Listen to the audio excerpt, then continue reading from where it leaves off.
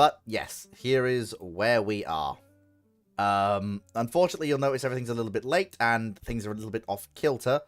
But unfortunately, that is owing to the somewhat rushed nature of the start. Partially down to the fact that I wasn't even sure I'd get cracking today. It was going to be hit or miss, and because of the nature of why I was running around like a headless chicken, I didn't have time to stop and let people know that I was going to be late. So, my deepest apologies for that. But yes, sadly, yeah, I had to run around like a headless chicken, and I've only just got back from doing that. Wasn't even sure I would get done today, but I did manage to get it done. And so we can now actually get going with Catch-Up Ramblings, and I appreciate everyone being patient and also bearing with the lack of communication on this, on any of the social media platforms, Patreon, etc. And just goes to show why I do have such a fantastic community. You guys are always very, very understanding of all of these things. And long may that ever be so.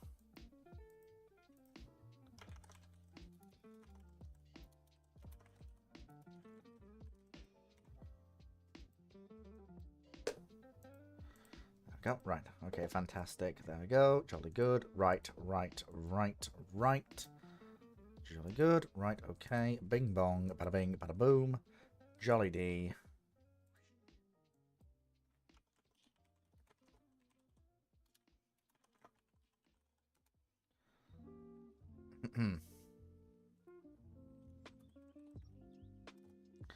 Right. But yes, so apologies for being somewhat late, but as I said on YouTube, everything's being a little bit off kilter today, and I wasn't even sure I was going to get to do the catch-up ramblings today, nor did I really have a chance to stop, sit, and actually draft any form of messages to people to let them know what the heck was going on. But, luckily, I just about managed to square the circle, so everything's turned out reasonably alright. But after all that's said and done, we are back to our regularly scheduled programming. Phew. Bloody hell. That was a hell of a day. Lovely. Hello, Cyclic. Right, so. I suppose, happy 4th of July, you traitor. It is happy throw the monarchy out day, yes. Yeah, bloody. Deal with it. There is a good nature. There is a good amount of good-natured ribbing on both sides of the Atlantic on this day, because there always is. It kind of has to be. Like we left while it was a good time to leave. Before you became the West's Russia. What the fuck are you talking about? You know, failing empire. I mean, dreams of capabilities beyond resources. I mean, it's even worse than that. It's like, well, the Empire bit was basically down to us rushing through decolonialization. Well, to be fair, no, actually, that's not much the Empire. The Empire was known to fail. It's just that we didn't get to replace it with what we wanted to replace it with because, well, 2 world wars put a kibosh on that, and then a new global power said, well, you're doing things our way now. Which is, you know, which is just geopolitics. That's just the way it goes. I'm not one of those people saying, oh, the US forced... No, the US was always going to force the UK to decolonize. It just got the opportunity to really go hard at it with the position it attained after World War II. We should have been more forceful on the French, too. Yeah. We should never have backed them in Vietnam. Should have backed Ho Chi Minh. Fucking, the guy loved the US. Oh, well. But, yeah. What's done is done. It is. And the most annoying thing to me is the fact that the modern UK could have the capabilities that they all claim we have if, they actually spent the money. It's not like we don't have the money to spend. We're the world's 5th largest economy, for Christ's sake. No. Um, given the ambitions of wanting to be a serious player in the Pacific, yeah, no. No, I wasn't so much talking about the crackpot ideas. I'm more talking about actually having a kind of carrier force that has a strike group around it that can defend itself. Having an air force that actually can, do all the missions it's supposed to be able to do. Having an Hey, your Air army. Force is the closest one to actually being able to do what it's supposed to do. I know. I'm listing off all the services. Yeah, But it's the your army that yeah, the point I'm making is works. Britain is not a country that cannot afford this. It's just that the political will isn't there, and the Does advocacy. not wish to. Well, it's worse than political will. It's the blithering incompetence of the bureaucracy.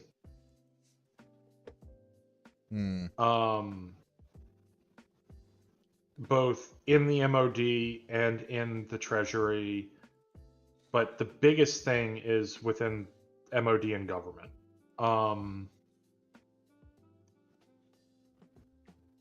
Because decisions like contracting out your recruitment paperwork processing and paying them by the number of forms they fill out and process, like that only has one result: endless forms, which means you get plenty of people who are willing to sign up, willing to join the UK Armed Forces, but then unable to actually join because by the time their forms are processed, they've already had to take on another job. Yeah. And we've also got the whole problem of, well, they can't sit there and wait. Pay has been below what it needs to be for a long time. And accommodation is pants. You can make up for pay in other ways.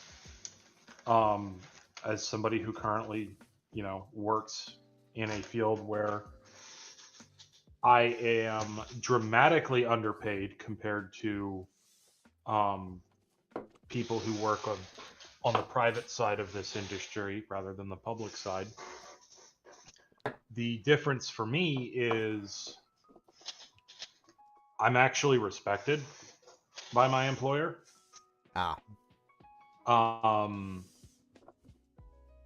I'm not having to work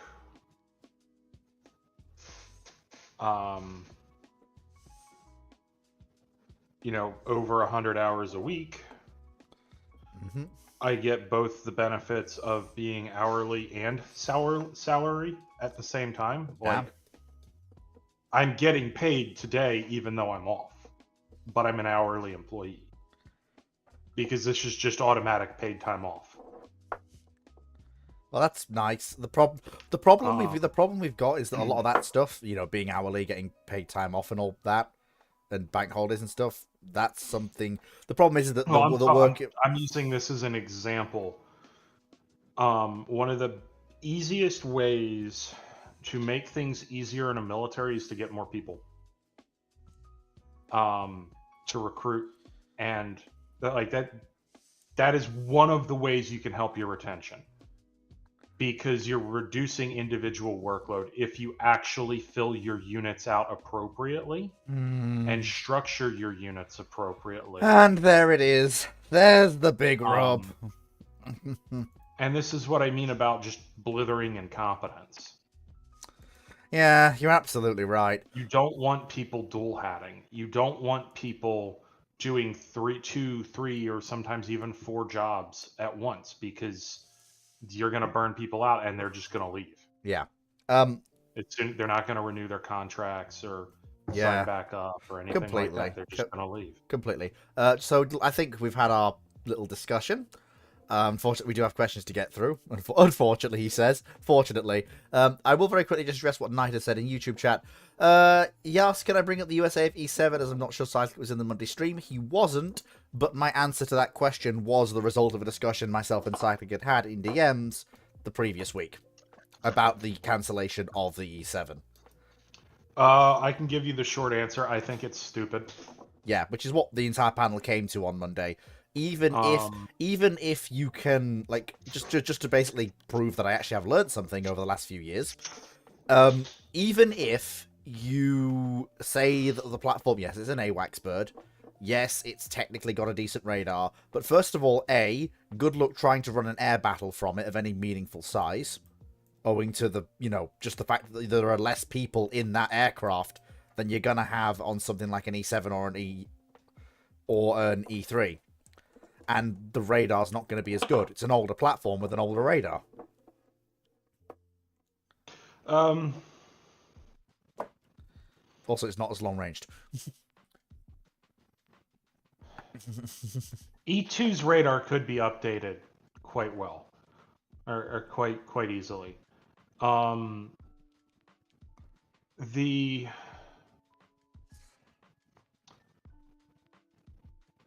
And I think the U.S. Air Force could, particularly given the Pacific context, and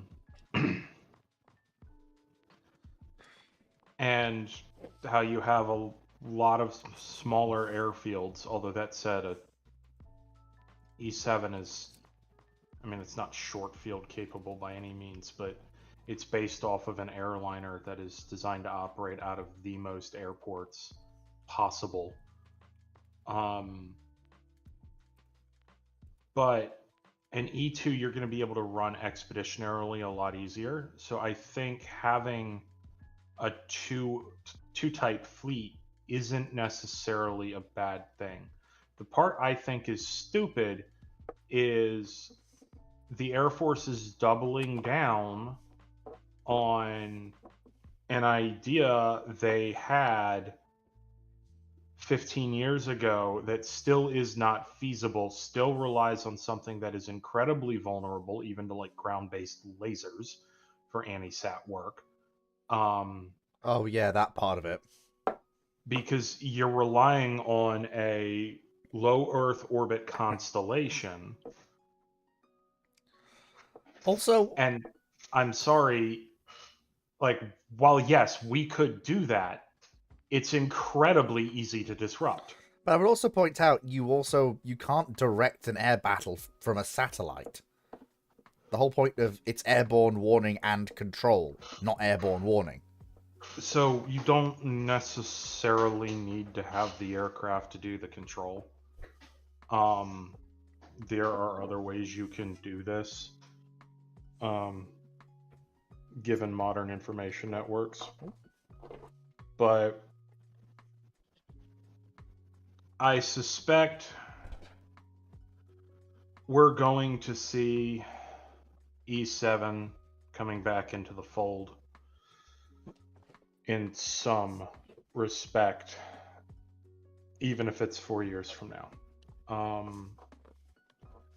The people right now that are doing a lot of procurement stuff are very tech bro-y. And I'm also curious to see, and I'm kind of going to skirt politics a little bit with this one. That you're allowed to. It's my server. What happens now that Elon Musk is completely kicked out? And how things change in the next cycle.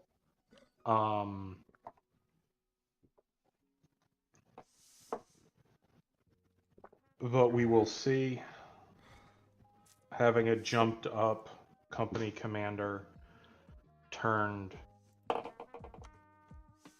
morning news talk show host as your Secretary of Defense is embarrassing, to say the least. Yes, I noticed that. He makes the UK MOD and the talking heads there look competent, and that's saying something.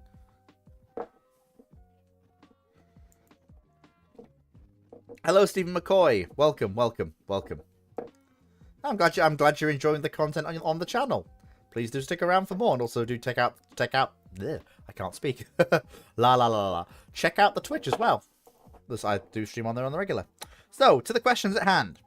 YouTube Minecraft watcher, and yes, since Cyclic is here, and he wasn't here last week, We will do a section at the end discussing the US strikes on Iran and how that's developed. Since I know if I don't, I'll get questions saying, why didn't you discuss that with Cyclic when he was here?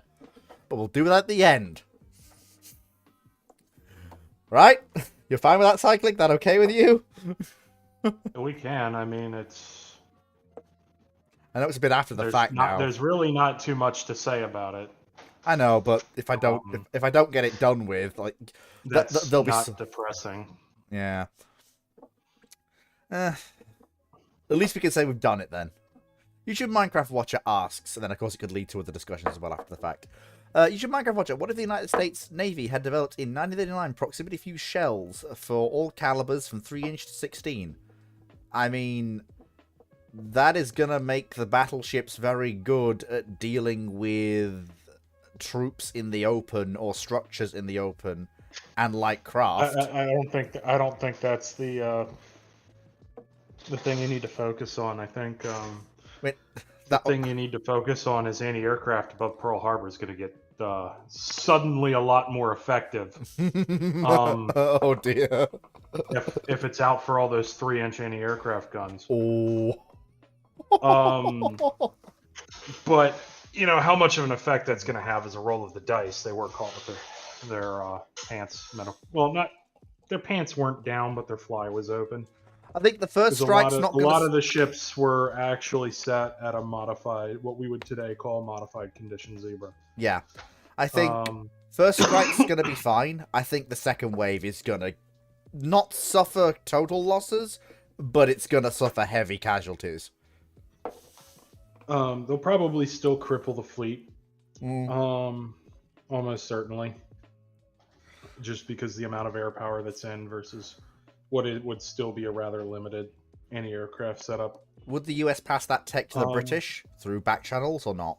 Or would they hold that to themselves? Oh, that's a wait and see. Because the US is probably going to be very, very, very fucking concerned about this getting into the hands of the Axis. I mean, that is true. But I mean, I suppose, the British do have can offer them a carrot for a carrot, offer them the latest in radar for this Proto VT fuse. I mean, that's something both sides. The US is behind in radar, but not sufficiently enough that I think they care. Yeah, that's a good point. It's going to come down to a War Department, Department of the Navy, and White House decision.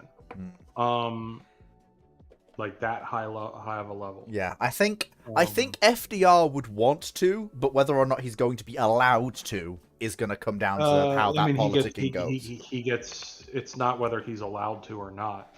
It's whether he's convinced to not override certain opinions. Because the president is the commander-in-chief. Yeah. When an order is issued, it's issued. And the president also has the authority to declassify stuff at will. But I suspect at some point it is going to get shared with the British. It's just probably going to be after U.S. entry into the war, and we'd see only over water. Flieger Corps 10 Flieger Corps 10 and the Regia Aeronautica are going to start having fun in the Mediterranean. I can tell you who's also going to have a lot of fun if we see a Coral Sea campaign go the way it did. The strikes on Lexington are not going to have a fun time. Ooh, that's a good point, actually. Yeah, that might save the ship. Coral Sea is going to be an entirely different battle. Well, it very nearly could have been at a couple of times just because of the way the scouting went. And a lot of people forget that naval warfare is 95% scouting. Yep. Find, lock, prosecute, basically. And by lock, I mean, if naval strategy is build strategy, naval battles are reconnaissance. Yep. So. Yeah. Oh, there we go. Yeah, basically a lot more dead Axis aircraft, a lot quicker. Just basically. I don't think it would end up in the UK early enough to make any sort of defensive difference in the UK being bombed. But And also at that um, point, the primary, honestly, due to a shortage of ACAC, because a lot of the ACAC was clustered around cities like London, the primary job of actually killing Luftwaffe aircraft for the majority of the Battle of Britain and the Blitz was the RAF. Like, obviously, you have the ACAC around British cities and around key industrial sites, but honestly, as with most ACAC during the war, it's, especially when there's not enough of it in numbers prior to something like VT Fuse, it's there for morale and to down the occasional aircraft. The problem with the British ACAC at this point is that the legacy of Dunkirk is still lingering, so it's never available in enough numbers during that period of heightened German air activity to really make the difference that it does. I mean, In I don't think they get the fuses in time, anyways. Yeah, I was more just explaining my point as to, it doesn't. Yeah. I mean, if just for example, I know it's a bit of a tangent, but this is rambling, so hey ho. Just for that reference, the amount of flak the Germans had to concentrate in battery strength throughout continental Europe to start having the effect that it had with timed fuse rounds is thousands of barrels of 88mm and 105mm. Thousands of barrels. And they're arranged in batteries of like 50 or 60 guns. Like, but just, it's basically about filling an area with metal. You're not trying to even aim for the individual aircraft. You're just trying to fill an area with shrapnel and hope that something... Oh yeah, I know. Yeah, it's more to the audience rather than... This is why proxy fuse, which yes, it was called VT, but it was not VT. What is generally used today is VT. So yeah. AMC Woods asks, what if Admiral Nagumo and Spruance were swapped? So Spruance is in charge of the Quai de Bouteille, while Nagumo leads Enterprise Hornet Task Force at Midway. How does the battle go? The thing is, this is a big problem. Nagumo is used to having aviators and air crews that can handle, and also operation staff that can handle multiple carrier coordinated strikes. That is what he's used to. That is what he knows. He's also used to having his carriers as a task force, not spread out all to buggery all over the ocean in penny packets. He is going to be thoroughly unable to adapt to the situation in any meaningful way. I think he may surprise you. Remember, he was what we would call today a surface warfare admiral,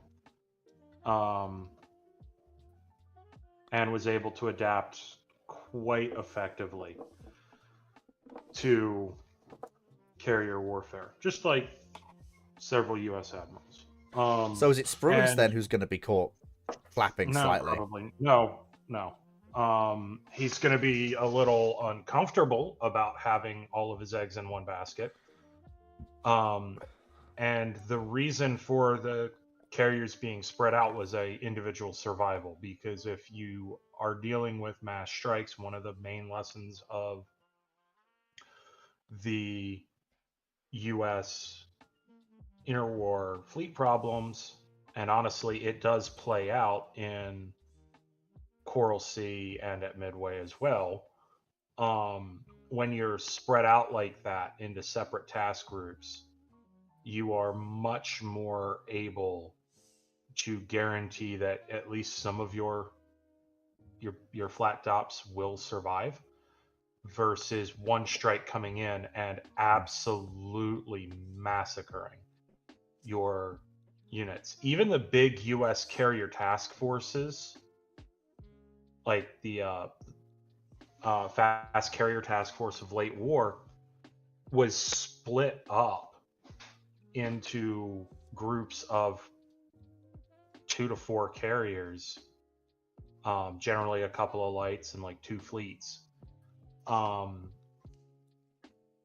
operating in task groups, under an overarching command, but spread out over a wide area of ocean. even in the later part of the war, and it's for the same reason. It's so that nothing arrives over your one force. No matter, like, if the enemy they don't have one target to concentrate on, and so they can't knock out the majority of your striking power in one hit. Because the moment we transition to carriers as the primary striking arm of the fleet, the paradigm of naval warfare changes.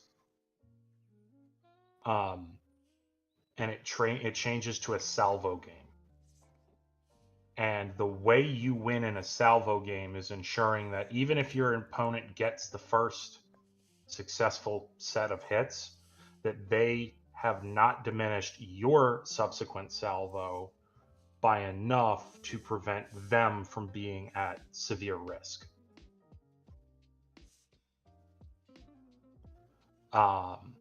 And that is what happened at Midway. That is what happened in the later carrier battles. This happened in Santa Cruz, the various carrier engagements off Guadalcanal, and the Solomon Islands. It's still practiced to this day, both with carriers and with surface action groups. Because fundamentally, in the missile age, you got to treat a guided missile combatant like it's a carrier of World War II. Mm-hmm. To greatly simplify Captain Myers's description, but so I think Spruance would be really nervous, but I think both admirals would adapt quite well. I think you're probably going to see both try to alpha strike the other one once they have a rough idea of where the other is. I mean, that's what would happen anyways. I know, I know I'm stating the obvious, but just because it's obvious, that doesn't mean I don't get to say it. Like, that's what both were trying to do anyways.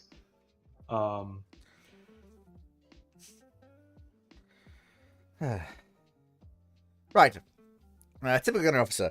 Question 10. What's your opinion on the P-36 Hawk? Do you think it's the worst free-war monoplane at the time, unlike the Hurricane, MB-150, Boomerang? Okay, the Boomerang is not even remotely contemporary with the P-36.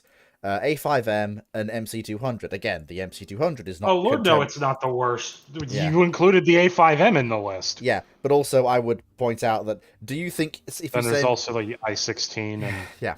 Do you think if you send P-36 into Poland or China in 1939, they would not have a chance at surviving an air encounter? Depending on which P-36 it is, it's going to absolutely smoke some of the aircraft encounters. Absolutely obliterate them. It's going to smoke most of the IJAA and IJNA stuff it encounters in 39 in China. The zeros ain't here yet, buddy. And the KI-43 is just about existing. Yeah, Poland's a little bit different because the early 109s are actually pretty comparable. There is the fact that if it's one of the better P-36s... got some better, yeah. Well, even some of the earlier P-36s, like the early 109s were very, very good aircraft. That's why they were able, the base design was able to last as long as it did. Mm-hmm. But like the P-36 for its time isn't a bad aircraft. It's actually fairly good. So if we're talking, this time period, which is its time period, it's right up there. I mean, it's not like record smashing or anything, but it is a solid fighter. So if you put it in with pilots that know how to fly it, it's going to do fairly well. I mean, another example, and this is a little bit of later aircraft, but the Brewster Buffalo in Finland. If you give it to pilots that know how to fly it, they're going to do all right. And I mean, also... The problem is, in Poland, you're up against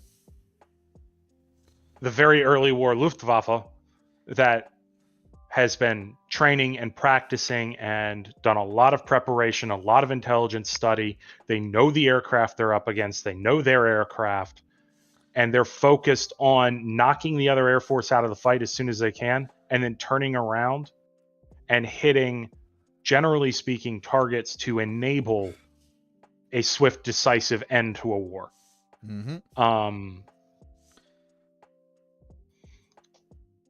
To generate operational effects. Yeah, this is one of the key things that I think people miss about the Germans during the early part of the war. The Germans didn't invent mobile warfare. The Germans didn't invent the use of air power.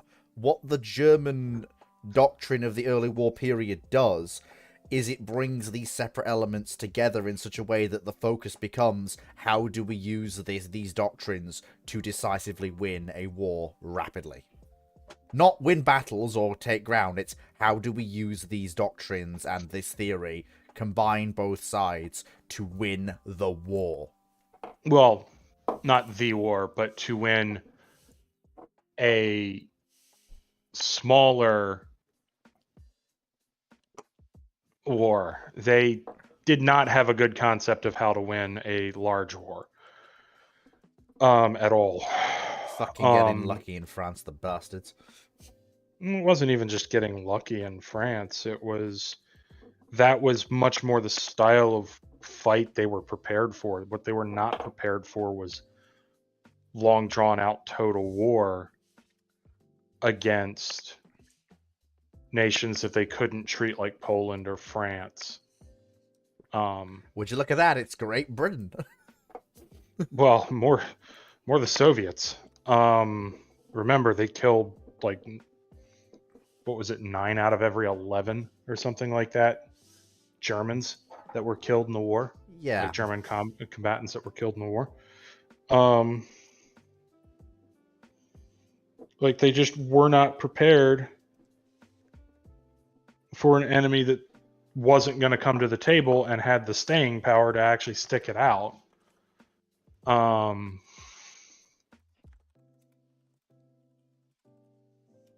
So, like,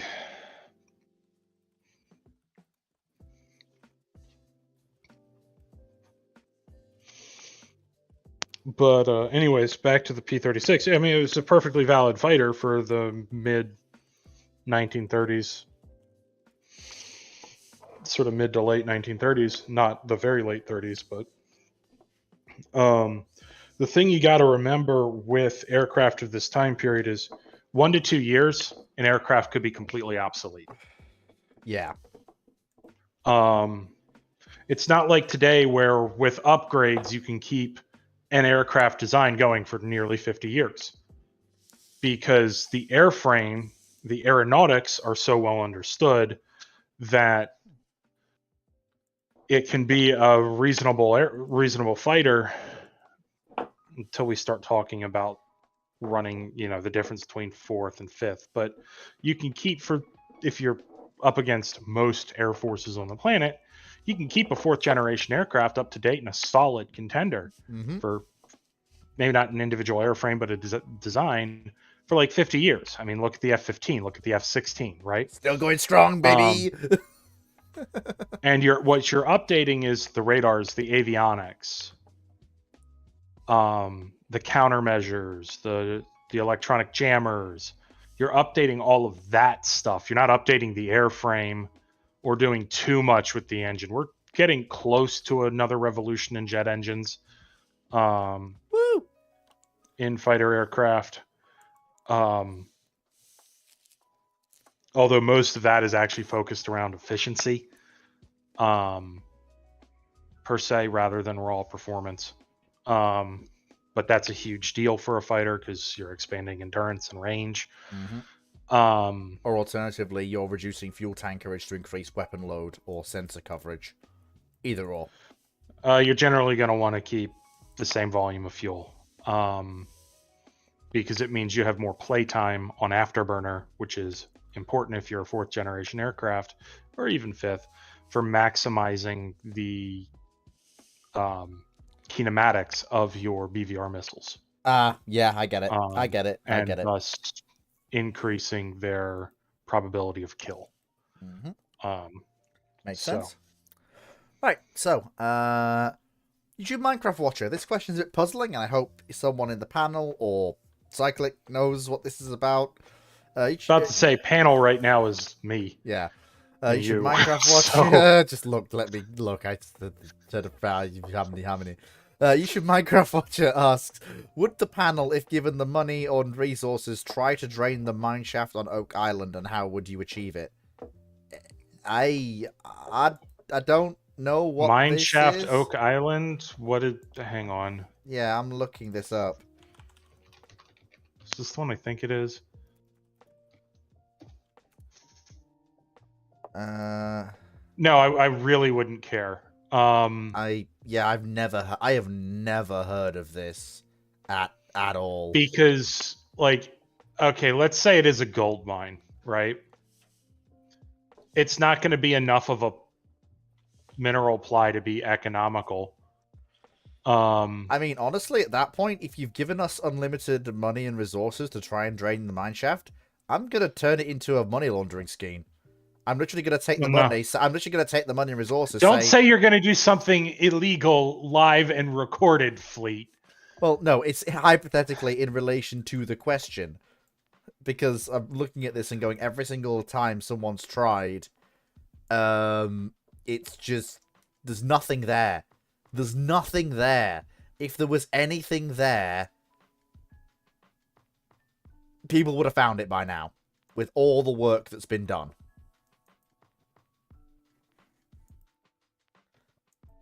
Yeah, I'd rather just take the money and run.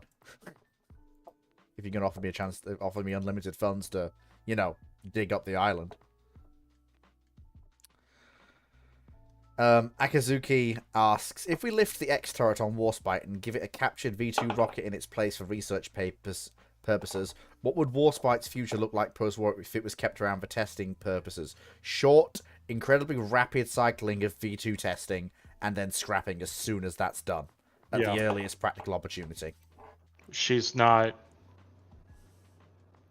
a very useful unit even for that. Nope. You've basically given her a stay of execution for as long as the V2 testing cycle takes to run. As soon as that's done, she's off to the breakers.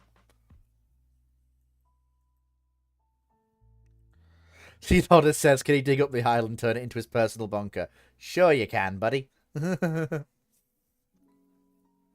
AMC Woods asks, what if in January 1st, 1939, all US battleships are replaced by South Dakota or North Carolina class battleships, and all cruisers are replaced with Baltimore class cruisers, and all carriers, apart from Enterprise, because apparently plot armor reasons, are replaced with Essex class carriers? That's a very happy Dude, US Navy. I would have just taken them all being replaced by Yorktown class, to be honest. But that's a very, very happy US Navy. South Dakota or North Carolina... On the one hand, South Dakotas are slightly better protected and don't have the issue with tearing themselves apart running at 28 knots as built. On the other hand, the North Carolinas are roomier ships. South Dakotas will work fine. They stayed in reserve anyways for quite a while after the war. Oh, so that's it is then. I mean, the big change is the that... Sodaks are, I mean, they're more cramped, but yeah, who cares? I mean, the big change is all cruisers, light and heavy, being replaced by Baltimores. I mean, it's going to put a strain on the 8-inch ammunition stocks of the U.S. Navy. Given the spooling up that's happening in this time period, I don't think that's going to be a problem. I mean, the loss of the light cruisers is going to hurt. The loss of 6-inch cruisers is going to hurt. Not if you're replacing them with Baltimore's, trust me. Yeah, I suppose there is that. The Bolt... Oh.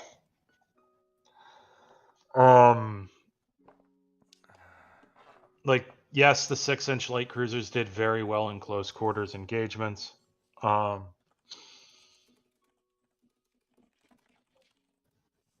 My concern here is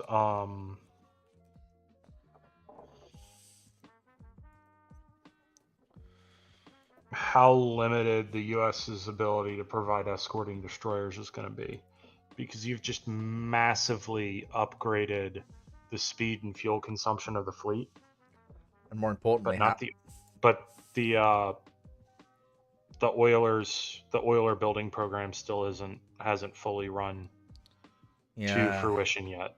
And I don't know if there is the yard space to. I mean, yes, it's January 1st, 39. So in theory, Now, you could upscale. conversely, the Sodax were fully capable of providing underway replenishment support to their escorts.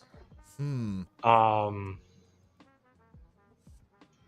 assuming this also comes with the nice sensor fits.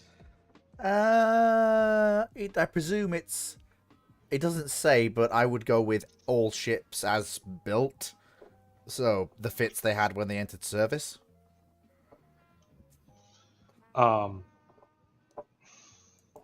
Whatever those were for the South Dakotas, but Baltimores, and Essexes.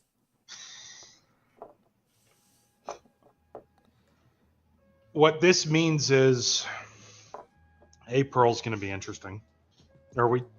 This is before Pearl, right? This was the late 30s. Yeah, this happens on January 1st, 1939. Pearl's going to be interesting.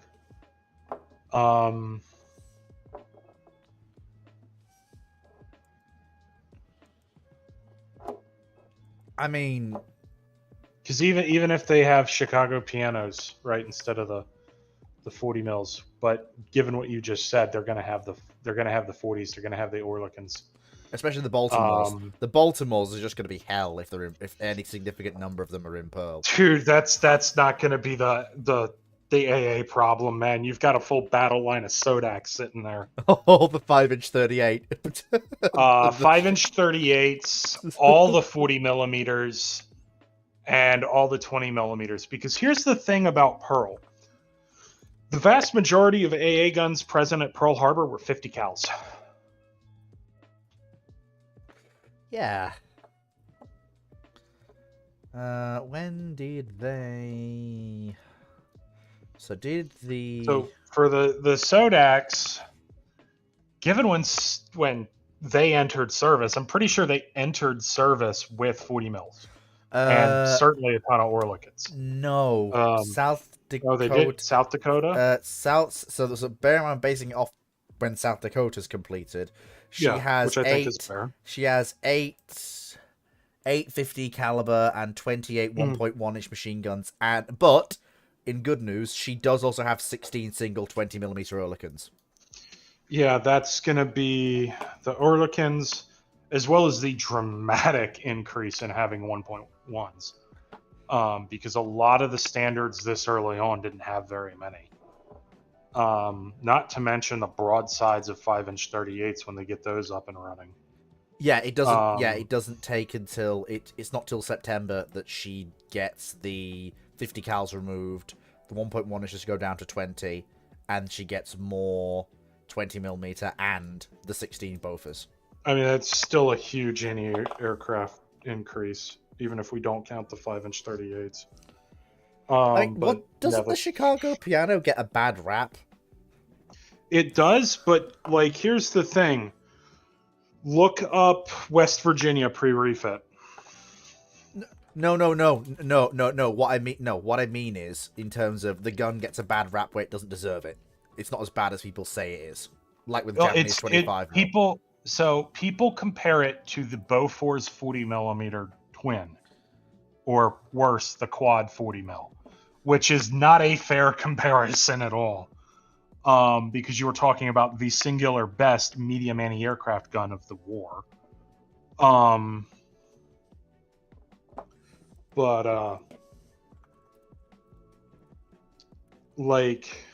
It just the 40mm Bofors versus anything else.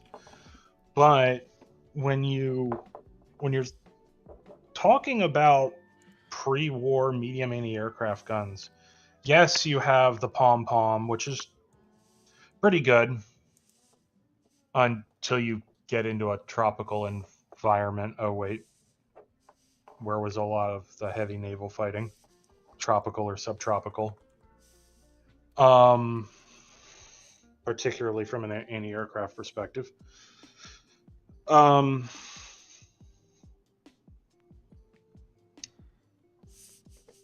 Like, the Chicago Piano's bad rap comes from it being compared to, well, the all singing, all dancing 40mm Bofors. The 40mm Bofors, yeah. But there's plenty of reports and stories of the gun doing its job adequately in air defense situations, and especially in the confined waters of Pearl Harbor. Yeah, so here's the thing, right? Let everybody know what West Virginia had for anti-aircraft capability before she was refit, before Pearl Harbor, and then go back through the South Dakota. Hang on, okay, so West Virginia.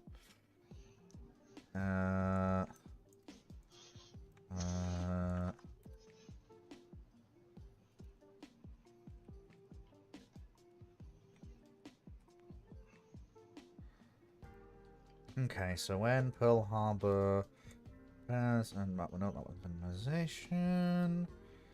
That's one company here. So in the early 1930s, the ship underwent a minor modification, which seems to be so we'll start here. So 5-inch 25 caliber AA guns and 50 caliber machine guns installed on a fore mainmast, and she gets that. Then by the time of Pearl Harbor,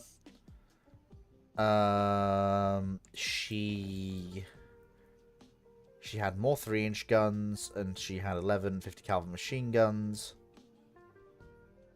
and she was gonna have the 1.1-inch guns installed, but then she didn't get them prior to Pearl Harbor. So by the time of Pearl Harbor, she only had the 5-inch 25, limited number of 5-inch 25 caliber guns, 50 caliber machine guns, and some 3-inch mounts. And if we compare that to what South Dakota had, it's no contest. South Dakota has 12 50 caliber machine guns, 12. Sorry, no. Correction. That's what she was meant to have. Sorry. When she actually is completed, she has 8 50 caliber machine guns, 28 1.1-inch machine guns, but bear in mind the 1.1-inch I believe only comes. I don't actually. Does it only come in the quad mount, or does it come in dual? I believe it is quad. So, yeah, 28 1.1-inch and 16 20mm. That's a entire metric worth of difference in terms of anti-aircraft gun capability. And that's without any Bofors at all.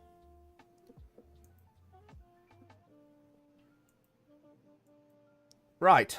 Yeah. Have fun with that, IGN. Oh, and then of course the Baltimores exist, and the Essexes are just laughing hysterically. I mean, yeah, the Essex class is laughing hysterically. As are the Baltimores. Because they are just bristling with guns. Well, I mean, the Essexes aren't really going to be there. Well, no. Because none of the carriers were there. They were out to sea doing other things. But here's the kicker on the Baltimores. They significantly upgrade, and this is even if we see the Sodaks knocked out, right? Not all of them will be there anyway, because if all US battleships are replaced, that includes the old war horses like the 12-inch and 14-inch ships like New York and Texas. So some South Dakotas will be in the Atlantic. But anyways, the Baltimores significantly upgrade the AA protection that that can be provided to the carriers. Even if we don't consider the battleships for a moment. They also significantly upgrade the ability of the cruisers to fight off things like Congos at night. Long as commanders, because here's the thing, you're getting a mass deployment of radar out into the fleet in 39. Yeah, like That's a lot more time for admirals to learn. because the South Dakotas come with radar. The Essexes come with radar. The The Baltimores Baltimores. come with radar. Basically, every ship above a destroyer now in the U.S. Navy has air search and surface search radar. And the Baltimores come with a good set, too. Yeah. Um, And also, the South and Dakotas... they're uniform across the dang fleet. Yep. So, here's the thing. It doesn't matter what ship the Admiral wants to have as the flagship. Yeah. And also, it gets better because of when the South Dakotas commission, and the Baltimores as well, they all have blind shoot gunnery radar. The South Dakotas actually commissioned with it. Same thing with the North Carolinas as well. Bear in mind, when I've heard, hang on. So here's the thing to keep in mind. Washington was not shooting with it at Savo. Right. They were using her optical sights at night. Fair enough. Because from what I have heard, they didn't have it. But again, Washington's a North Carolina. North Cal. And I mean, even Soda. if... Now, Yeah. now, do they all have the wiring problems that Sodak had? No! That's gunnery practice to work that out. Yes, which is fine. They can work that out. It's fine. But also, like, even if let's be generous and say the South Dakotas don't have it, the Baltimores are definitely going to have it, and that means because the Baltimores have it, they can practice blind shooting. And if they have that radar on hand, you better believe in 2 years, with that many sets available, there's going to be enough know-how and enough kit to reverse engineer it rapidly. It's not even that. It's what matters more here is that officers in command understand radar. Yeah. And have had time to conduct exercises and actually figure out where the problems and stuff can show up. Rather than getting it in like very early war where they're desperate and so they're told this. Yep.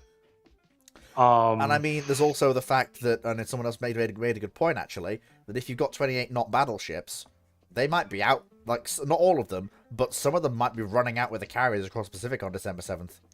They might not all be in Battleship Row. Maybe not. The fast battleships as escorts for carriers came a little bit later.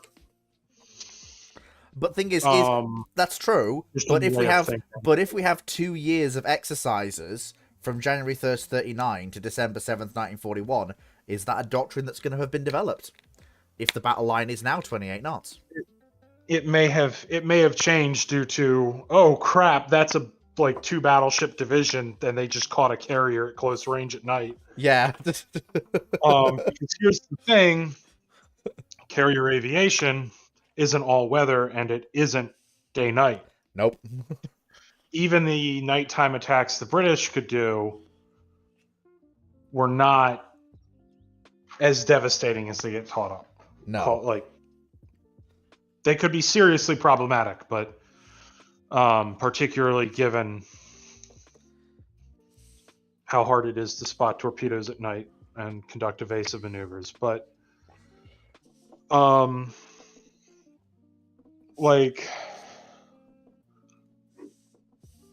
it is possible you see that, and then you have a battleship division. Well, that's the problem. You're not going to get a division assigned per carrier, and you might get one per carrier. But I think the biggest thing from a carrier perspective here is you have a uniform fleet of carriers that are all the U.S. Navy's ideal non-treaty, well, not ideal non-treaty, but because that would eventually be the midways, but sort of reasonably quick to build and design quickly as an evolved from the Yorktowns into a non-treaty carrier, which means, guess what? Oh no. Rangers down Essex. Wasp. That Hornet. You know what that leads me to the funny conclusion of, Cyclic?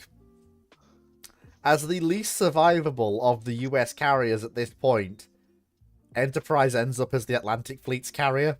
She actually may not.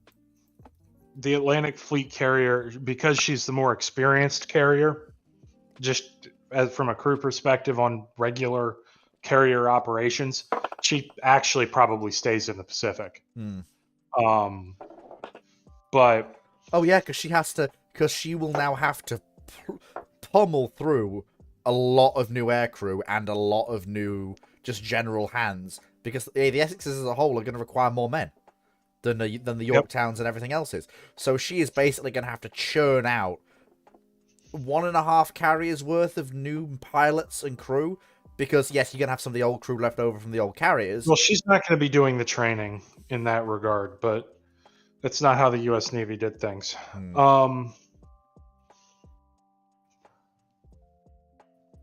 But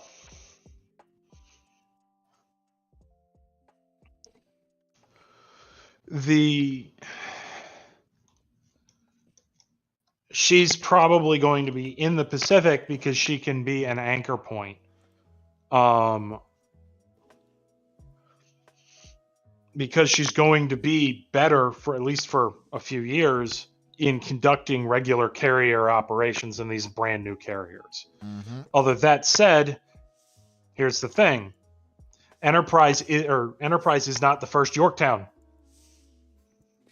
No, she's not. So how are we doing this? Because do we still get all these? Do we get these Essexes in like the order we got the Lexington, Saratoga, Yorktown, Enterprise, Wasp, Hornet, right?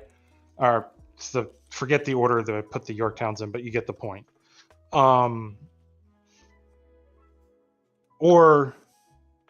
do they just magically appear or flip? Because say we have these ships and now they're undermanned, and so we got to bring more people in. But whatever. Let's hand wave all that away and not worry about it. She will be the least capable carrier in the fleet, but when the least capable carrier in your fleet is a Yorktown class fleet carrier, laughing US Navy noises. That's one of the most capable carriers on the planet. Yeah. Yes, it is. The U.S. Navy overnight in this scenario went from broadly at balance to by far and away the most powerful fleet on the surface of the Earth. By a country mile. Like, it's not close. No, it isn't. How many 9 16-inch gun battleships are we talking about? That are 28 knots? If we're talking every single US battleship, so that's all 10 standards, plus Texas and New York, plus the one fucking 12-inch ship that was still piddling around. Well, whatever she was called. So that's 13. And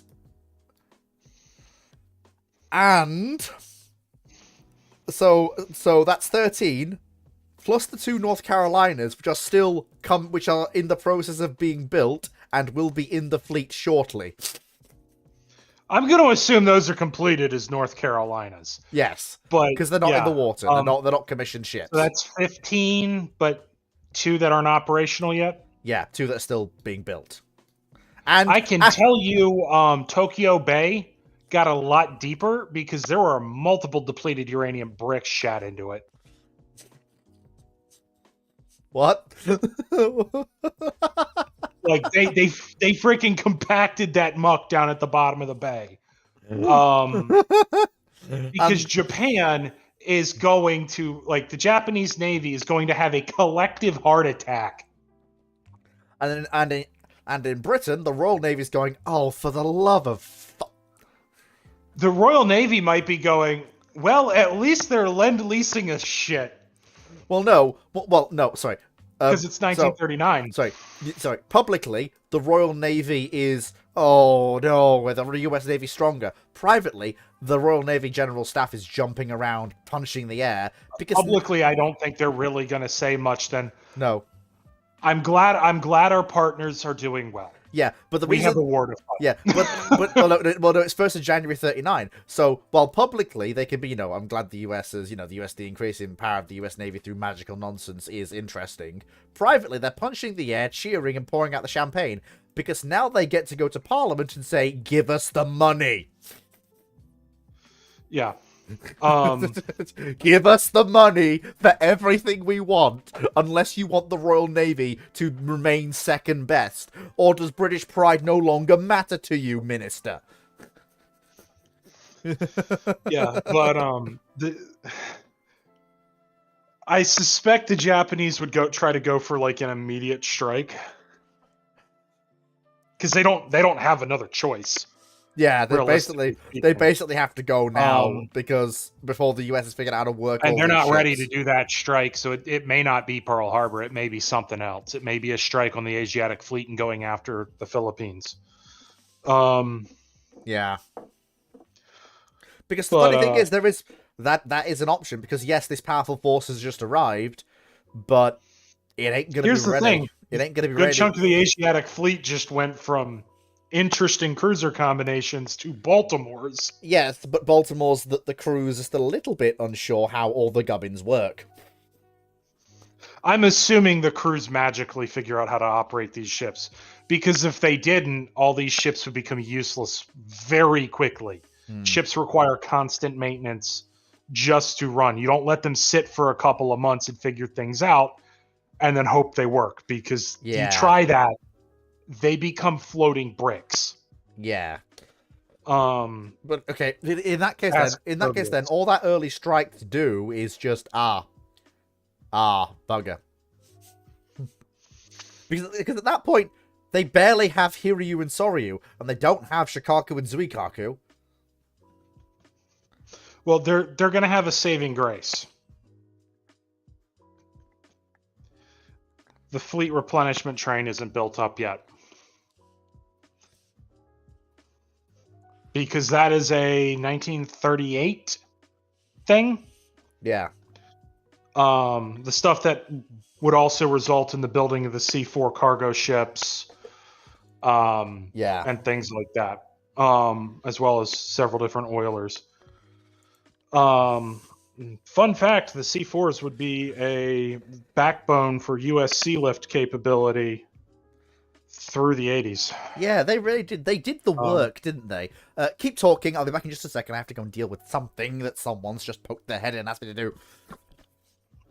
But so the Japanese would have a saving grace there. They'd have some capability to maneuver around in the Pacific. The thing is, what else are they going to hit? Are they going to draw the British in early? Because they're also going to want to neutralize other threats. Kind of like they did when they drew the U.S. into the war. Because they didn't want that guillotine hanging over them. They'd rather try and knock it out. So this could result in a very different war. I can't give you a play-by-play. But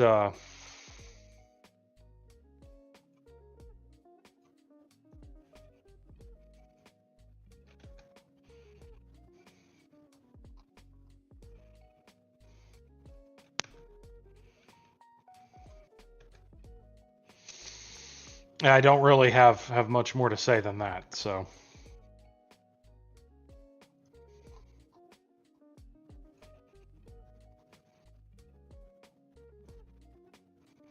yeah, I know we're waiting for fleet.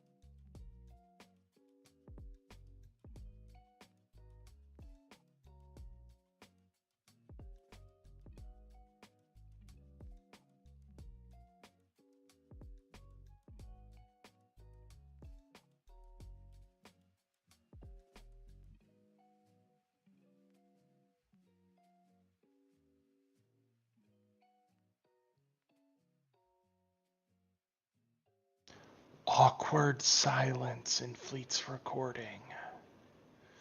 Let me look at text chat. Anybody got a quick modern question for me in text? Because I can't see the stream right now, so. Or I guess there is the Q&A log. But that doesn't show me anything. See, ocean soup. I mean, technically, yes, there is meat in it. There are chunks of meat in it, and it's a liquid, so yes. Eventually, yes, we will see an F-22 retirement, but they have not been flown anywhere near as hard as the F-15s. They're likely going to get a pretty big slap and pretty big modernization. Because as we're so far, what we've seen is they're only looking at buying like 140, maybe as many as 200 F-47s. That's not enough to replace F-22 and provide what's needed. They're only buying that little? Yeah, it's so remember how in that conversation we had about E7, E2, I mentioned that they brought the people back in the USAF who didn't know how to do force design? Oh. Yeah, they brought them back. So oh, for fuck's sake. So all the point of doing the fucking 6th generation fighter program is going to be for fuck all? Not necessarily. Right. So. Because this is a long-term program. Yes. So. Right. So, next question. Akizuki, what if in September 1st, 1939, the Royal Navy wakes up to the full 1918 Royal Navy? The ships are fully stocked, the crews are on board, and are very confused as to what is going on and where they are. Basically, first of all, spontaneous cheering. Well, not from the crews, but from everyone on pier side and in the general public and the Admiralty, because, well, that's a major reinforcement. Secondly, cheering from... Well, there's no need to...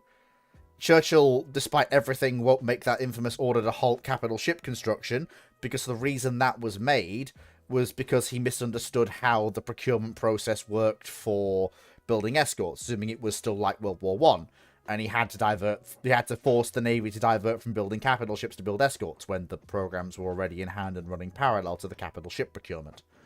So if he's suddenly gotten multiple flotillas of somewhat seaworthy ships that could be quite easily converted to ASW role and escort roles, specifically some of the larger destroyers more than some of the smaller ones, he's going to be very happy. Then you've got the fact that well, first of all, he's got more Queen Elizabeth than Revengers, and they're fresh as well. They don't have as good fire control and gunnery, and they definitely need an AA refit before they can go out. But that's the sort of refit that you bring them into the yard, you slap some pedestal 4-inch guns, pom-poms, and machine guns on them as best you can, and as quickly as you can. And I think, honestly, the Revengers might... I know it's going to be very costly. Hang on. Let me just... Don't get ahead of yourself, Fleet. One thing at a time. Okay. Well, you might actually see the KJVs get out there earlier. Or maybe not the KJVs, but you'll probably still see the Lions being built. So yeah.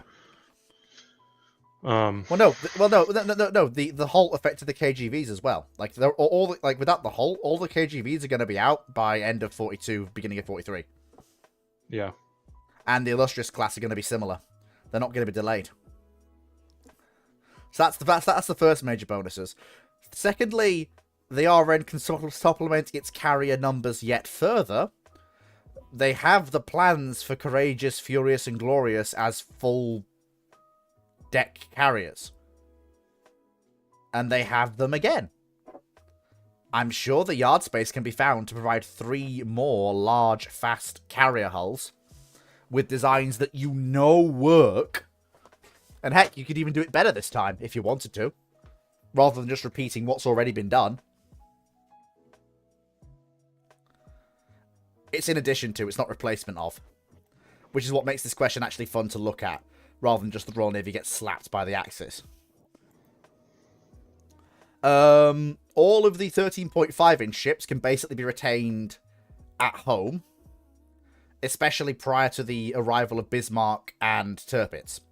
And the reason this is, yes, the Scharnhorsts can outrange, outfight, and outrun them, but that's difficult to do when there's an offhand chance that when you try to break out from Germany through the North Sea, there's an option, there's a better than 50-50 chance you're going to run into a battle squadron of 4 13.5-inch armed ships, given there's 2 of them at sea at any Well, one the other point. thing, here's the other thing.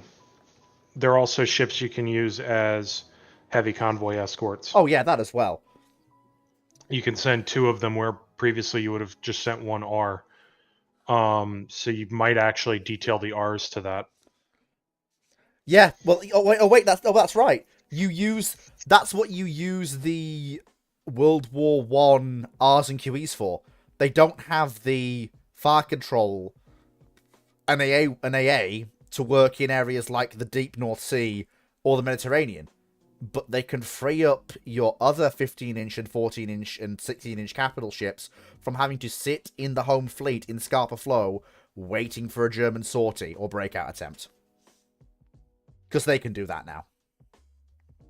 Because it's one thing to say, yes, the Scharnhorst can take on a World War One QE or a World War One Revenge. Yes, but all 5 ships of each of the classes operating as a squadron? Have fun. Your only options are to run.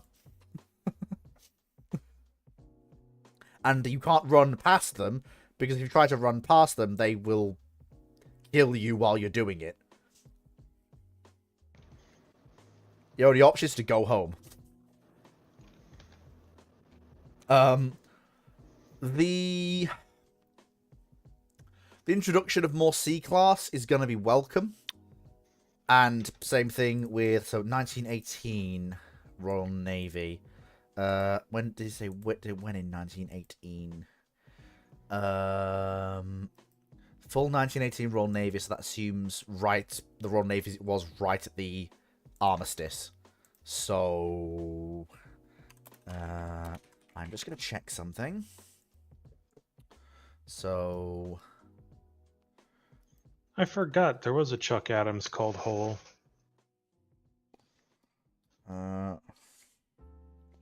Okay, so we have 1 D class, and I think most, if not all, of the C class cruisers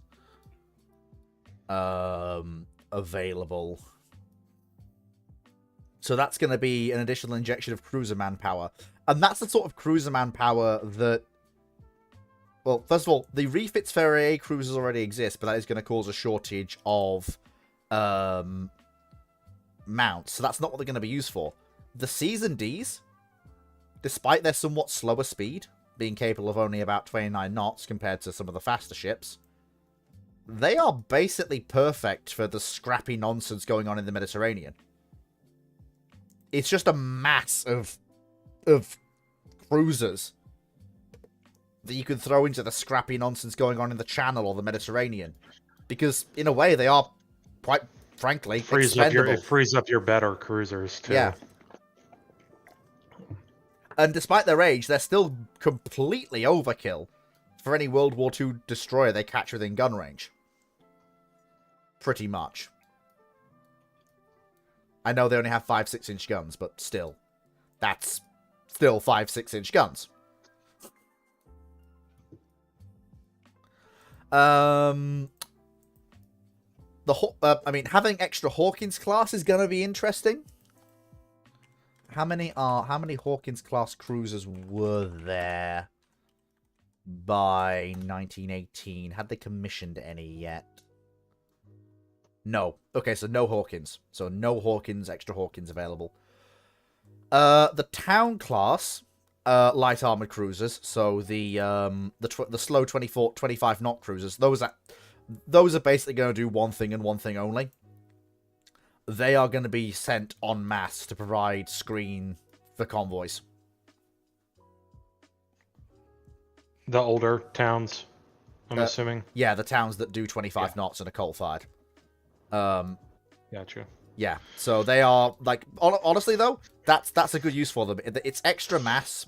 You can slap a bunch And with of... with the 13.5s hanging around, anytime a Deutschland shows up, you've got those to ward them off, and the cruisers just kind of have to hurt them and screen. And I mean, and also, quite frankly, they make targets, and honestly, they can be torpedo magnets. And I mean that in the same sense we use missile magnet today. They can... Any torpedo those town class eat is a torpedo a merchant doesn't. Or the 13.5s don't.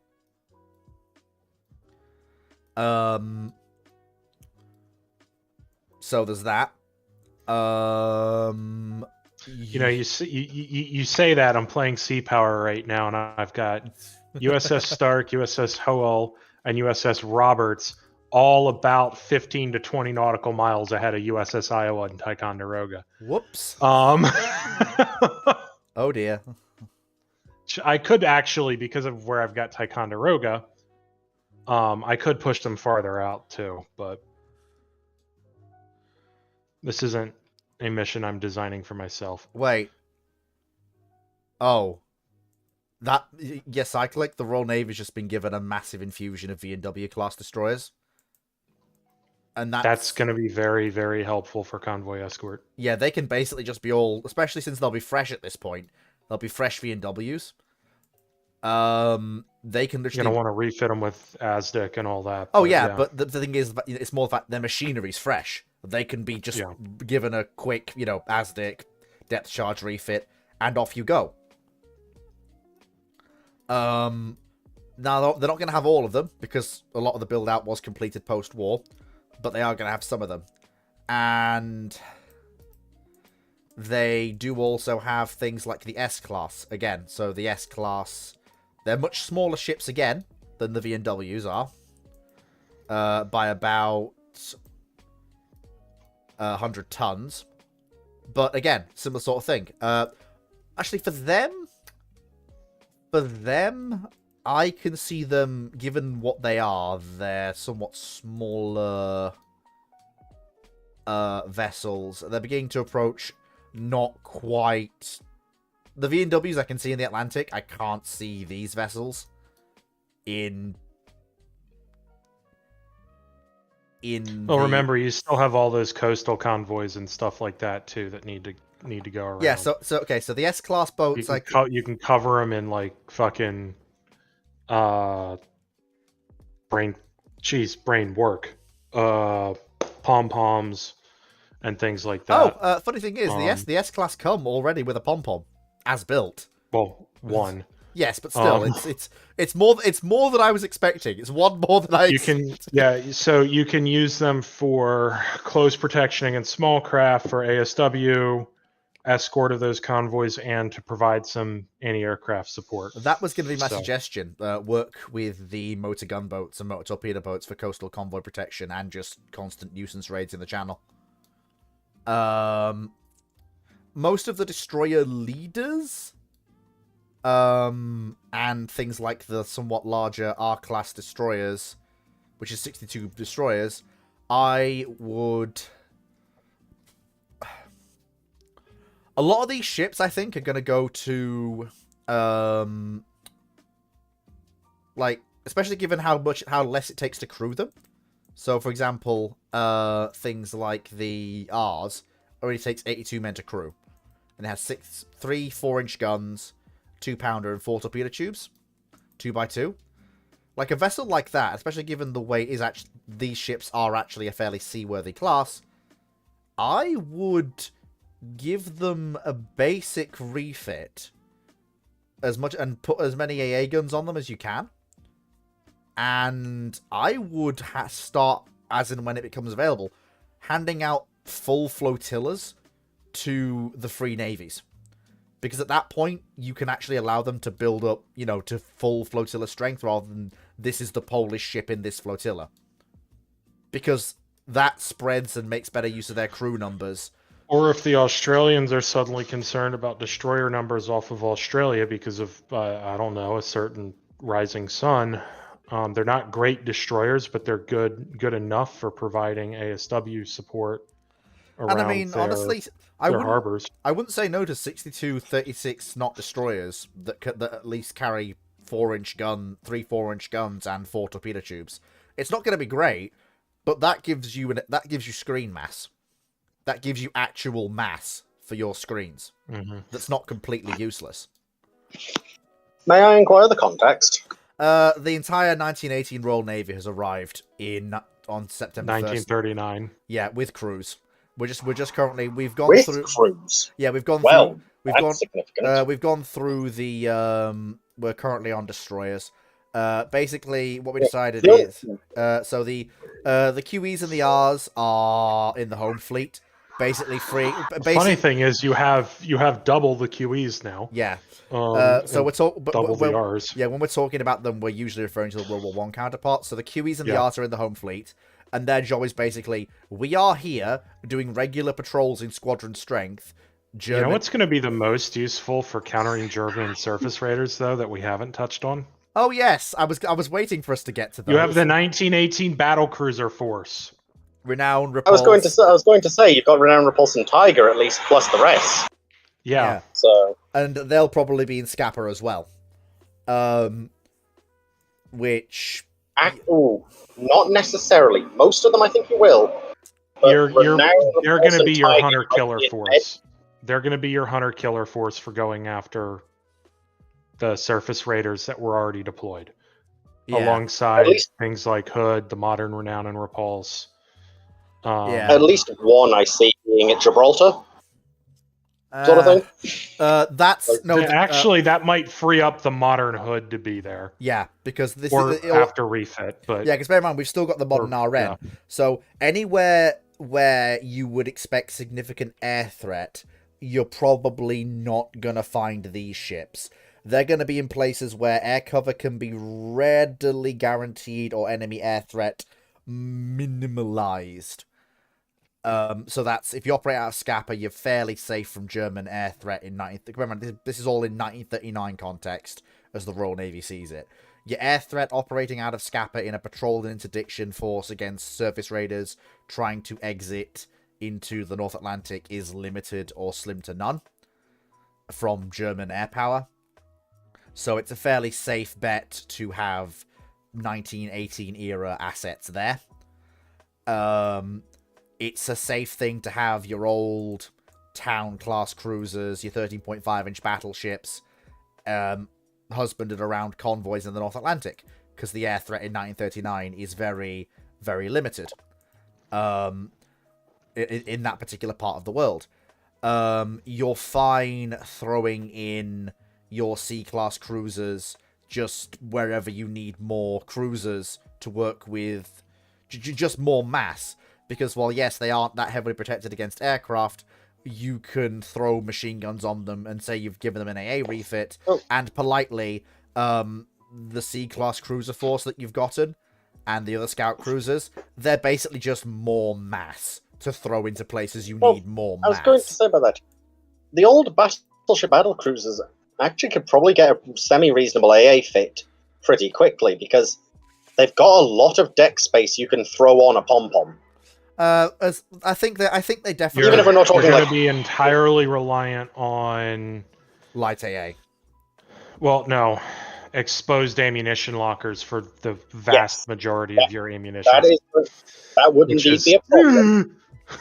Yeah, this is the thing. But it is something I see the Royal Navy. It's essentially a looking wise at thing to as a do. slapdash solution. Yeah, it's a prudent thing to do because they need something for self-defense. Yeah. But I think the biggest problem this creates for any Axis nation is going to be for the Italians. The Italians are probably not entering the war. Yeah, because the Royal Navy is now free to throw every modern asset it has, with the exception of a few kept to back up the old gang. Like one. Probably Nelson and Rodney. Yeah, probably get. yeah. left up there for a little bit. Yeah, Nelson and Rodney just left up there to back up the old gang, and all the modern fast units of the Royal Navy show up in Alexandria, going, "Hey, Italy, we're just here." Not necessarily Alexandria, but Gibraltar and Alexandria. Yeah, The Italians Also- have a very serious problem. yeah, there is. Um, Oh, and by the I'm way, not have necessarily you? sure you see all the fast units deployed to the Med. Probably see an increase also of the slow units sent to the Med, and some of these fast units sent to the Far East. yes, that's the other thing. I think you're going to see the modern QEs and Royal Oak, because Royal Oak was modernized as well. They're going to end up in the Med, along with probably as well. Fleet's Renown. also assuming the the capital unit building holiday, that or not holiday but pause that Churchill put in is not going to happen here because he doesn't because need. of the swarm of light escorts. Yeah, he has more hulls to convert to ASW work and escort work that he knows what to do with. He's got the first tranche of V&W. He's got the early tranche of V&W. He's got all of the S class. He's got all of the R class.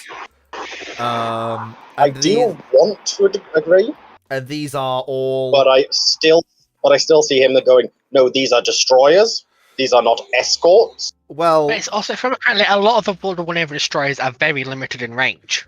They're not that limited in range. Yeah, And but I at will speed, point- that's the well, issue. It'll yes. be at speed. Well, yes, but that that's doesn't the matter. thing. The convoys aren't generally transiting at speed. And also, even if that is an issue, that still frees up long-range escorts from coastal work. That The mean- coastal convoys were a huge Yeah, but it is drain. But, It is in no way a bad thing to have these extra ships. Yeah. but you're probably still going to get the pauses for the large escorts. Well, yeah. We're not bothered about the pauses Still- for large escorts. We're bothered about him pausing capital ships and carriers, which isn't gonna happen. Yeah.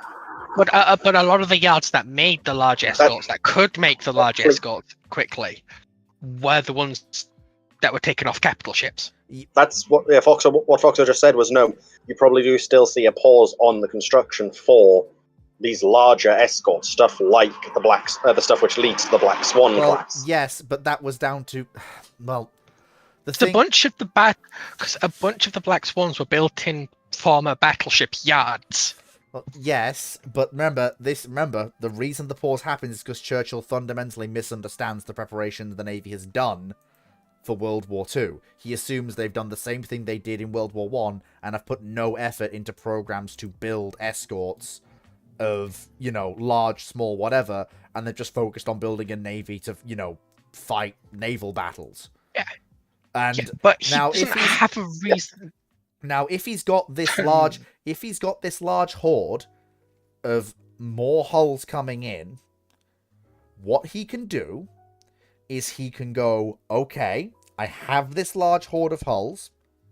What I can do is, because what you need to refit a ship is not what you need to build a ship, as in the sort of dockyard infrastructure you need is different, I can then, instead of pausing my capital ships and carrier construction to shift to building these new large escorts, what I can instead do is I can send the V&Ws and the S-Class to dry docks and other areas like that, where you would rebuild ships but not build them, to be rebuilt. Probably there may be a V&W reconstruction program to turn them into something akin to a Black Swan in capability, which would not use up this, which you would have it would have the benefit of giving Churchill what he wants,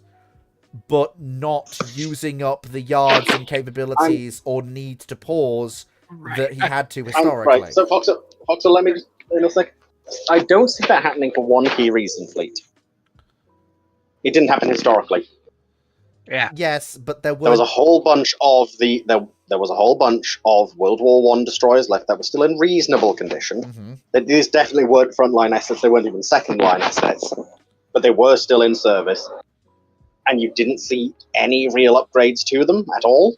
At best, you saw new Vickers 7.7 machine guns slapped on them, and That's more you're giving moral support to the crew more than actually effective AA. Well, yes, But I say, Fleet, I would agree with you, except I think you've got it the wrong way around.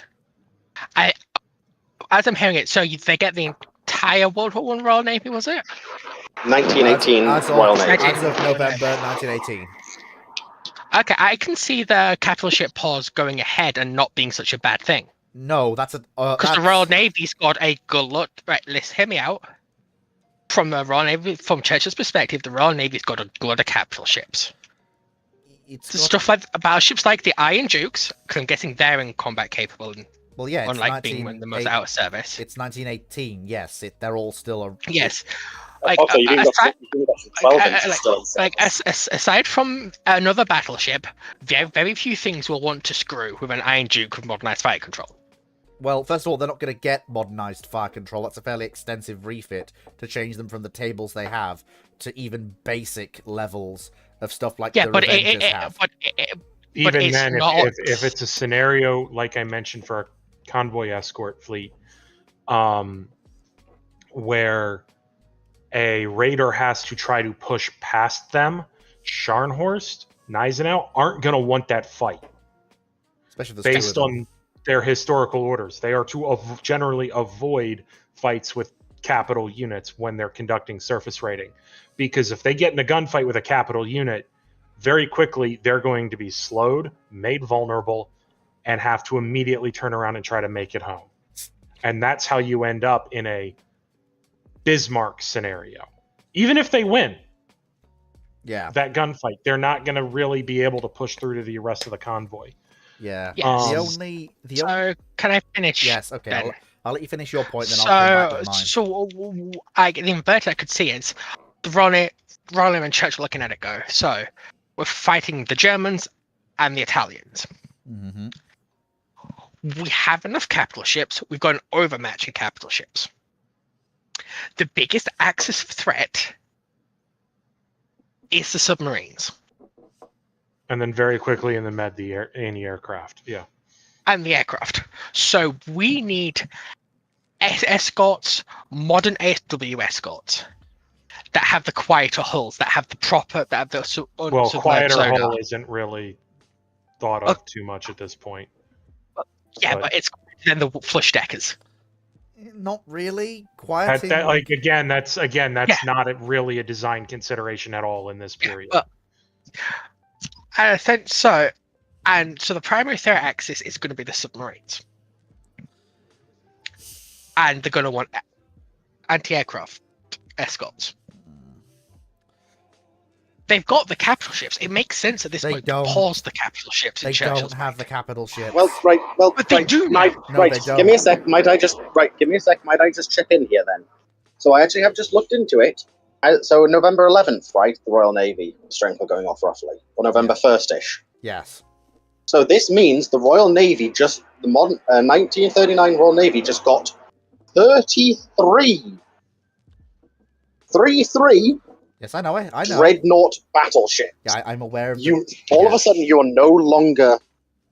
Honestly, you're not worried about capital ships as much at this point. You do want more modern ones, definitely, but well, I'm just gonna very quickly, if I may make my point now.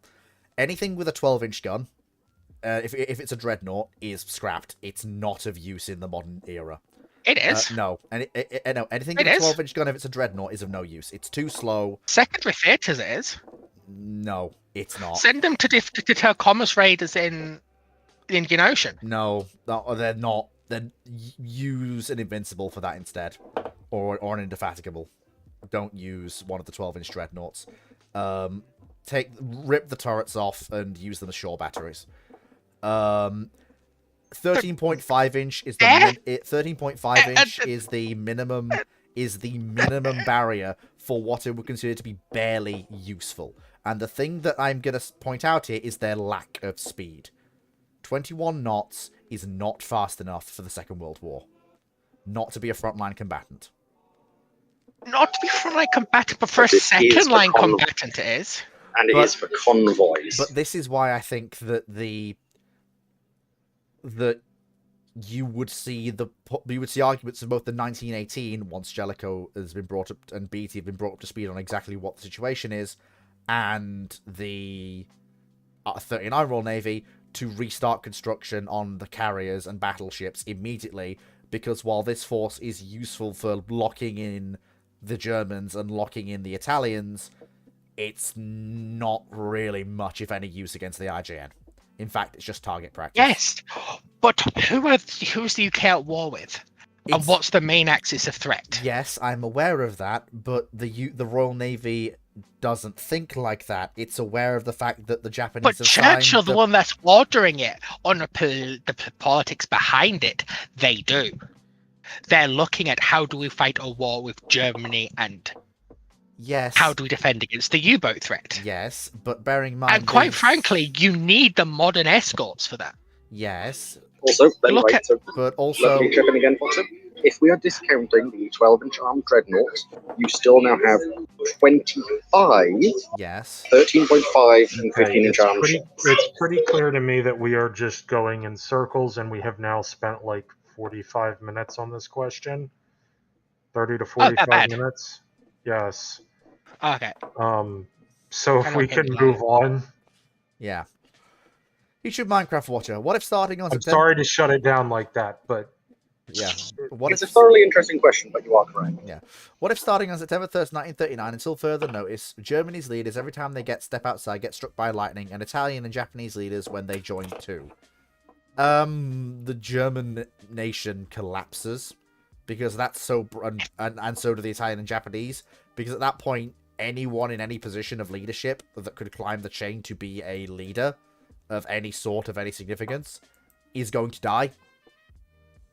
Rapidly. Define leadership is what I would hang ask. on, what was the question? What if, starting on September 1st, 1939, until further notice, Germany's leaders, every time they step outside, get struck by lightning, and the Italian and Japanese do when they join the war? And I said that leads to the collapse of Germany as a nation-state, as anyone in a leadership position No. dies. And I mean, But it depends anyone. on how you define leader. If anyone who becomes Führer gets struck by lightning, they quickly learn to stay inside. Well, they can't stay inside forever. They do have to They can. actually They go actually outside. can. No, they can't. They...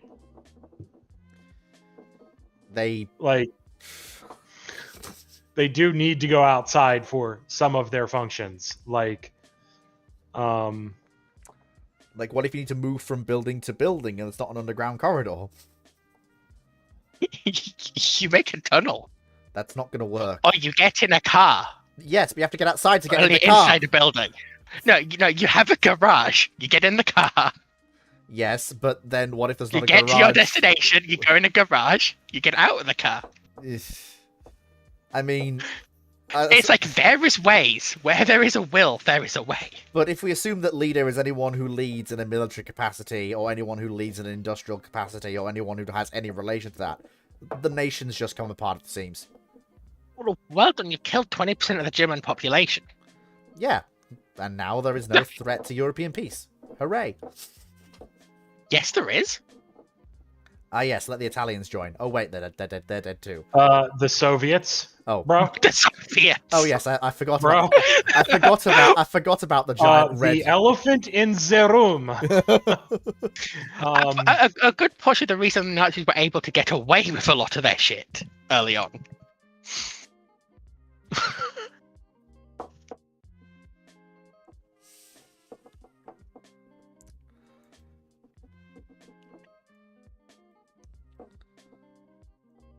Yeah. Fleet forgot Uncle Joe. Yes, yes, Fleet did forget old Joe Stalin. It's not balling with Stalin. Yeah, I'm not. Typical Gunner Officer asks, thoughts on the West German Jagdpanzer 4.5? I assume he means the Kanonen Jagdpanzer. Although I will just check that I am not getting any confused. I am not. Wait. I hadn't finished the question yet. Yes, okay, it is the Kanonen Jagdpanzer.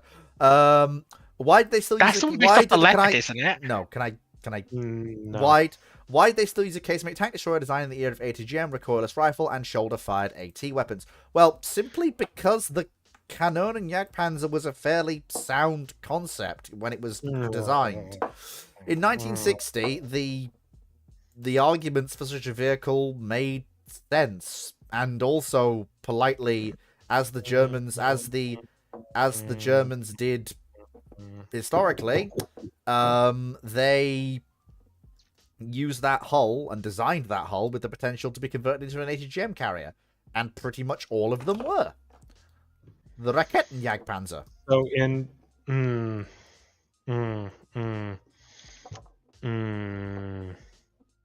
where to begin? On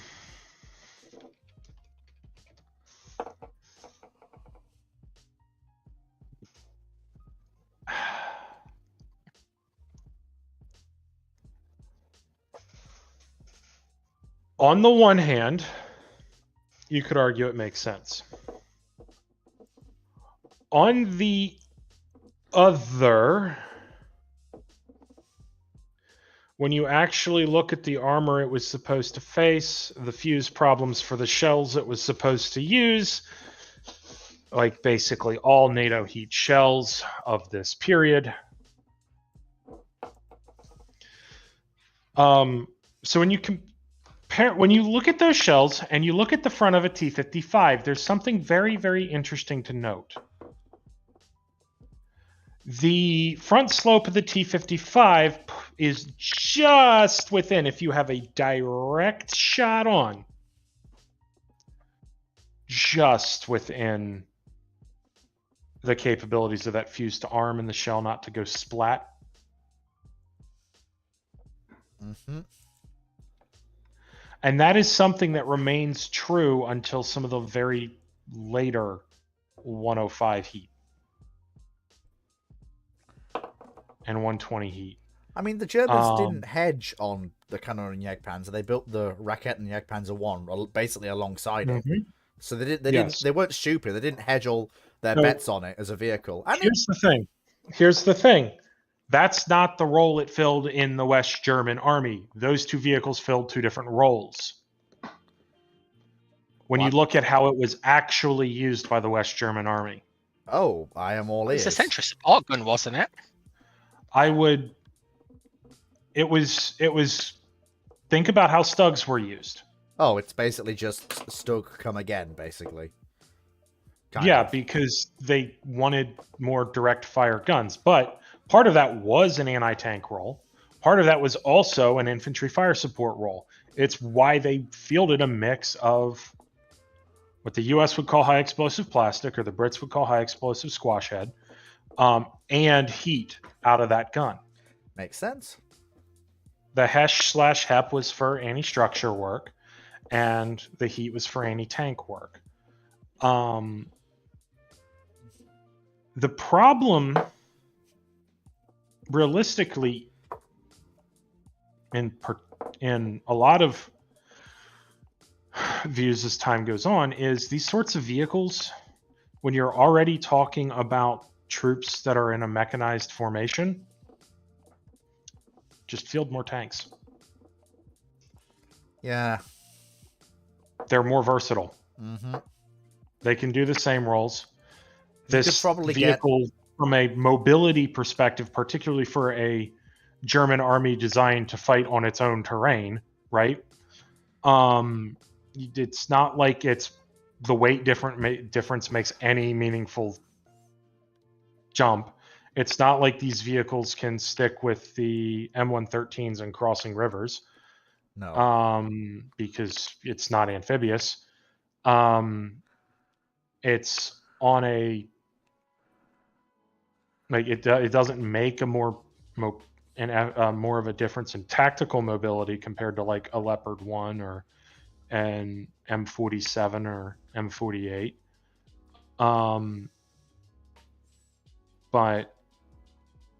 And it doesn't.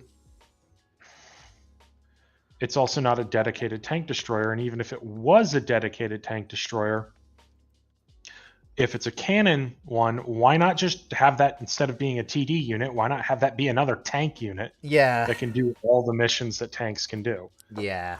Like the need for dedicated gun tank destroyers kind of has gone away and will never return.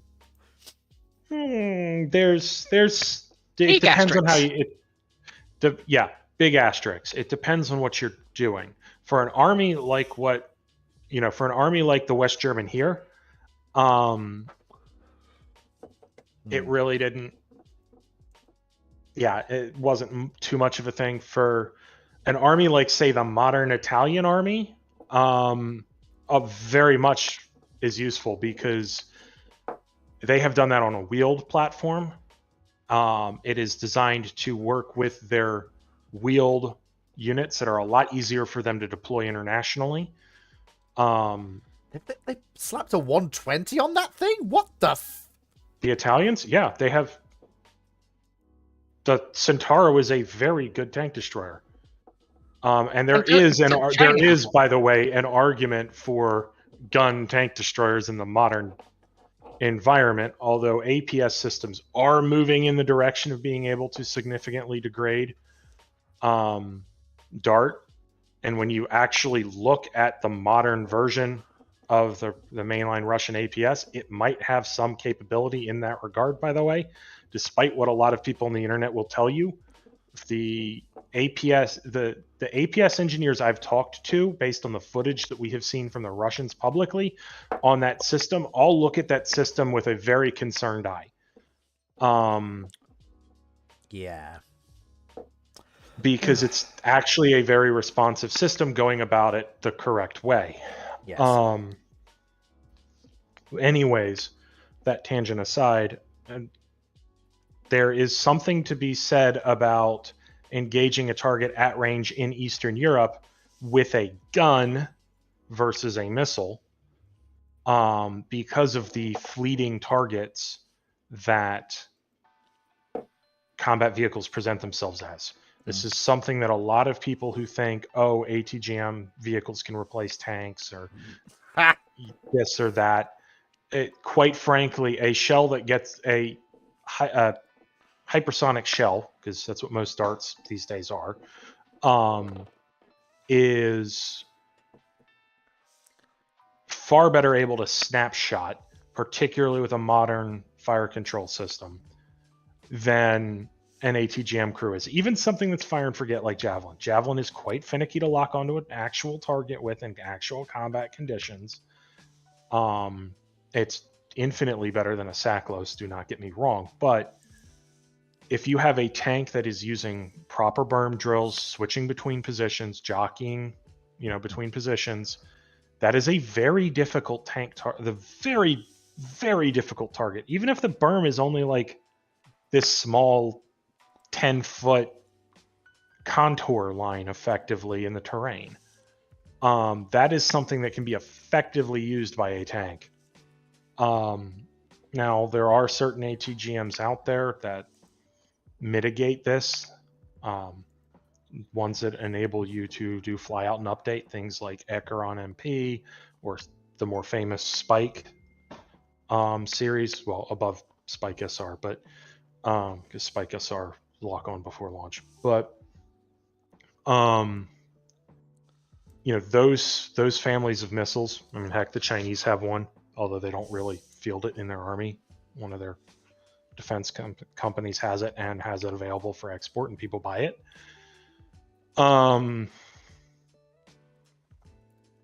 Those sort of fly out and update ATGMs do provide capability in that regard, but it's also not particularly difficult to devise top attack protect APSs. As, by the way, we have seen with the modern Russian one, they have tested it against Javelin. And I see from the footage that we've seen and from the way their interceptors work, makes perfect sense that it's able to.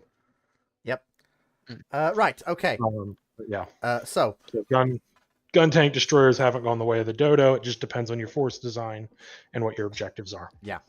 Because don't the Chinese have one as well? Well, yes, but it kind of fills a different role. Yeah.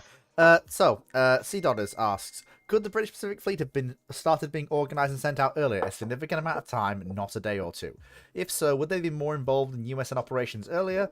Would the BPF being sent earlier have a deleterious effect on the European and Mediterranean theatre? Yes, absolutely. In regards to That last one is the biggest thing. yeah, the British Pacific Fleet fundamentally, and Drac covers this quite excellently in the video he does in operations in the Indian Ocean, and then that one, and then the successor that leads into the British Pacific Fleet series he's doing.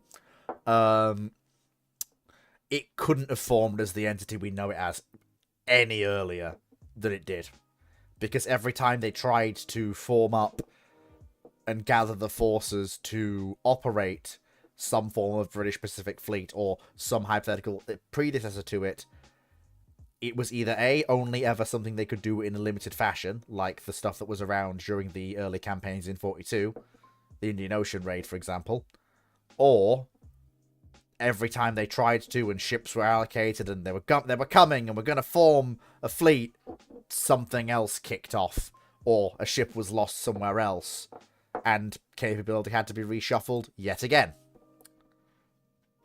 So, you can't really get the level of commitment that the British throw into that force until you have the late war additions that the Audacious class represent and the later KGVs, just in terms of bringing mass to the Royal Navy that it can redeploy, and without the wind down of operations in the Mediterranean and North Atlantic in terms of fighting surface targets.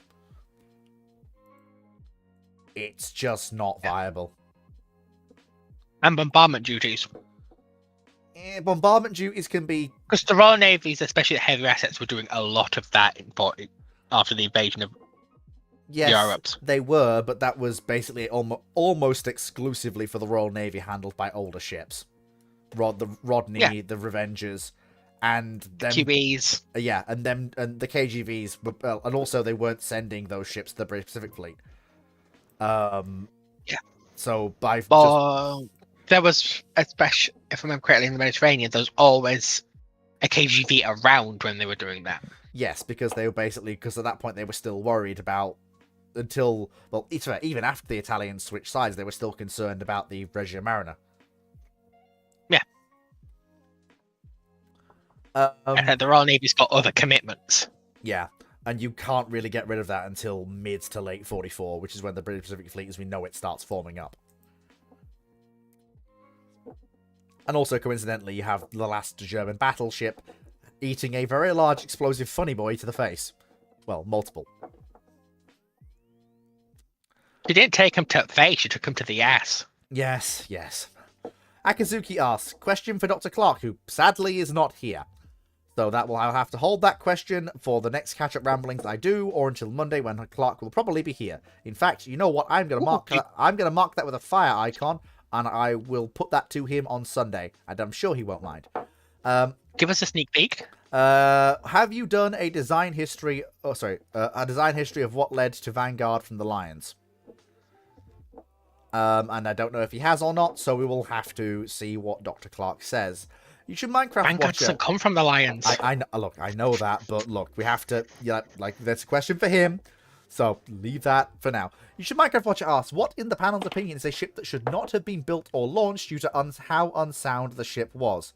Marine Nationale battleship Brennus, the thing that comes after Hoche and the Marceaus. That ship, as originally designed, was the worst of the French pre-dreadnoughts, even if she was technically the first of them. She was utterly abysmal. When she was launched, she was so metacentrically unstable, she had to be immediately dragged into dry dock to be lightened. And also, the biggest crime is basically, apart from all the things of being how unsound they were, she could have been so much better. She could have been so much better. Right, everyone else, please have a crack. Hood. So, in case anyone don't know,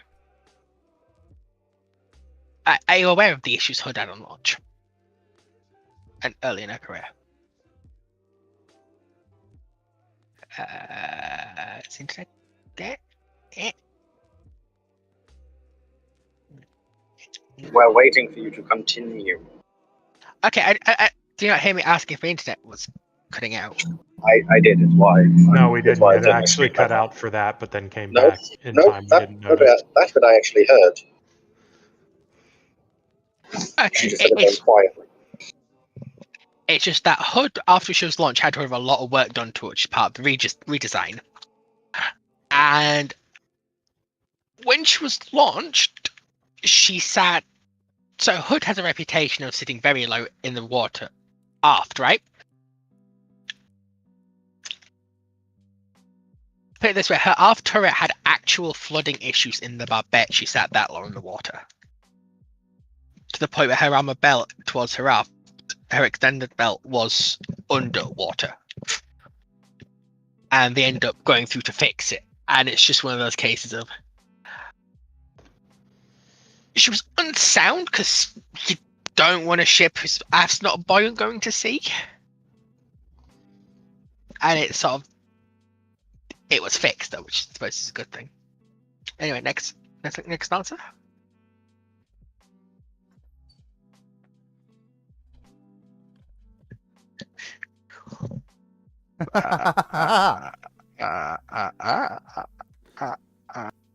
Oh, I think what happened to her? Oh, she's back. So how much did you hear? Nothing. I was away. I had to deal with a dog that was being sick. Because So all of it. okay, because my Discord was saying voice disconnected. Oh, so Right. Part of the reason why I'm not speaking much is because I have to keep muting. I mean, I heard you basically lay out why HUD was,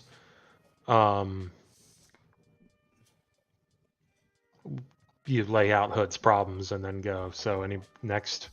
Well, that's good. Okay. So that should have all been transmitted. So I guess I'm it's... just trying to think of a Missile Age one, and I think I've come to one. Oh boy. It's the Kenda class. As much as I love their jank, Ooh. but it's precisely their jank is precisely why. That's a choice. That is a choice. And one, they were incredibly top-heavy ships. Absolutely not surprising to anyone. With their giant, missile turrets. Yeah. Two, so you go, oh, okay, well, at least the biggest part of their radar cross-section that's likely to attract either, or just visual profile. So, we're like a walleye, which is a TV-guided weapon, or, even Exocet or Harpoon or whatever. An anti-ship missile would go after. At least that's not where the missiles are. Well, you might think that, but you'd be wrong, because they carried a full set of 8 reloads in their superstructure. And these are high-performance jet engine propelled missiles, so they're full of fuel plus a Soviet warhead, which is not all that insensitive. Literally, all I can see is "It's Always Sunny in Philadelphia" with the catchphrase. The ship is going to go up in a mushroom cloud. Yeah, the boys cosplay as HMS Indefatigable at Jutland. And to be honest, the missiles weren't that good.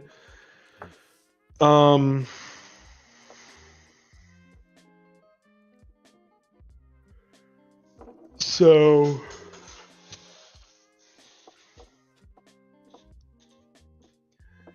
it's just this conglomeration of very bad ideas compared to, some of their smaller craft and destroyers specifically that they did arm with things like Styx or its precursor, SSN-1 or SSN-2 in the case of Styx,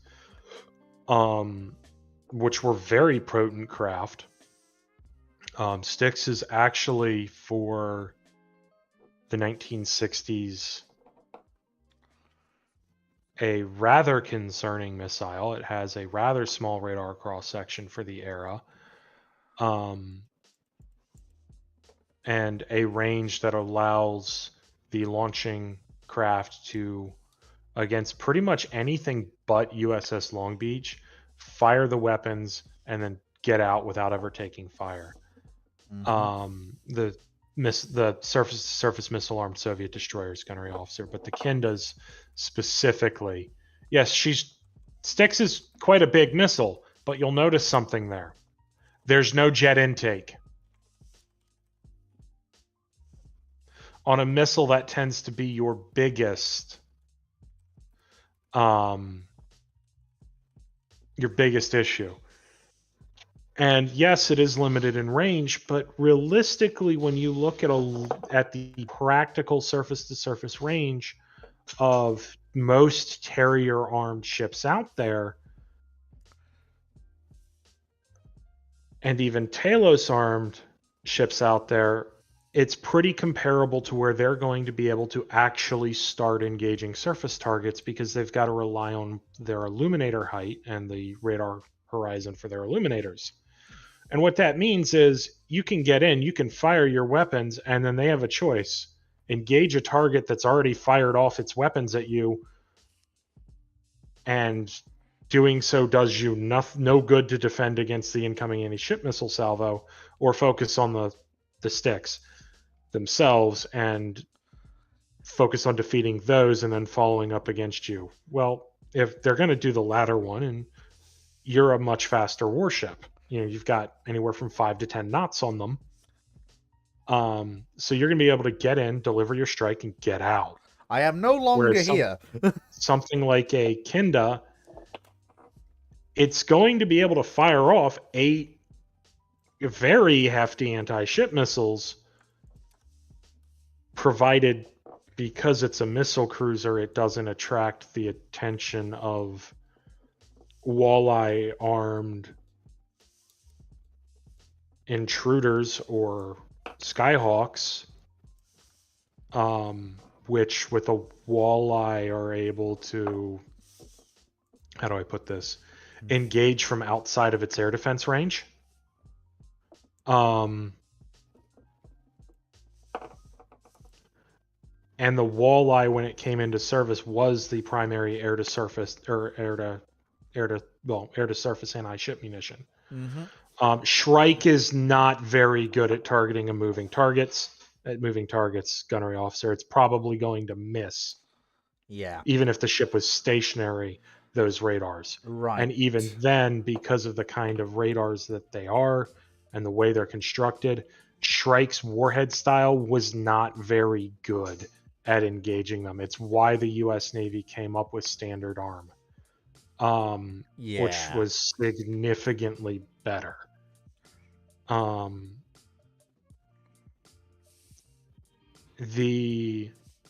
Because it actually carried a proper serious blast frag warhead, rather than a burst with a bursting charge designed to kick out cubes. Right. Can we? But yeah, the Kindas are seriously problematic ships. Yes. Right. Knight 6831. So what was the planned difference between the Takao class heavy cruiser and the Takao Kai heavy cruisers? Knight, I've looked into this. I've done a few Google searches just now. I can find nothing on any form of Takao Kai. Do they mean the Ibuki? I don't know. Because that was the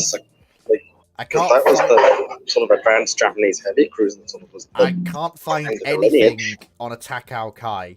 I can't find any information that's easily searchable. And at that point, I have no information. Because if I can't find it in the Google search, I don't have any books that it'll be in. Akazuki, why are you asking me to ask Mashed Potato? At that point, I'm just doing someone else's work for them. Gunnery officer. It might be worth Gunnery officer. Chucking a DM to Zooey. Yeah, Gunnery officer. Still have it. Gunnery officer, that's just a drawing with the word Takao Kai on it. That means nothing. There's no sources to back it up. There's no information. It's just a drawing. That tells me nothing. Even if it is what he meant, that could be just someone pulling the name Takao Kai and going, "This is a funky thing, I think," and drawing it. That Kai's usually used for second variant or improved variant. yeah, I know. But I'll be honest, I relatively like the Takao class. Yeah, Basically, okay, never heard of it. Knight. I'm not going to say I'm the best sword, Dragon, let Fleet it's really address Knight here real Yeah, quick. Knight. If you're telling me to go to the Secret Projects forum where they have a page on IGN cruiser proposals, that would be just me going to a page that you visited to read something you've probably already read. This is one of those questions where I go, that's not really asking for an opinion piece from the panel or asking something that you thought of at the time. That's just asking us to go away and do a Google search you could do yourself. I won't ever turn down questions, but I will. That's not what that is. But I will occasionally go and say, this is one of those where I go, if you ask me to find the difference between the Takao class and the Takao Kai, I would just say, look up what the Takao is and the Takao Kai and do the comparison, I suppose. Because I'm trying to find... Again, that's not what the question's really asking, though. And them saying, oh, check out this form is a more a place of, this is where you can possibly find information that you can then create an opinion from the information you can find. Well, they didn't ask for an opinion. They asked for what the difference was.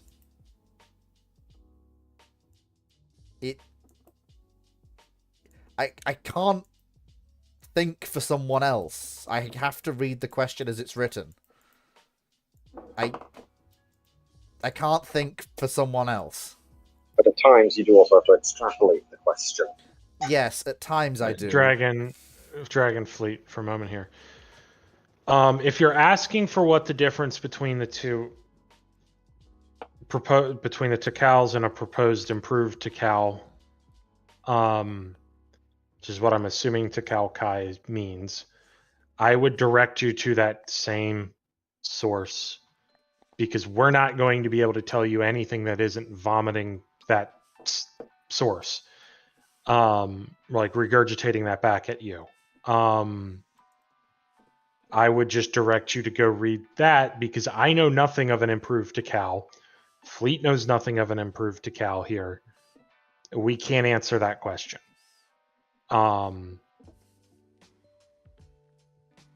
So if you want just on the objective, what the differences are between this proposed improved Takao and the Takao, well, go look at the proposal for the improved Takao and then compare that to the Takao as built. The Takao class is built, and there's your differences.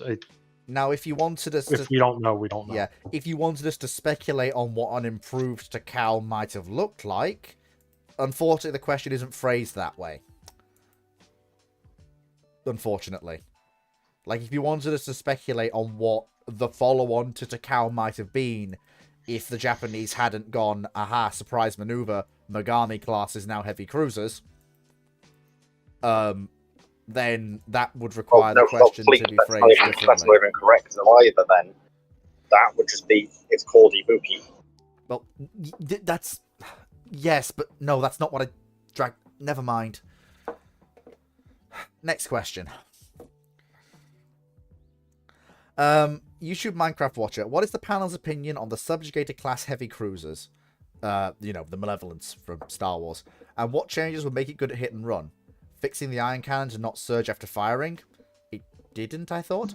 Adding 2 or more reactors. They don't. You're right, they don't surge. Yeah. Adding 2 or more reactors, interdictor systems, communication systems able to cause a localized blackout for comms, and improved shields and guns. I mean... How about not having the overall commander-in-chief also be the overall commander-in-chief for the enemy? It's probably the single biggest one you could do. Yeah, that would... Yeah, yes. Because that's how the Republic was able to hunt them down.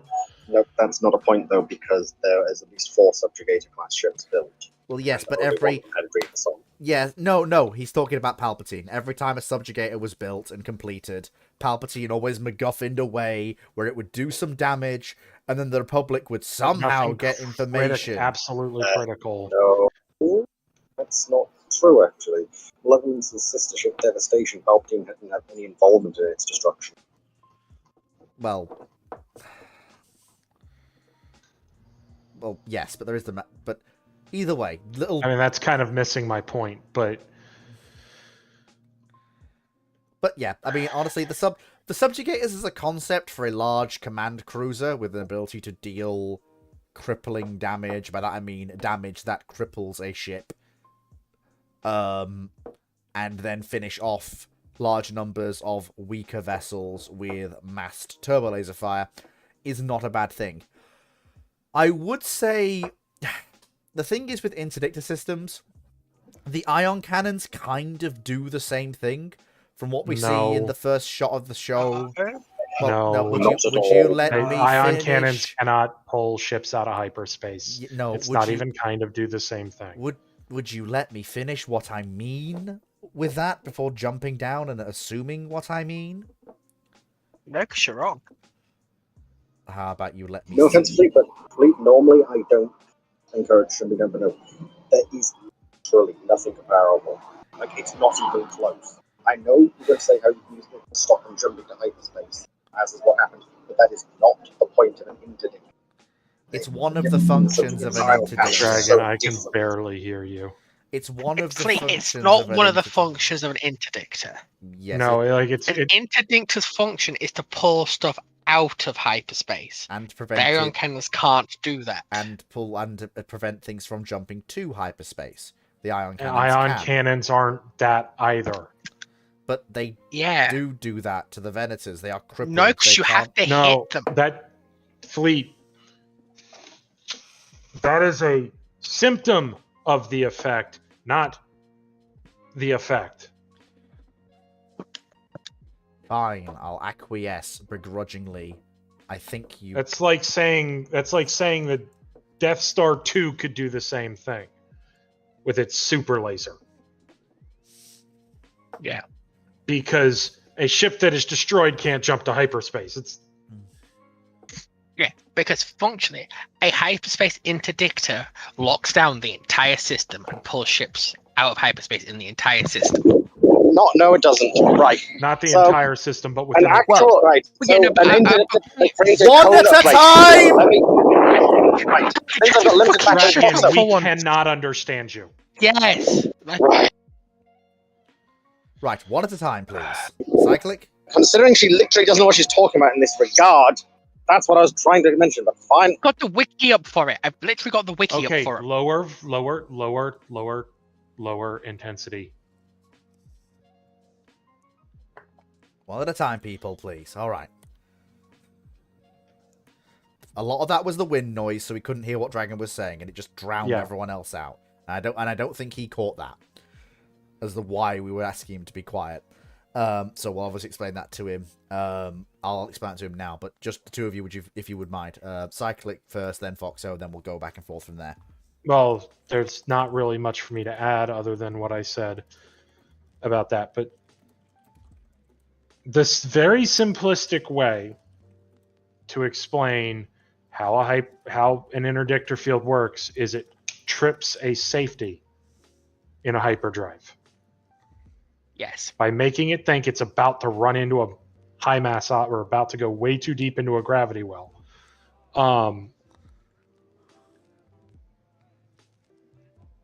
The reason a very powerful ion cannon is able to do what you see is because it literally short circuits the entire electrical system of the ship. Well, oh, no, in we the got, case of yeah, we got, Malevolence. yeah, we've gone past that bit. I have accepted that. Like I've accepted I was wrong. It's not equivalent. But moving. interdictors don't lock down an entire system. You'd need multiple interdictors to do that. Actually, as seen in the novel Tarkin, by the way. Although they got a little bit more than they bargained for because they did it astride a major hyperspace lane. But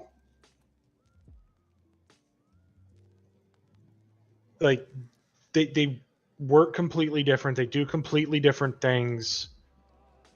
Let's try not to go too heavily off on a tangent here and just keep this simple and move on. I No, do to put feel it I simply just then. yeah, but to go back to the question at hand, I don't know if you could fit interdiction assets to the subjugator without sacrificing firepower or the ions. Although they might be more efficient than the ions. No, because they do different things, Fleet. God, get it right.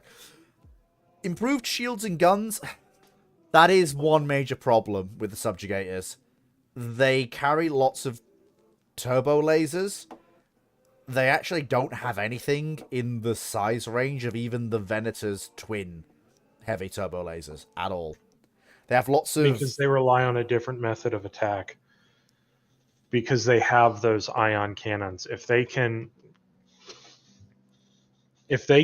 render an enemy ship defenseless and unable to attack, they can then move in for the kill with their loads of, I think it's medium and light turbo lasers that they have, and just eviscerate the enemy battle group.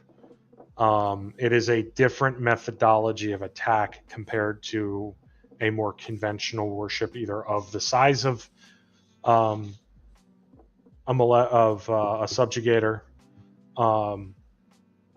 or basically any other conventional warship of the period.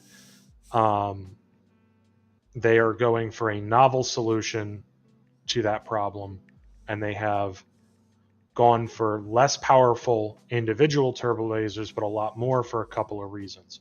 One of those is so that they have faster tracking turbo lasers that they can use against large numbers of enemy strike craft, which we see Malevolence do. But also, they don't need the big heavies because they can render their targets crippled with with their shtick, their ion cannons. They're not really there to sit and trade conventional blows, and even if they do come up against a heavier Republic warship, right? Those ion cannons are still going to really hurt the shielding and eventually wear that shielding down fairly quickly. And enable them to move in. I mean, in the opening shot, doesn't it nails like 3 to 4 Venators and just smokes them in terms of they are just dead in space. Yes, no shields. That's why they don't need the heavy turbo lasers. Yeah, but that's also correctly. That's coming in from surprise. They're not expecting it. I don't know if they have. I think they have shields up. So they do raise their shields. But it's a difference between having shields up and having, say, a shield hardened against it or being prepared for it. I mean, it's in a ship the size of a Venator. There's very little you're going to be able to do to help against that ion cannon. If we're talking about something like a Mandator, then that's a little bit different. But also a Mandator is sort of kind of beyond that. Same with a Praetor. But if we're talking about the size range roughly equivalent to the sort of size range is a bad idea. You know what I mean? The sort of equivalent to a Malevolence. There will be things you can do to help. Yeah. And it's probably going to take more than one ion cannon blast to disable you. But conversely, Malevolence is still likely going to be able to get through your shielding faster than a more conventional armament. However, where Malevolence will run into problems is if the ship is very heavily armored. Because of those light the large emphasis on the lighter end of the turbo laser spectrum. Yeah. But you really didn't start seeing those kinds of warships outside of things like the super heavies that the Republic had that were kind of limited in mobility because of hyperdrives. Until the late Clone Wars, where you start seeing the Imperators and the Tectors start to show up, Yeah. and the Victories. But even then, Victories are going to be in a little bit of an awkward position. But then again, ideally, you'd be taking squadron of Victories and you'd be spreading yourself out. Yeah. So that one ion blast can't. But conversely, that means you now need more escorts, because here's the thing. A subjugator can still carry an awful lot of hyenas and vulture droids. Yeah. So you are going to need a lot more lighter escorts to concentrate and help protect the Victories, because, well, they're kind of exposed to Starfighter and Star Bomber attack. So she does present a unique set of problems, the Subjugator class. It's not something you can't overcome with tactics. Nothing is. But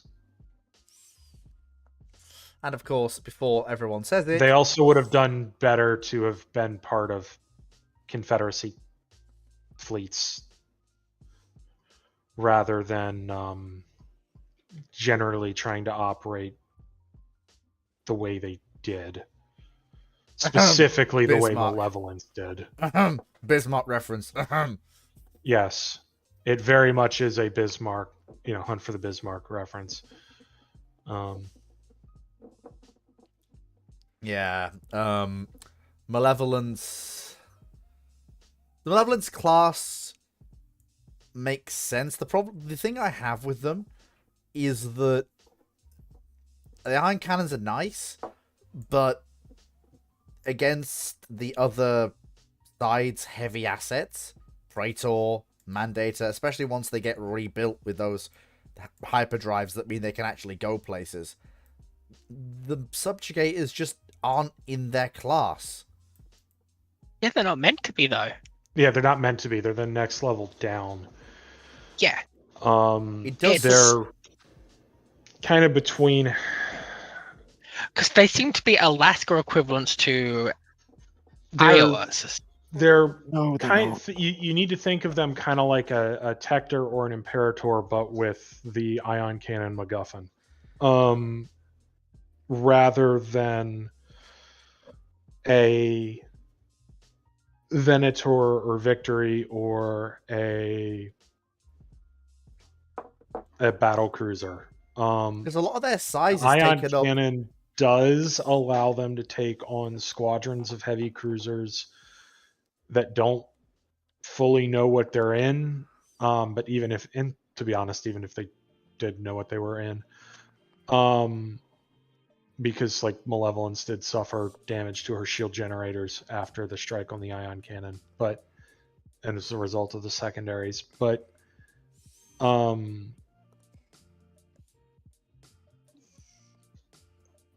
they're able to engage ships, in your more typical cruiser classes, and size range like a battle cruiser would because of the MacGuffin.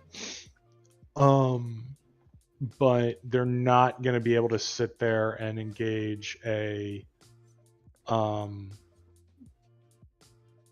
Praetor. battle cruiser.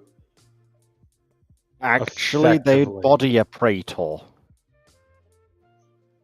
Depends if the ions overload the Praetor shields. No, They're- it doesn't. They're going right. They're going to wear on a Praetor. This thing has fairly quickly. 500 dual turbo lasers. They are on the lighter end of turbo laser scale, though. They're right? not. They're twin heavy. It depends These on the are not source material. light- So it's these- a dragon. this is dragon. going- It Cyclic. does depend on the source. This is going off material you're on. cannon. Yeah, I'm aware. There's also different indications throughout canon of that. That's the problem. They're not Yeah. very well described ships.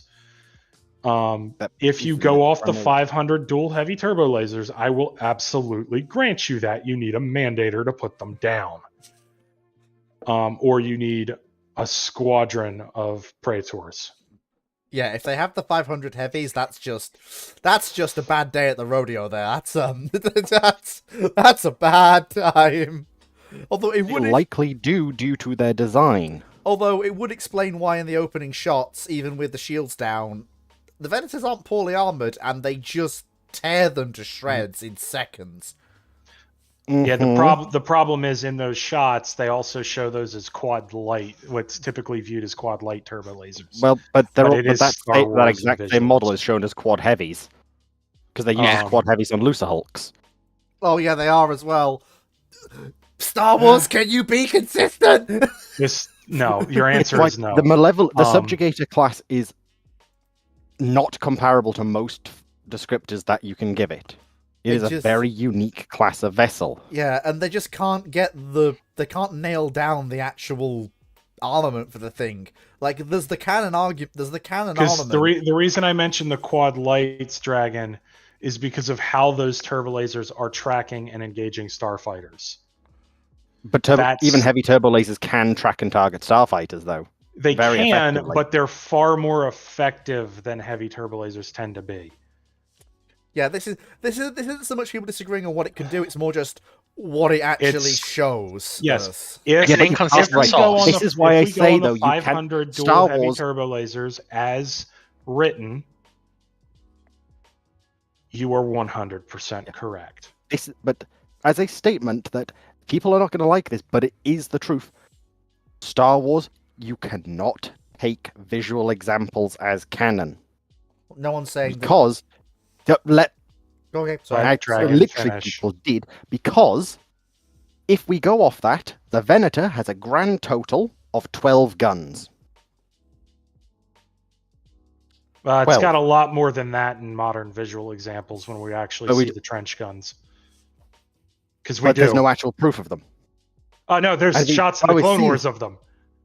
Like, We see the angles of them, but there's no actual proof that they exist. The only proof that they exist is in the written media. Yeah. no. Star Wars is a Dragon, visual media. Dragon. Let me You literally see Star them Wars- tracking and engaging and I- firing. No, you don't. All right, you see occasionally ones inside the ship. But we don't know if they're heavy turbo lasers. We don't know what they are. They're guns. My point No, I've is, seen the turrets let- in the trenches in the Clone Wars shots. Like, they're there. It's in a couple of shots throughout the entire 7 seasons, but you But do occasionally in- see them. general, Star Wars is terrible for visually showing Yes. what it has. You are correct. That is what I've been trying to say the whole time. It's why you cannot go off the visual media most of the time. Anyway, I've got food, so I'll be back later. All right. Enjoy. Right. 96831 asks. This is one of the reasons I don't like the Star Wars Yeah. question. It is.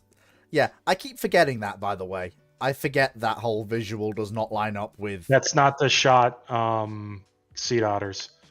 There's a shot where you're literally looking at the underside of the ventral armor plate in the trench.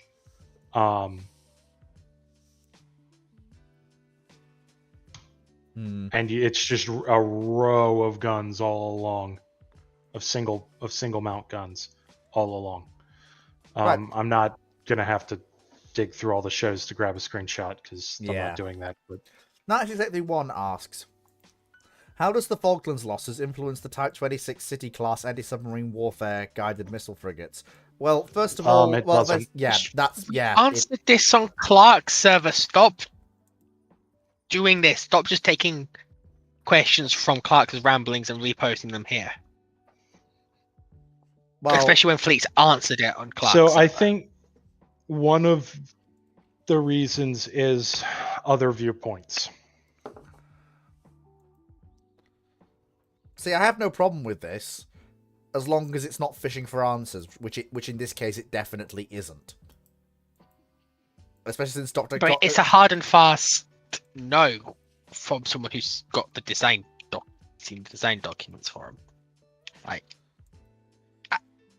I don't see It what we can does- add here. It does also, but because Ramblings is Ramblings and isn't Dr. Clark's show, we can do what we always do: use it as an angle to open a discussion, like I'm about to now. So first things first, I disagree with calling them anti-submarine warfare guided missile frigates. They're ASW frigates with lip service given to AA work. Yeah, I would not consider them guided missile frigates because they cannot conduct area air warfare.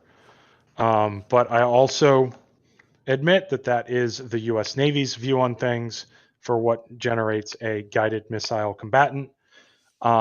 Jane's IISS does not use that. IISS, for example, will, if it carries guided missiles at all, calls it a guided missile ship. Which would make the city But class qualify. generally in NATO parlance, in the U.S. Navy's parlance, a guided missile combatant is a combatant capable of conducting area air warfare. And area air warfare meaning air defense of a task group. Seriously contributing to that.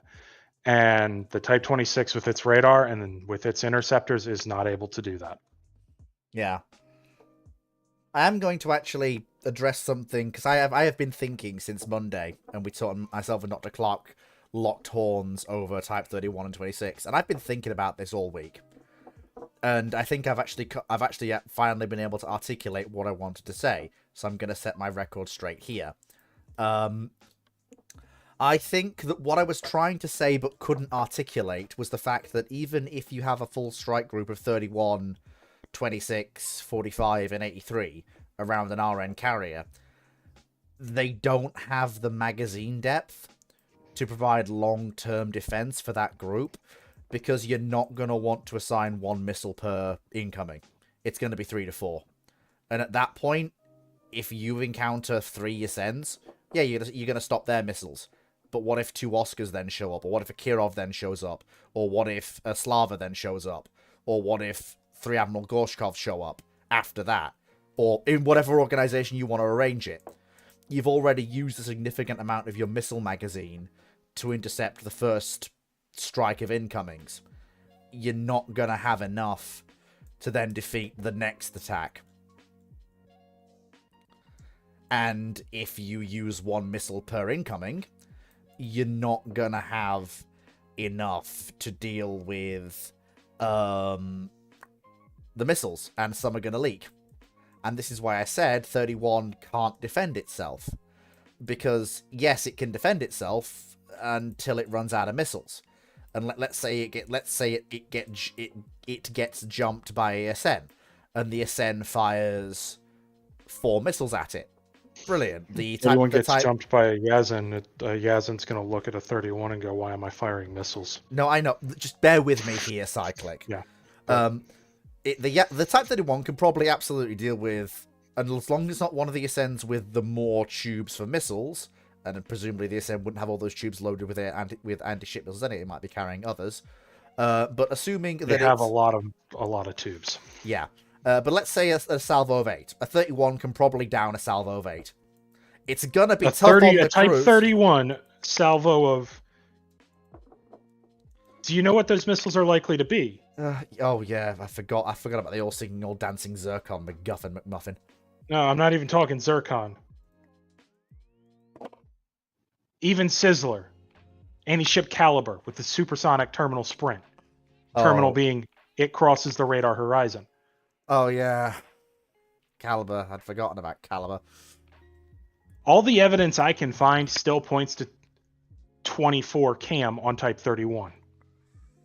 Yeah, not 32. Oh, I'd forgotten about the only 24, but even with 32, I'm just. And anyways. I thought, sorry, all this assumption has been, I don't know where I got this figure, but I've been going off 48. I'd forgotten how bad it actually was. But let's say it can shoot down 3 missiles with 24 cam. All your 24 cam is gone. Well, I mean, it wouldn't be 3 missiles. What you would see is, let's say the engagement goes perfectly and you're able to do shoot, look, shoot. You might want to, Okay, you might want to, and you might want to and clarify for those in the audience who aren't. shoot, shoot, look, shoot is you fire 2 per inbound. You wait to see what happens to them, which you might just be able to do against Sizzler. You will not be able to do against Onyx, and you certainly wouldn't be able to do against Zircon. And fun fact, Zircon is going to be easier for them to produce than Onyx because it is a simpler engine. That's the reality of those 2 types of engines. Fun fact. But let's say it's against, heck, let's remove that for a second. You're Type 31. You're assigned to the Middle East. Okay, you're handling that patrol down there. You're passing through the Red Sea. The Houthis get uppity. They fire 4 C-802s at you. You're still doing shoot, shoot, look, shoot because of the engagement and salvo times that you have. Okay, you got 4 of those inbound. Well, now if you're transiting north, you have to continue your transit, go through the Suez Canal, show up at Cyprus, rearm, and then cycle back into theater. Because you do not want to hang around in an environment against somebody who can fire well over 12 at a time. And I'm not even considering the anti-ship ballistic missiles because that's an outside context problem for the kind of the intention of Type 31. As much as that makes me cringe having to say that, when things like Aster 30 or SM2 are able to handle most of the Houthis' anti-ship ballistic missiles.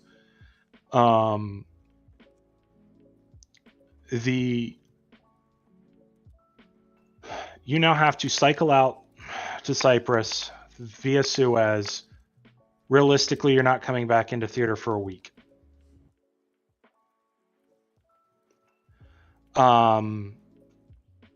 Or if you're transiting south, you have to then head to Bahrain and rearm there. Yeah. Which means you are now transiting the Straits of Hormuz, probably with half your missile armament available. Yeah. That's not too comfortable. No. Anyone else? Foxy, have you got any questions you want to add? Anything you want to add to this while we're discussing it? No? You usually like to ask cyclic questions while we're discussing things like this.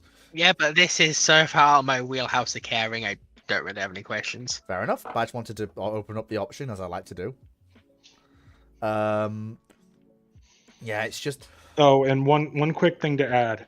If anybody tells you that with a missile, with the range that the practical range that Cam has against inbound threats, that you can do shoot, look, shoot, they do not know what they are talking about, or they are way too overconfident. Yeah. And the engagements in the Red Sea have proven that. Yeah.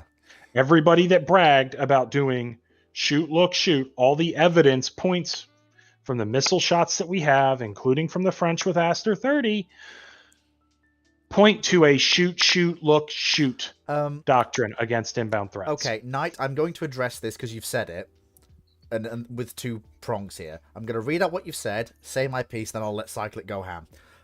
So, yeah, but yes, but that has to beat the cap, Type 45, Type 26 before it gets to 31. First of all, we're mostly talking at this point about Type 31 operating solo in what is a very low threat environment.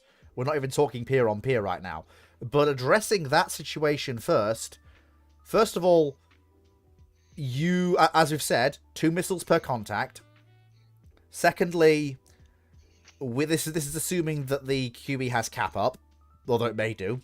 Thirdly, you're probably right that the first wave of missiles, as presuming it's, let's say the task force has been jumped by a smaller Russian task force, or has been jumped by 1 submarine or 2 submarines that aren't dedicated SSGNs like the Oscars, Sure, I'd believe you. Yeah, the RN task force, the carrier group can deal with that. Now it's looking at very empty VLS magazines, and the next Russian task force is coming. Not even next Russian task force. They have a long-range naval strategic aviation arm. Yeah, whatever. The And not next threat strategic is coming. aviation arm, but yeah. The next threat is coming. Listen, the argument isn't the Royal Navy can't defend itself. The argument is the Royal Navy doesn't have the staying power to keep that defensive umbrella up for a long period of time. And to actually get the carrier to its objective. But moving on. Your statement is coming at this from a fundamentally wrong perspective of air defense. With the missile age, particularly the advent of the anti-ship missile, how task forces are arranged for air defense has fundamentally changed compared to World War II. Task forces are not arranged in a dense, close cluster like they were in World War II with overlapping fields of fire and ships clustered within the horizon of each other. And the reason why is if a missile gets through, you don't want the seeker being able, gets through your outer layer. You don't want it to see the seeker of that missile to see the next layer, because you'd rather lose a frigate than have your aircraft carrier crippled. You'd rather lose a frigate than have your principal air warfare combatants for the task group take a hit. Okay, what I'm not showing here is in this mission that I'm designing in Sea Power. Okay, it's a surface action group heading north towards the North Cape to conduct a Tomahawk strike on an airbase. There is a Ticonderoga class cruiser, a Belknap class cruiser, an Iowa for the the missile, the Tomahawk capacity, a Spurcan, and 2 Oliver Hazard Perry class frigates, plus a Chuck Adams class destroyer. The 2 Perrys and the Chuck Adams are roughly spread out in a line 20 to 30 nautical miles ahead of the Iowa. They are over the radar horizon. The Tycho's only going to be able to, and Belknap with its SM-2ERs, are only going to be able to defend them against diving missiles like AS-4 or AS-6 from Soviet bombers. They are not going to be able to defend against sea skimmers. But that's also the point, because the whole point is any leakers aren't going to get through to the inner lane. They're not going to see anything. The only ships that they are going to see are the ships actively near them that are not utterly important for the task force's survival. So the reality of where you stick Type 31 is Type 31 gets used in a picket role from an air defense perspective, not parked near the carrier. Yeah. Near the carrier is 45 or 83. The 45 is going to be at closest at the horizon line. Yeah. At absolute closest. Realistically, if the carrier had proper air defenses for itself, i.e. had CAM in addition to phalanx, and that's not that strange of a concept. Basically, every other carrier on the planet is armed like that. With either ESSM, Aster 15, Tor, or an equivalent in the case of the Chinese. You'd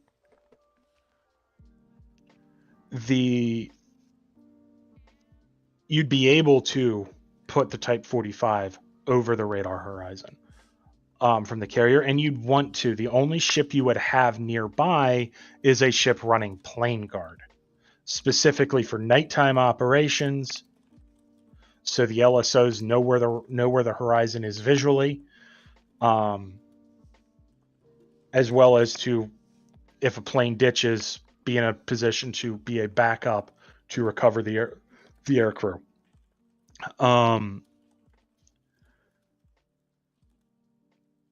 This is the reality of dealing with anti-ship missiles. You need to ensure that to the best of your ability, only one ship at a time is ever exposed to the view of the missile seeker. If that means a Type 26 or a Type 31 absolutely gets eviscerated by a salvo of 12 Onyxes, then so be it. If that means an Arleigh Burke, to put this in a U.S. perspective right now, because that's our most numerous escort, catches 30 YJ-12s, well, then it did its job. That's part of the. That's 31 missiles that aren't going after the rest of the task group. That's probably 300 plus servicemen that are dead in that case. That is one of the advantages of 31 in that particular case. It's a lot better than, well, it both is and isn't, because if they only end up copping one missile, right? Yeah. You're probably still going to lose the ship. Well, yes.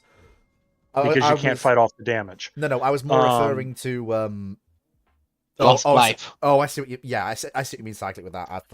Yeah, I get it. It means one missile could lose you the majority of that small crew, instead of, say, having a USS Stark situation where an exoset doesn't lose you the ship or most of the ship's company.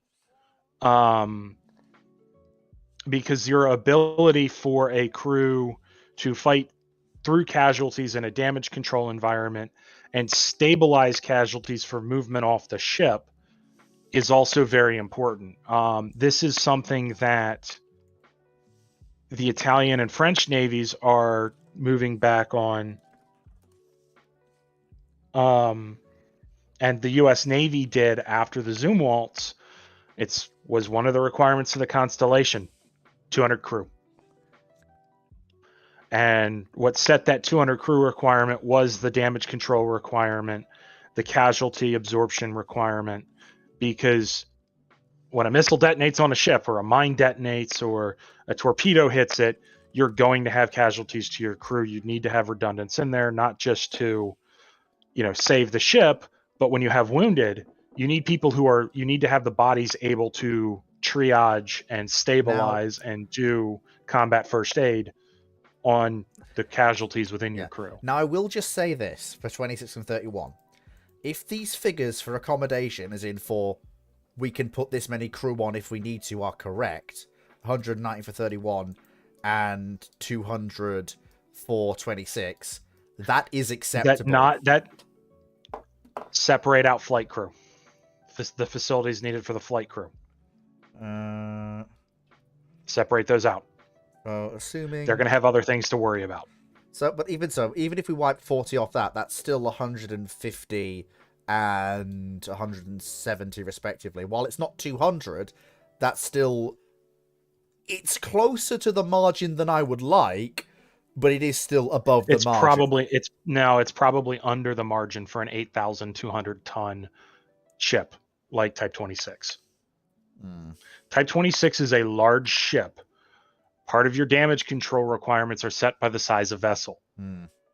How many compartments do you have? What is in those compartments? How much area below the water line? All of those things get factored in. How are you bulkheaded out? What sort of fit out is the ship? Are we talking about with the ship? How many flammable materials are aboard? Are you running drop ceilings with ceiling tiles? That mean your access to your wiring, your access to your pipes they're not immediately available to be seen? That all factors into that, because that raises the difficulty of fighting the ship. Are you running laminate floors instead of bare steel floors with just a non-skid? Right? All of this factors in. And yes, you can say, before combat, we'll strip those out. Well, Missile Age don't always get that choice. No. Mason didn't get that choice when she engaged anywhere from 12 to 17 anti-ship cruise missiles inside of a week in the Red Sea in 2017. And I mean, also, politely, look at the way conflict and rise to conflict is developing. There are some instances where there is no clear we are at war now, or there is a prelude to war. 1 minute it could be peacetime, the next minute you could be being fired upon by a peer opponent with very little chance to correct or bring on more crew or load more munitions. Or you might not want to go into port because the only port you're going to be able to hit in time is way too exposed. Mm-hmm. Even if it's a friendly naval base. These are all things you need to consider. Now, that said, there is a way for the Royal Navy to start addressing these problems. The biggest thing is hopefully Type 83 is one of these next generation destroyers that is in the 14,000 ton range, which is where they all tend to be shaping out. I really 90 hope something it is. else. And hopefully the RN moves to outfitting across the fleet some sort of CEC-like capability. I would recommend, given that it's looking like they're going for Mark 41, that they just literally go with the U.S. Navy CEC, because it will be far cheaper for the Royal Navy. They won't have to worry about paying for separate integration with interceptors for CEC. They can slot right in, which was the plan the Royal Navy was going to do, was to use the US CEC system also to allow them to just mesh right in with US units.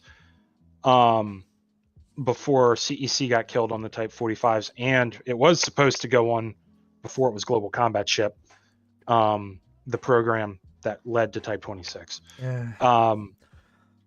But getting CEC across the fleet is hugely important, because what it means is once you have weapons like SM-6, these big, long-range air defense weapons, it means you can now extend that area air warfare net over your pickets. And your pickets can provide the sensor information necessary for the air warfare combatant to engage an inbound target on the picket.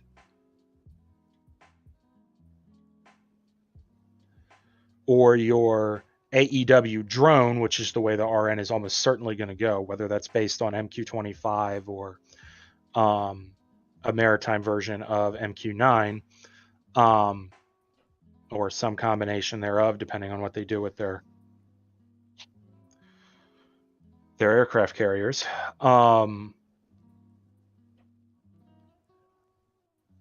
The information provided by that can allow the Type 45 to engage.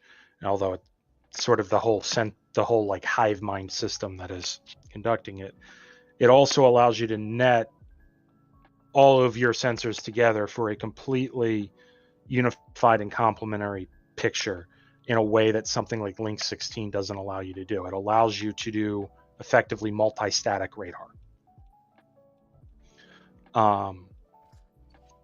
And pick up stuff that you wouldn't pick up otherwise with just a Link 16 style net.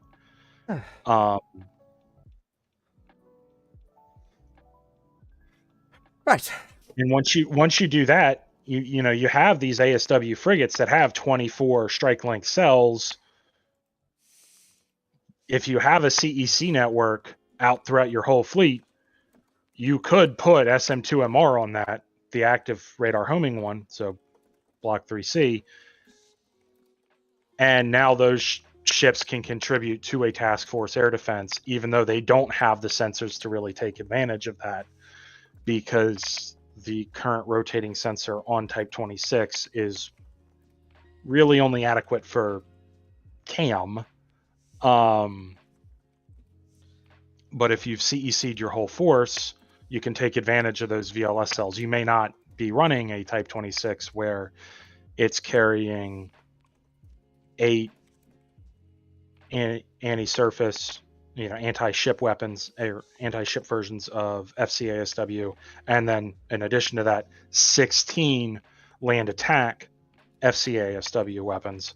Instead, if you're not worried about having them with land attack, because of the mission set that the task group's on, you could have instead 16 SM2MR. And dramatically up your interceptor capability. Yeah. Just capacity throughout the fleet. And if it's all CEC together, then you've got the capability for the task group to take those defensive shots from a ship that would otherwise not be able to take it, but has the VLS capacity to store weapons. I seriously hope that the Royal Navy is paying close attention to what's going on in the Red Sea, is paying close attention to the way the world is changing. And since, and this is an advantage to the program, what Type 32 isn't nailed down, there is no final design, there are no firm specs, I really hope that they are actually looking to build a proper general purpose frigate that can actually defend itself and its compatriots. I wouldn't even say general purpose frigate. I would say that the Type 32, make it an air warfare frigate. That would be the easiest way to get more air warfare escort capacity in the fleet, because you can't accelerate Type 83 without trimming down Type 26. Yeah, I see what you mean. Because that's going to have to be built in that yard. So, meanwhile, a Type 32 could be built in a separate yard, and you could use that to help bulk out your AAW capability, both to supplement the carrier task groups, but also the amphibious task groups with the new ships that are being built, or looking to be built, so that your amphibious units can have a reasonable AAW setup rather than just a single AAW combatant available. Yeah. Now, they say, I suspect that's not going to happen, even though the Type 31 hull is actually very well suited for a medium-range air defense role. After all, it was that's what it was originally designed for. You've got to put the right sensors on it. And those aren't necessarily the cheapest thing out there. And Type 31 was designed to get more hull mass into the fleet for the general patrol idea, i.e. patrol and just being there at a range that the OPVs really can't. The only thing I can hope for is since cheap. The only thing I can hope for is that because 32 is based on 31, you know, the same hull, we can only hope that they actually make a crack at doing that. And the fact that I don't know if they will. It may have died. No, like I said, this is me hoping, but I'm also sat here going, this is the MOD and the Royal Navy. I'm not convinced that. Also, Foxer, did you say something? No. Did I? Okay, I'm hearing things now. I sneezed. Oh, that. Crikey, I really. Nice job, Fleet. Well, no, correction. I sneezed blood a bit, so. Oh, you're not That's gonna a go thing. and get that. Yeah, nosebleed time. Acquire the tissue paper. Moving on. So YouTube Minecraft Watcher asks. So with 2 more lighthearted questions, then we can wrap up for this week. And then I did promise there would be a brief section at the start, so we'll get to that. YouTube Minecraft Watcher asks, what if the Soviets started producing ZSU-57-2s in 1935? They fundamentally can't. The tech doesn't exist. But let's assume magical ZSU-57-2 factory appears. Well, it's not out of their purview. Yeah, but let's just keep it simple and assume magical factory producing ZSU-52s. Well, once they figure out how to work the damn thing, that's a platform. They're not that hard to. There's. Yeah, I know. They wouldn't have a problem. It's fundamentally a World War II concept of a self-propelled anti-aircraft vehicle. They would not have a very hard time. But there's nothing to figure out for them. But there's also the fact it's literally just a scaled up 37mm. Yeah. It's hot. Yeah, but the thing with those And guns. so is the feed system. But the thing with those guns, given when it's being built at this point, 35. This is not War Thunder. I just want to point that out right now. Yeah. No. You could use that to engage targets that the gun wouldn't be able to engage in its own period. So you could engage, because of the velocity of them, you could engage higher flying aircraft, stuff like twin-engine bombers, stuff like Heinkel 111, Ju-88. Not accurately. No. It doesn't. You're not going to fit the kind of optic you need on there. Will it at least and shred low-flying Luftwaffe aircraft like Ju-87? Shred is not the word I'd use, but it would be a useful air defense vehicle. The problem is, what year are we talking about it showing up in? 1935. 35. It'd also be a useful dual-purpose anti-tank vehicle in 35. I but thought that's- that was the thing you were warning me against. I thought you said 45. No, no. That was where I Because was going. I was going with like, yes, your Panzer III is dead. Well, no, it depends. It's full bore armor piercing. There was one for that gun, and the Soviets Was there? would have. Yes, Yeah, this is two. This is two has a full is the same caliber. that's not what Wait, I'm it's a referring different to. round. I'm It's a- referring it's a to. different I'm chamber. yeah, we're different guns, not ammunition compatible. Right. Sorry. I'm referring specifically to that automatic cannon. I thought the AP round for it was mostly fictional. Like, It's it was mostly tried, fictional but it in never that saw service. Yeah, it never saw service in the 57 too, but it saw service in that gun elsewhere in the Soviet military. Where? Out of curiosity. That gun, those guns were also used on naval vessels.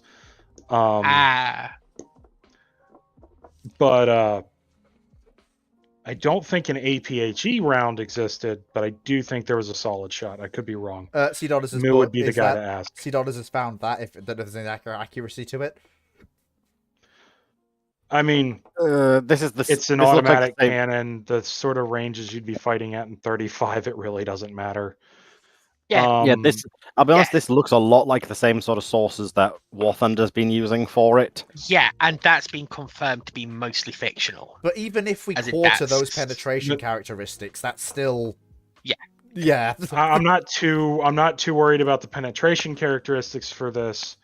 It's also far not away. really beyond the Soviets' capability in 1935 if they wanted to develop a solid shot for this. And Yeah. in the 1930s, the Soviets were obsessed with making guns as universal as they could. So it would entirely be within the realm of possibility for them to want to do that. I'm just thinking about with the rate. I mean, I know those guns aren't super rapid, but they have a fairly good rate of fire. Well, I mean, you wouldn't be using them that way. It'd be the gunner pulls the trigger, observes shot, pulls trigger, observes shot, pulls trigger, Yeah. observes shot. It's not hold down the trigger and boom, boom, boom. Because realistically, you penetrate the tank with one of those rounds, the crew's bailing out. Yeah. That's the reality of warfare.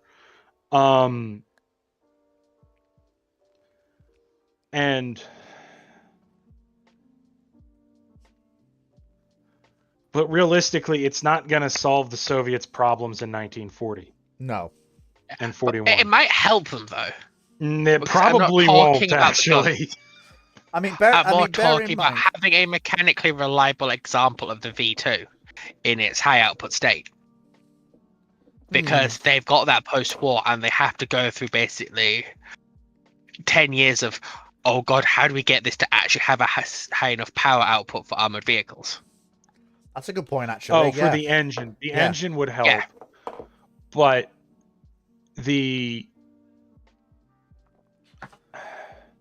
from the perspective of them being able to magically punch out ZSU 57-2s, it would help just in the fact that they have a mass producible anti-aircraft gun that can reliably keep up with ground formations. However, that's not really going to solve their problems, because their problems are mostly driven by poorly led Organization. troops, poor organization, lack of meaningful chain of command. You know, good old Joe Stahl. Hey boys, Um, up against the wall. a Stavka that is more interested in brown nosing to Stalin than actually being a Stavka. To how do I put this? Make the general Russian history assessment of that Stavka more stream friendly.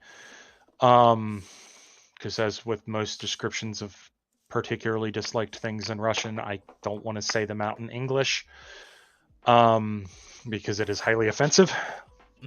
Yes.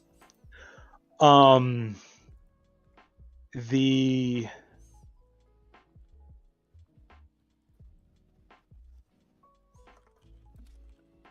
so you could give them a full force of T-34-85s. Everything they needed, they would still get pushed back because of the chain of command issues, as well as the issues with lying upwards. So Yeah. like there were more fundamental issues in the Soviet army than equipment. They were well on their way, side note, to being the second major army on the planet to standardize on and fully field a semi-automatic battle rifle before the war. They were well on their way to doing that. Oh yeah, SVT. Yep. I would also like to just do a quick aside here. Because they're producing the vehicle and the turret magically in this factory, I just had a thought.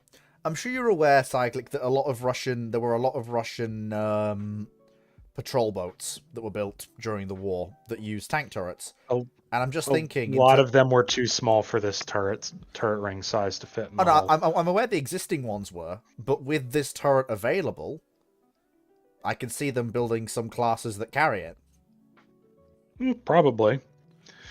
Maybe even taking some mounts away to go and be mounted on Red Fleet warships. Stuff like the later stuff like the Chapayevs. Maybe yeah. Because I know it's unconventional, but you've got It's a better gun than the 37. Yeah, but you've got a twin mount turret that you're just getting at a steady rate from this magical factory. I mean, realistically, what you'd be doing is you'd be taking the guns and putting them on a naval-specific mount, generally outside of those patrol boats. Yeah. Not the turret, or even a twin mount. But and I mean, same thing with the T-55 hull. The hulls. It's not a true T-55 hull. But... Sorry. Okay. The hull. Sorry. Correction. But we have a hull that is decently mobile. You probably can't casemate it, given the way the magical factory's churning them out as complete vehicles.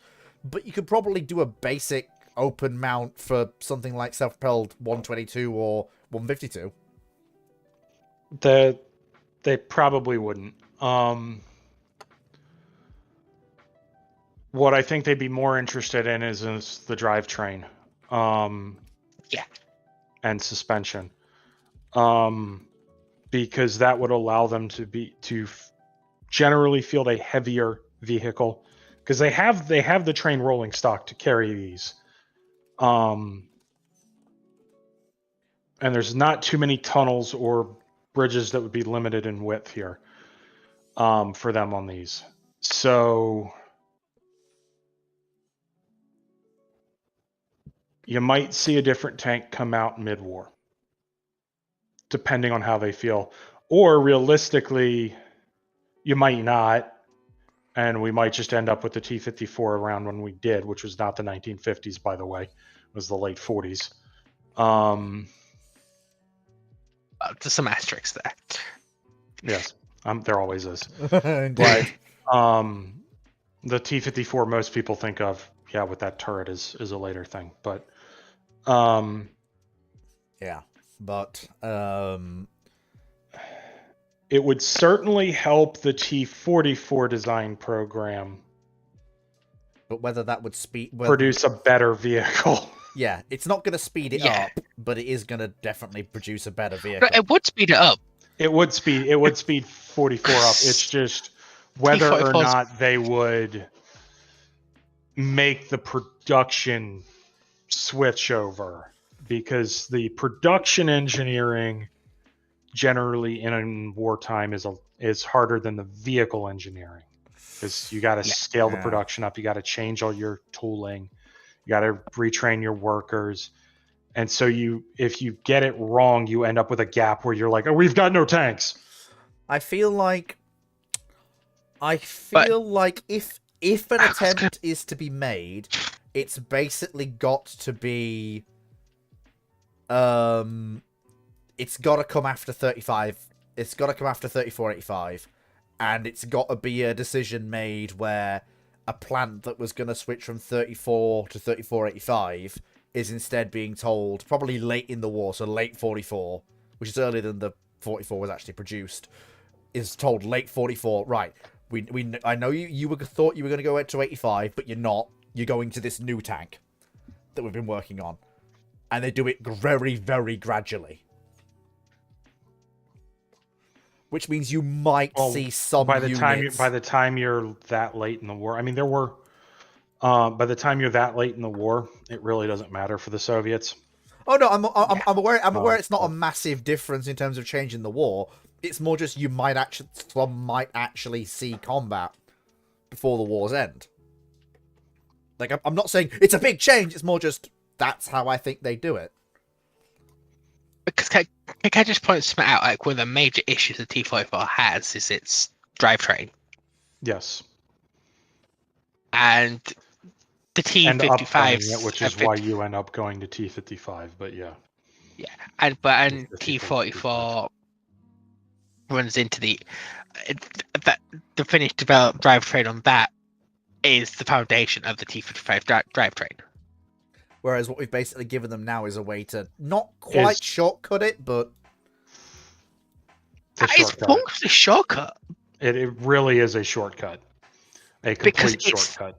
It's not like, say, giving the British Army... Right, okay.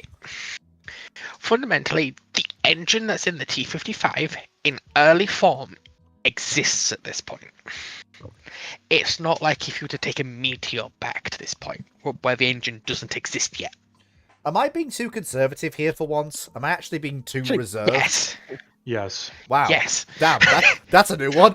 Fuck me. And keep in mind what the design requirement was for the T-44's front slope. Protection from long 88. Oh boy. From the short 88, yes. So I suppose we could wind that forward to 43 then, perhaps, because they were building the prototypes in. So the first prototypes were available in. So assuming that that it's quicker, we might be able to get mid 44 maybe. Should be when did the 57-2 showed up in 35? Yeah. We don't even get T-34. Yeah, you're gonna see the Soviets having a different medium tank lineage in World War II. Ooh, that's because even if we go off the drivetrain, one of the big issues that's a huge advantage for their drivetrain issues. A wet across the dual board. clutch gearbox. Forgive the uninitiated. Yeah. Forgive the idiot in the room, aka me. Why is that significant, Foxo? Well, put it this way. It's dramatically easier to use, dramatically more reliable, with better cross-country performance. Have you ever tried to change the gearbox in a car without using a clutch? No. Or have you seen it where someone's tried to put a car in gear? Yes, and I've the done clutch isn't fully depressed, Yeah, and I've it makes a done that. grinding noise. Yes, I've done that. Basically, when you're running a dry gearbox, the gearbox is unlubricated, Oh my. which means that it grinds when you put it into gear. It gives a lot of resistance when you put it into gear. It's why a lot of T-34s had a problem of they couldn't effectively go into fourth gear. Yeah, is that? Because the I, time I, it I took was to gonna. get Also, into fourth it's gear. also why the T-34s had such a short Gearbox combat life. service. Yeah, well, on T-34, that meant they needed to go back to a factory Yeah. to get it swapped. Whereas at this point, So- And then a lot of the T-34s, especially the early ones, were single clutch, oh dear. which meant that it's a dry gearbox going in on a single clutch, which means that for Okay. effective gear changes, you had to do them very quickly, and you couldn't do them very quickly, Ah, which is why the T-34 is a dog to drive.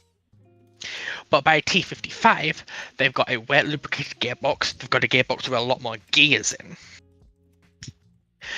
And it's also got a dual clutch system, which increases the window and increases its ability to effectively change gear. so basically we've given them the ability to... Basically, every single Soviet tank driver is basically thanking the person who asked this question. Yeah. And it's the introduction of these gearboxes. It's something that happens in the late 30s and 40s. Nice. It's one of the big things you see with stuff with tanks like the Panzer IV, for example, in its later models is the Germans have to switch from a wet gearbox to a dry gearbox, which is why the reliability rates of the Panzer IV plummet. Craters, basically. Yeah. Whereas the I understand now. The Panther never makes that switch, so its reliability stays constant when the Panzer Force drops. That makes sense. Exactly. Crucial piece of puzzle And it's inserted. And it's stuff like the late Panzer IVs transition to stuff like a dry final drive, Ooh. which means it wears out much quicker. Ooh, that's a bloody hell, Foxer. That's Because they were out of lubricant. oof. God bless the boys in Bomber Command and the 8th Air Force. You have no lube. You have no lube, Germany. But sort of the Soviets fixed that problem. Germans don't start the war with that issue. They develop it. Whereas this time we've basically given the Soviets the ability just not to have that problem. Which probably means that you also get some weird tanks coming out of it. Well, it's more of a case of the Soviets are still going to have the problem to a degree because gearboxes require a very high quality engine oil. And they're very vulnerable to contaminants in the oil. Yeah.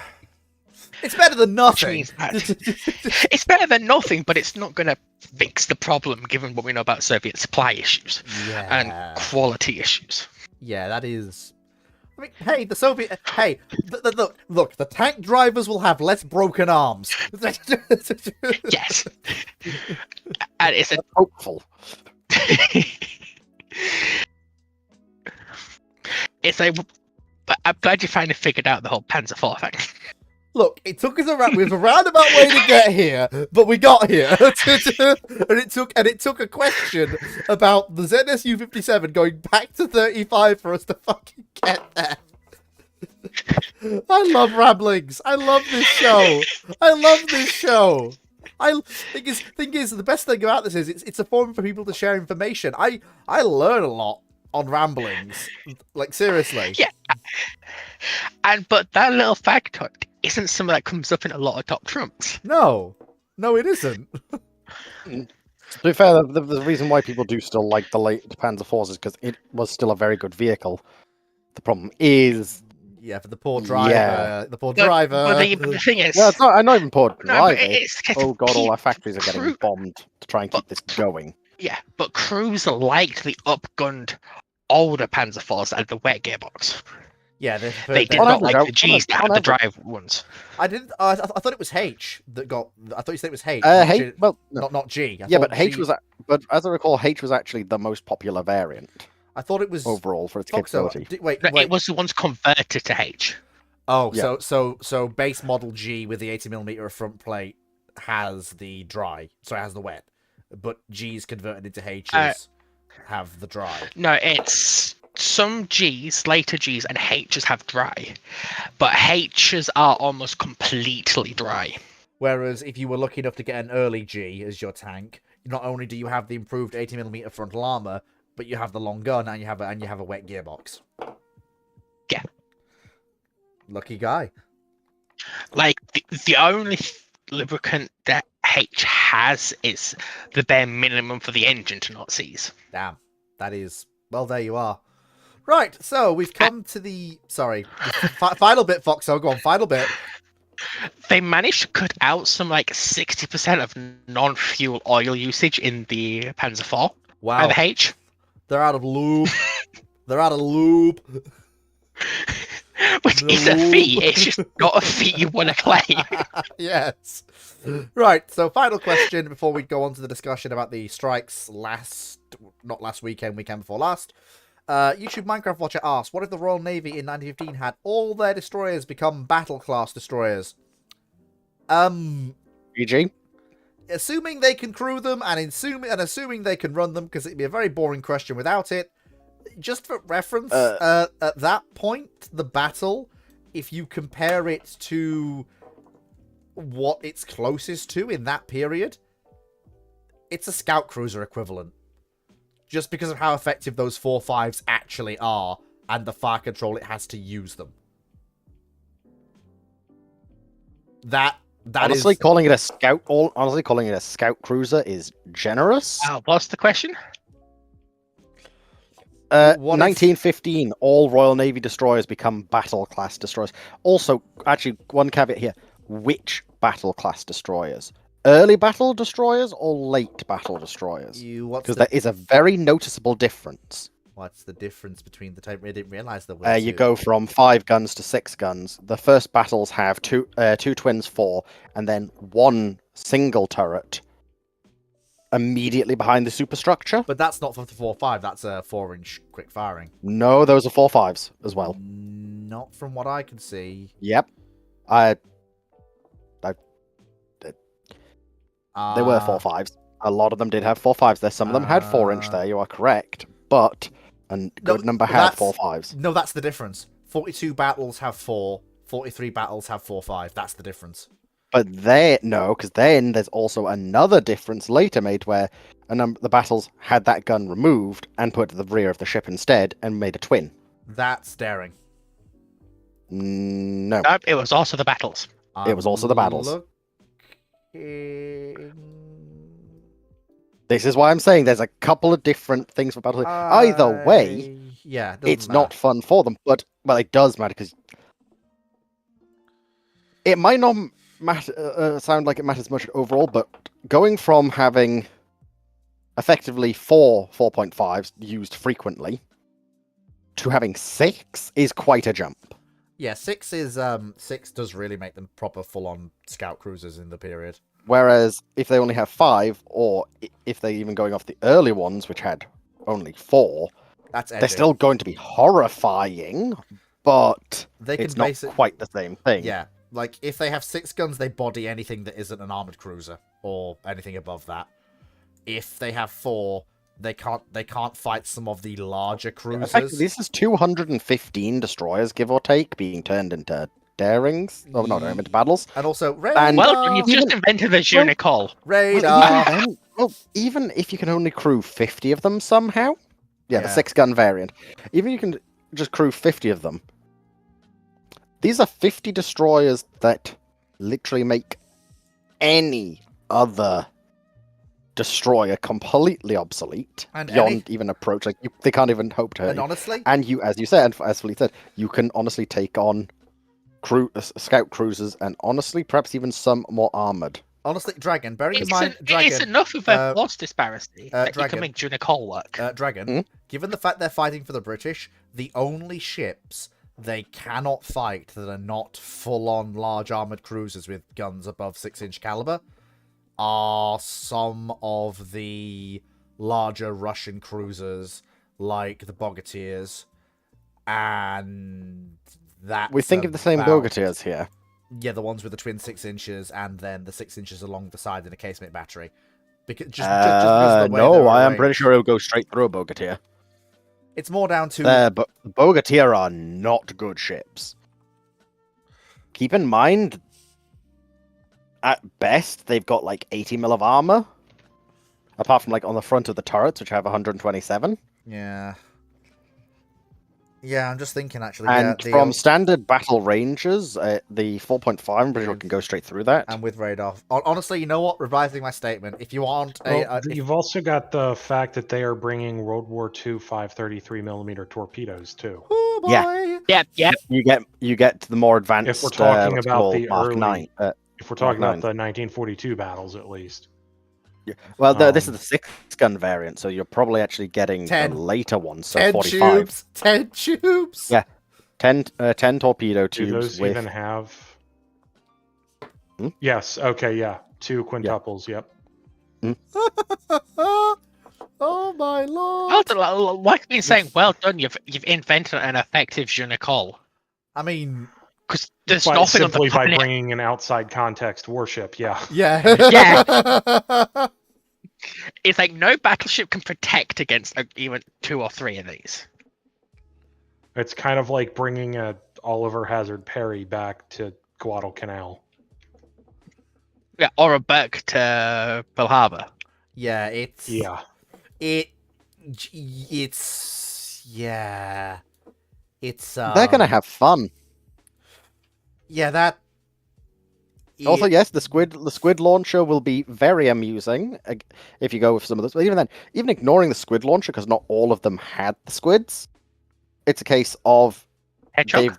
they've got Hedgehog, they've got modern depth charge mortars, and as you also mentioned, their gunnery officer, they have a modern, well, beyond modern and late World War II sonar suite, yeah, which is going to be very good for trying to at least hear where the enemy subs are.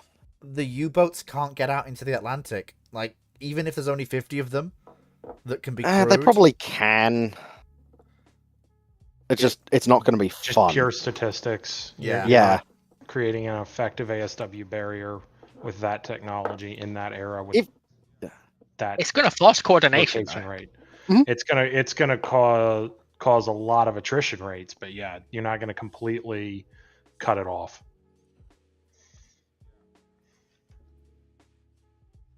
Yeah, it's one of those things where I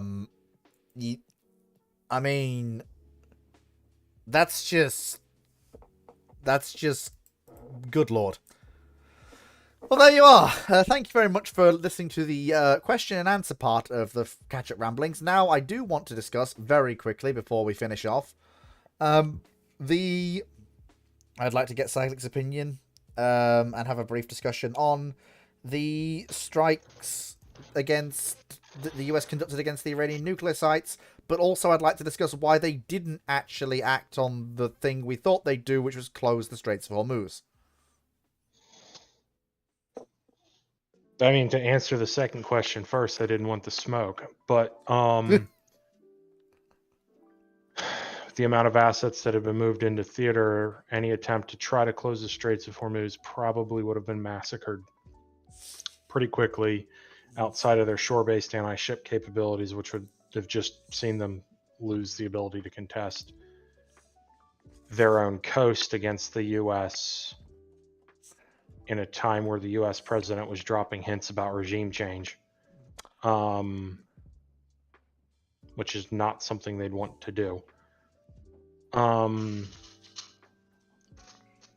As for the strikes themselves, it looks like Fordo was hit in 2 to 3 places by a total of 12 bombs. 1 bomb blowing most of the way in, and a second bomb hitting in the same spot to complete the job. We don't really have particularly good insight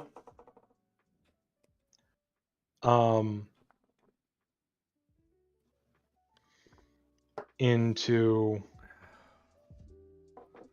the result of the strikes, but based on the broad set of claims that have been continually trickling out, lowering expectations by the Department of Defense, all the way down to we only set them back a couple of months. I suspect that's because they've got to clear rubble to get at the actual highly enriched uranium metal. Mm-hmm. You can effectively render uranium hexafluoride a non-factor by blowing it up. Highly enriched uranium is a metal. You're not doing that unless you use a nuke. Luckily, none were used, thank God. Because you'd have to atomize it. And atomizing a metal, yeah.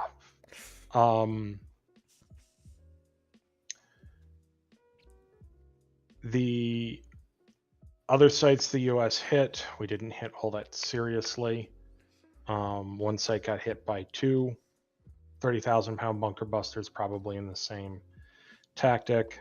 Another got hit by 30 Tomahawks, but the bulk of the very important stuff at that site is far enough underground that it would require a large number of 30,000-pound bunker busters to hit, which is why it wasn't hit with those. And then there is another site that the only way we'd be able to knock out is to use B-61-12s, which are bunker busting nuclear weapons.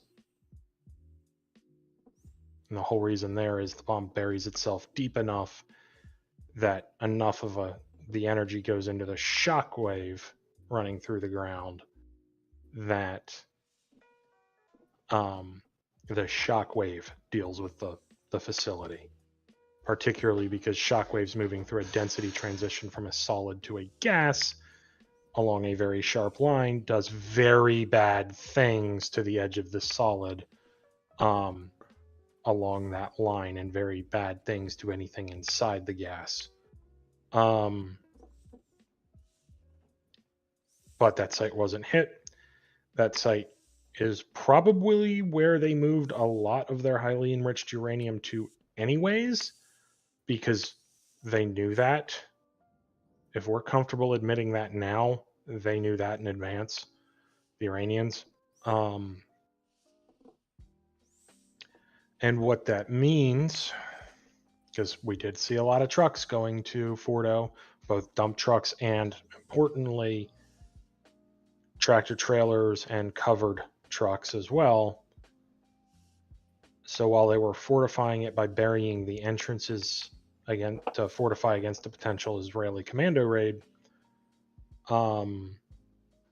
they were very clearly moving material out as well. And the problem is, realistically,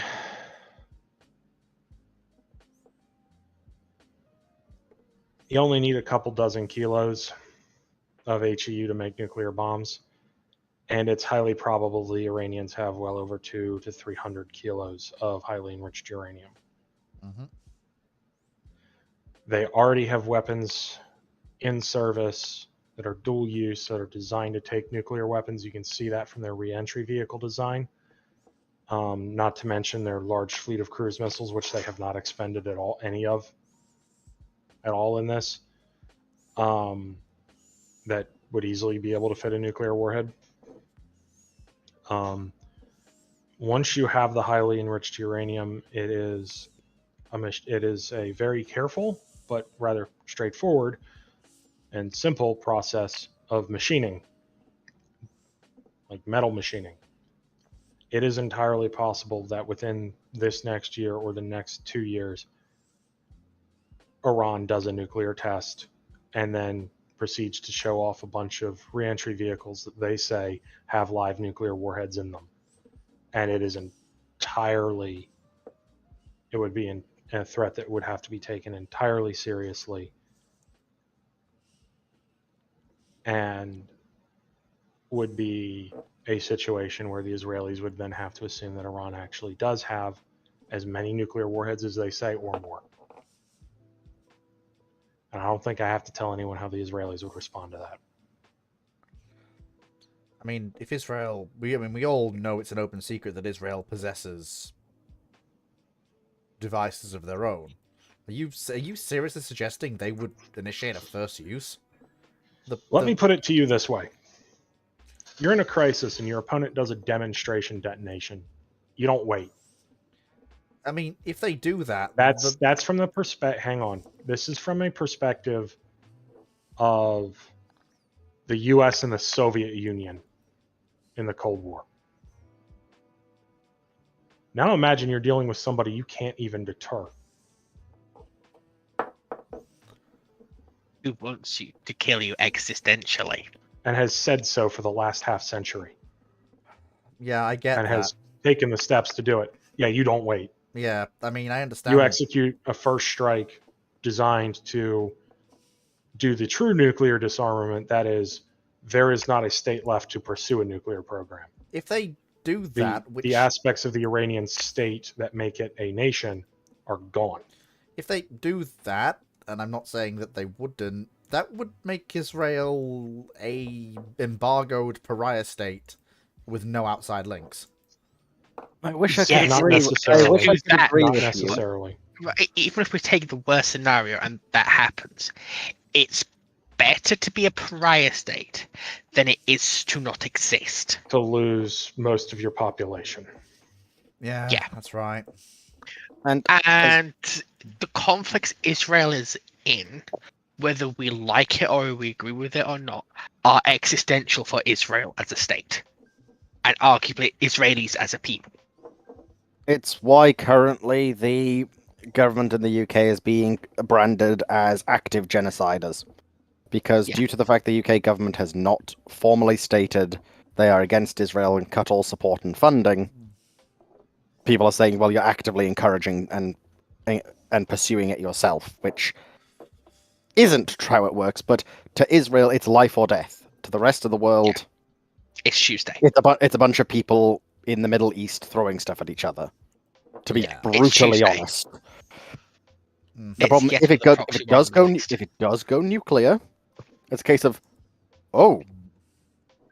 that's a okay, here's- right. Here's Now the we have thing: to recalculate. if Iran does a test detonation, then Iran has stepped out from, and they've basically already said they're stepping out from the NPT and going to make a breakout attempt.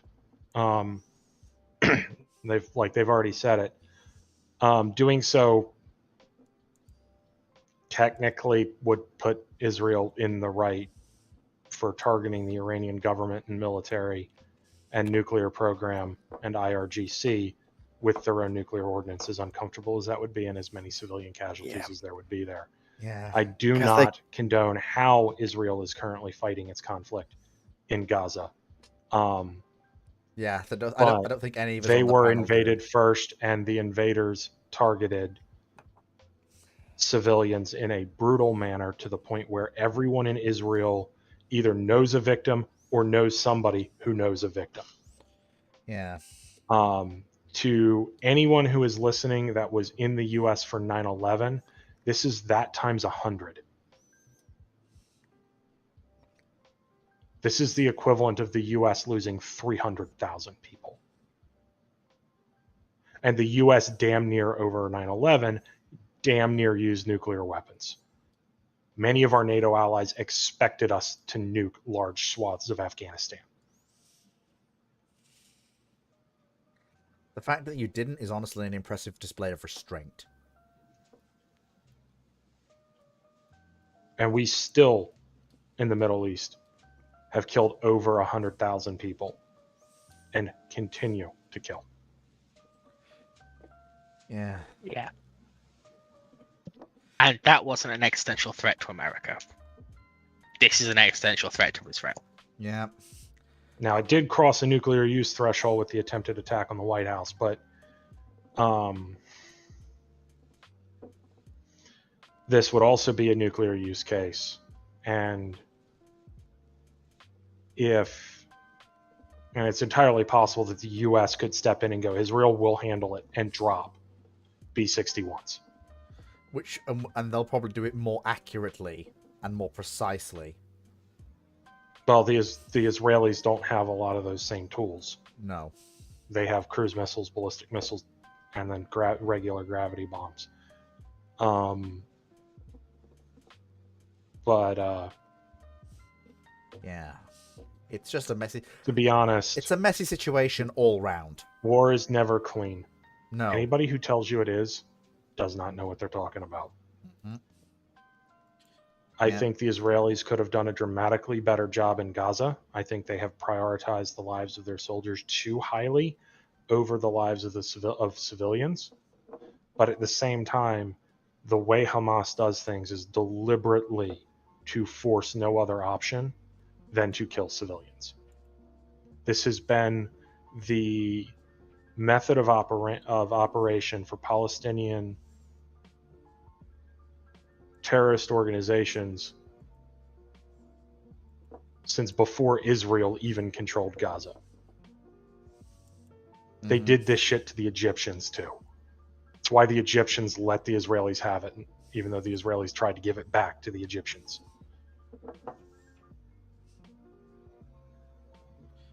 Yeah, as Cyclic says, conflict is messy. Conflict is horrifically grey. No, And so, but sorry, what can I just make a statement here? But okay. in this particular case, we can. It is not incorrect to understand the reasonings behind a conflict, to understand the why, to understand the socio-societal reasonings for a way a war is being fought, to understand the military situations around which a country can choose to make decisions, and still condemn them. It is possible to do that. Just want to make that absolutely clear, as Cyclic has just so eloquently done. So my question would be: so is the best we can realistically hope for an India-Pakistan situation here? That's not even possible here, I don't think. Where there's enough attempts on both sides to stay the hand? I think at this point we have already crossed the threshold where nuclear use was avoidable. It's just a matter of time. It's now a matter Unless of when more than the if. government of Iran collapses and for some reason the replacement government decides that there's no reason to pursue nuclear weapons. And given before this whole since 2022 dust up in the quote unquote dust up in the Middle East, the general attitudes of the Iranian people towards the state of Israel, that country could be a beautifully functioning democracy. And they'd still view Israel as an existential threat to themselves. One that needs to be dealt with by force, particularly now. Was Israel hostile to the predecessor government, Imperial Iran? Yes. Yes. Both nations were hostile to each other, yes. Fleet, remember that Iran under the Shah went through one of the longest and most extensive non-genocide expulsion of its Jewish minority, who largely settled in Israel. Yeah, this current government has done less to try to expel Jews from Iran. Yeah, that's because They most were already actually give expelled. Iranian Jews more rights than the Shah did. Yeah. Um, Which isn't saying much for what he actually did to them. Yeah. But they're actually allowed to have places of worship under this one. Yeah. That's not That's not to put the current government in Iran in a friendly light. Because, oh man, are they not? No, I get that, but that's also not what I would expect from a Islamic theocracy. They are primarily concerned with preventing other religions from proselytizing Muslims. Yeah. That is their primary concern from other religions. And if you, from a theocracy and theology standpoint, Judaism and Islam and Christianity, to a degree, have a very complicated relationships. You don't say. Which is to say that a large amount of Muslim denominations see the Torah and Jewish teachings as a part of them, but not in the same way. Sort of like how Christianity views the Old Testament to a degree. Yeah. Particularly in Shia Islam versus Sunni. But Yeah. But let's Hence- kind of not go any more into depth on this. 'Cause Yeah, we're getting very easy to like politics is But fine, say but something religion wrong. we're getting a little bit. Yeah, politics Yeah. we could do. But the point I was trying to make is that it's a theocracy on the theological side that's a basis for letting them exist, and from a political side, there's a reason to let them exist, sort of thing. So basically, we're just looking at a matter of time until the friendly sun visits Potentially, somewhere yes. else. unless something completely unexpected happens. The problem is if they make the nuclear taboo first, I dread to think if a certain war is still ongoing, the one in Ukraine, what that might embolden the Russians to do. Depends on when this happens and what the U.S. stance is. To be blunt, It also depends on how because the world reacts. and the reason I say on what the U.S. stance is does the U.S. continue to do all the things that it has done to prevent basically in response to Russian nuclear chest beating, ballistic missile submarines surfacing for photo exercises or making port calls in very, very, very awkward places for the Russians, making it clear that Russia is in an escalation trap in that regard. Whether that policy has been continued, I don't know.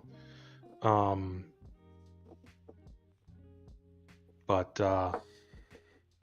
The world keeps getting scarier and scarier. I know it's a return to. I know technically, the previous 30 years were a outlier in basically world history, apart from when there was a single hegemon in one part of the world, like when Rome existed, or or Imperial China, when it dominated most of the continent with literally nothing to rival them in terms of state actors.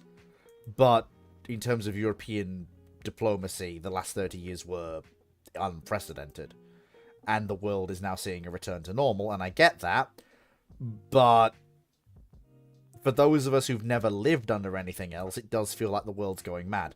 Even if as It swings and ebbs. even if as quasi-historians we all understand that this is just a return to global politics as it used to be. The only problem is global politics as it used to be to be honest, it never really changed. Yeah. People just weren't paying attention.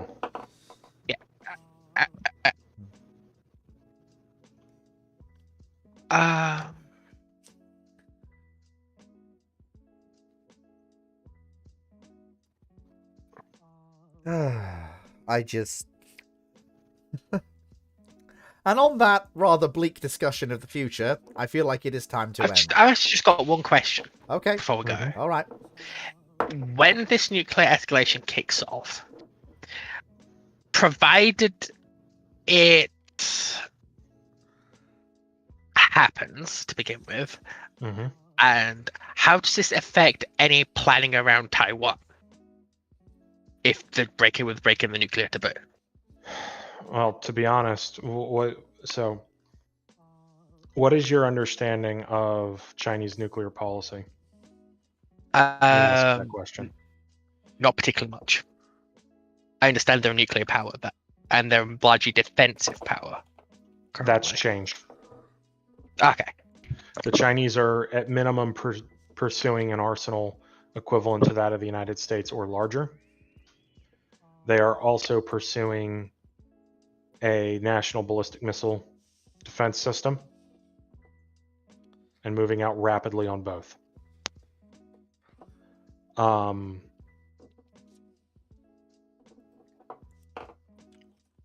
And they also have a fundamentally different view of...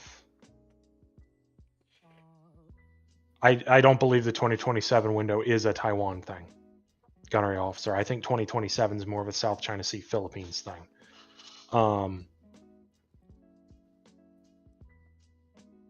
Rather than Taiwan, because the PRC Navy does not have the capabilities it needs to go after Taiwan, to be blunt, to get troops there. And more importantly, the Chinese amphibious troops, both Army and Navy, or Army and Marine Corps, are not yet equipped properly. A lot of the Army formations that would supposedly be relied upon have not yet completed their equipment transitions because they've got to outfit a stupid number of brigades, because they need that many.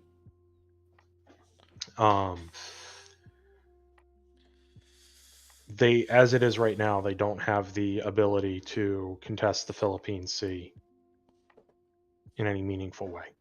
And they need that. They need the capability to at least believe they can contest the Philippine Sea. They're not close to that yet. They're gonna Preferably, they need to maintain sea control in the western half, sea and air control of the western half of the Philippine Sea. They need at least 2 carrier strike groups at sea in order to at least even attempt. No, that. they need more than that. I said, well, even attempt. They ideally want 4 to 5. Yeah, so Cattle bars. Yeah, Calabars. Yeah. Yeah, I'm not talking. So, okay, question. If we assume that the nuclear taboo is going to be broken, what's stopping them working with a smaller fleet and trying to defend or eliminate chunks of the USN just by nuking it? That's a nuclear Because use. they get themselves into a major scenario where the US deletes their entire military. Yeah, the US will just go, oh, if that's how you want to play it, and just snap its 'Cause fingers. The US very much operates on a, all right, well, you asked for it, boom. On a counter-force, counter-capability view. Waifu, on that question, that's just standard Pacific Rim. Yep. Funny circular fire, MacGuffin.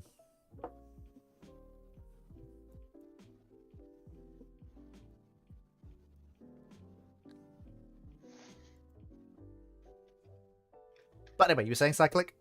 Counterforce? All that good stuff? So,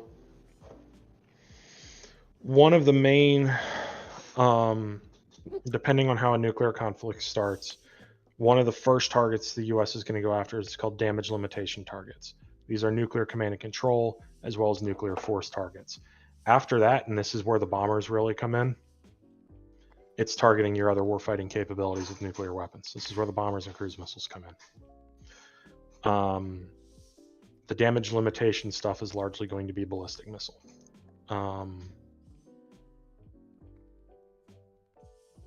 You would see even the Chinese conventional forces rendered leaderless very, very, very quickly, very early on. Mm-hmm. And many of their concentration areas, their ports, their major rail nodes all struck. And I would also point out that the US could commit to this, not with a clear conscience and no worries, but with the knowledge that by the time it was over, that they started first. Yeah, but also the fact that the Chinese ability to warfight / exist as a nation, depending on how the escalation from that first US counterpunch goes, would cease to be, while the US might be damaged, but as a nation state, it would still exist with a functional government and military. At least for the next 20 years, maybe 10, and that's not counting some of the Chinese cyber warfare capabilities and what they could do to water distribution networks, power networks, food distribution networks, and other logistical networks in the United States that would be the equivalent of a nuclear barrage in terms of amount of Americans killed. This is some of the problems with the way the Chinese think about use of force. The Chinese don't place the same value on their people that we do. And they fundamentally view Shanghai as different than Beijing. The US, in many ways, would view DC getting targeted as less escalatory than New York City. The Chinese are inverse of that.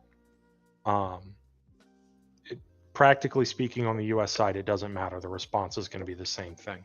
You're targeting the US with nuclear weapons. We immediately launch into a full-scale exchange. Knight, as I've said to Dr. Clark before, a nuclear war is not the end of the human race. Even if a nuclear winter sets in. Knight, the physics are determinant on that. The amount of warheads you would need to quote-unquote generate a nuclear winter, particularly since we know building codes in basically every developed nation already includes stuff to prevent nuclear flash from igniting firestorms. Completely changed that. Like that's literally not how that works according to the laws of physics. I really hate how that has been continually pervaded by people who don't know what they're talking about and only have a political agenda behind them. A lot of those agencies, a lot of those groups got their funding start from the USSR in the Cold War. And no, that is not a line of attack. That is directly facts. I would also point out that while I've got you, Cyclic, there's something I do want to raise. In one of the Barneys I had with Dr. Clark over this, since I think I'm somewhere between you and him on this issue. Like, I do think it will be more destructive, perhaps, than you think, but I don't think it'll be a civilization-landing event.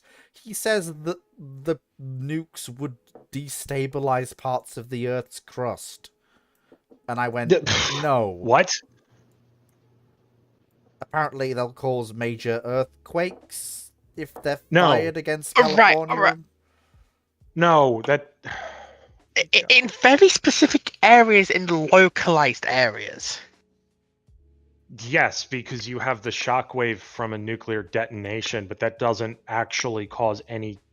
That's not going to do anything to the faults. And then I said... It's just like when a 2,000-pound bomb detonates against the... And by the way, that is assuming surface or subsurface bursts.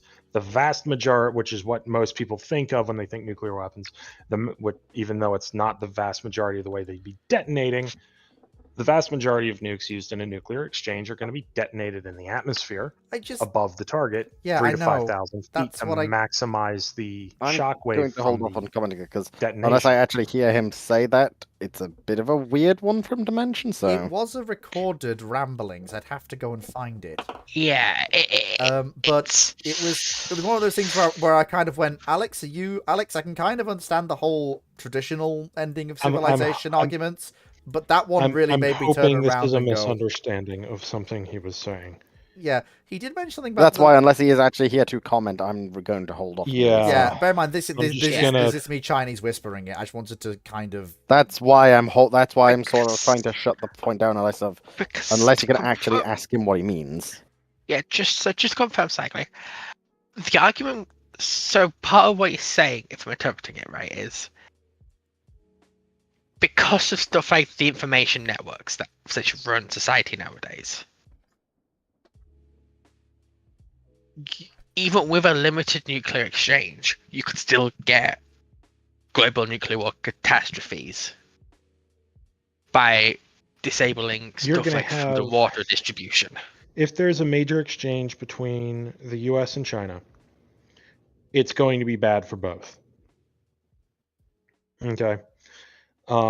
As it stands right now, the U.S. would survive as a nation state. China probably wouldn't. You'll note that's my metric, right? My metric is not, not too many people would die, that it wouldn't be too damaging. I'm starting with a level of expectation here because we are talking about nuclear exchanges that are going to end up targeting industry, infrastructure, and as a result of that, cities are going to get hit, even if destroying the city isn't the main target. Destroying a major highway interchange is, or a major rail interchange or rail yard is, Or like a major data center. or a Would they port. be on? You wouldn't need to target data centers like that. You don't need nuclear weapons. You can do that with cyber. 'Cause I thought the military did have hardened against EMP and shock data centers. They do, but also a lot of them are commercial. But if you're looking at having industry or war impacting effects, you're probably not going to target the military ones. The other thing is a lot of modern electronics are actually quite hardened against EMP effects. Think about how many magnets electronics have to exist around today. That's true. How many rare earth magnets they have to exist around. They have to be hardened against that to an extent.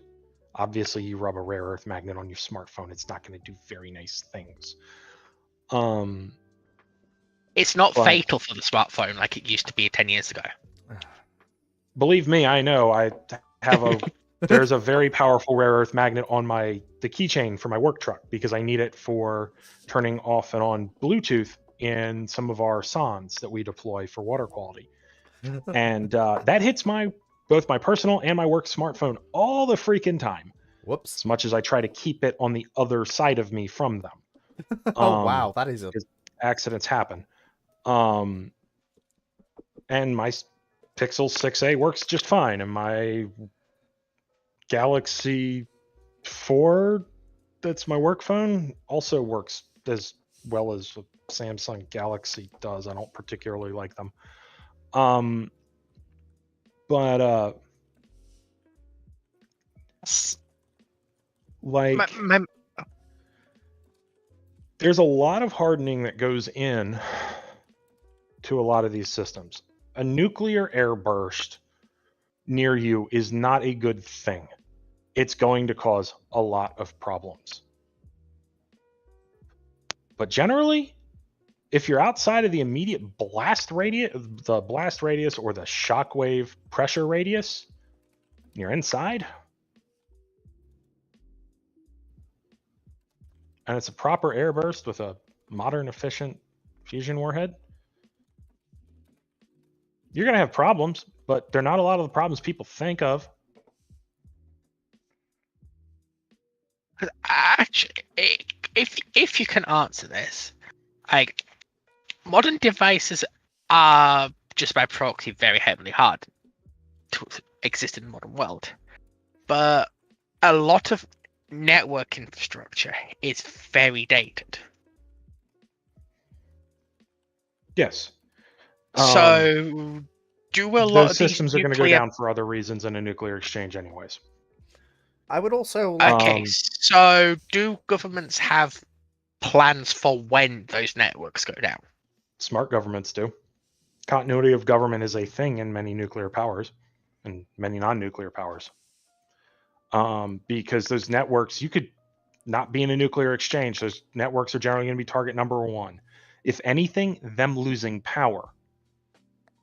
Graphite bombs have been a thing for targeting substations for a while, and honestly, you don't even need that. You could literally just drop a 250-pound blast frag bomb into a substation. You're going to put enough holes through enough transformers that the mineral oil is going to drain out. They're going to overheat and explode. Yep. We've seen that happen. Literally, this in the war that's being fought in Ukraine. That literally... We've seen domestic terrorists in the U.S. shoot them. Mineral oil drains out. They overheat and explode. Yeah. Yep. Okay. I would just like to point something out to Yenna, because he says, would the Russians try to stab the US in the back when they are occupied with the Chinese? And as I said, the Russians gain everything in that situation from sitting back and doing nothing and not partaking. Depends. But the thing is, I said the question instead should be, what will the US do to them? Because if the US is engaged in a nuclear shooting war with the Chinese, there's always going to be that thing in the back of their minds of, are the Russians going to do something, and is it better to strike first? So my depends was, okay, if we're talking nuclear, if I'm the Russians, I'm sitting this one the heck out, because anything the Russians do is likely going to lead to the U.S. turning the bomber force on them hard. And the Russians don't really have a good answer for that. But there's also a reason that in U.S. strategic studies circles, there is a huge push for the U.S. to, when the moment New START times out, because it's not going to get renegotiated, nobody's trying anymore. The Russians suspended their participation in it, and the U.S. is just letting it time out.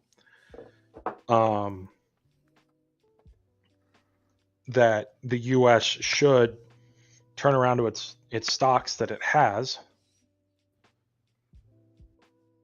and rapidly double the size of its arsenal, deployed arsenal. Mm-hmm. Specifically for we are no longer in a bipolar nuclear power world. We're in a tripolar nuclear power world for the major nuclear powers. And there are then another ring of smaller nuclear powers. The hard part with this is going to be delivery systems. One of the reasons why Sentinel is so expensive, Sentinel being the Minuteman III replacement, is we've got to drill new silos. Land-based siloed weapons are useful to have because they have to be targeted.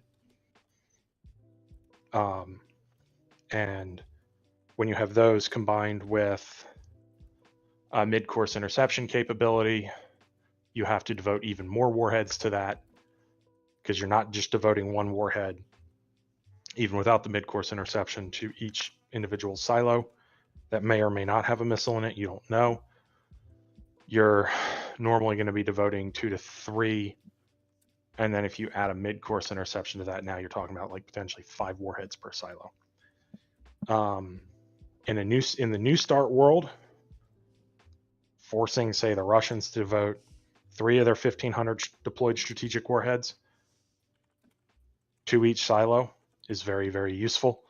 Yes, those will all be ground burst generally, but that's kind of why they're out in the middle of nowhere.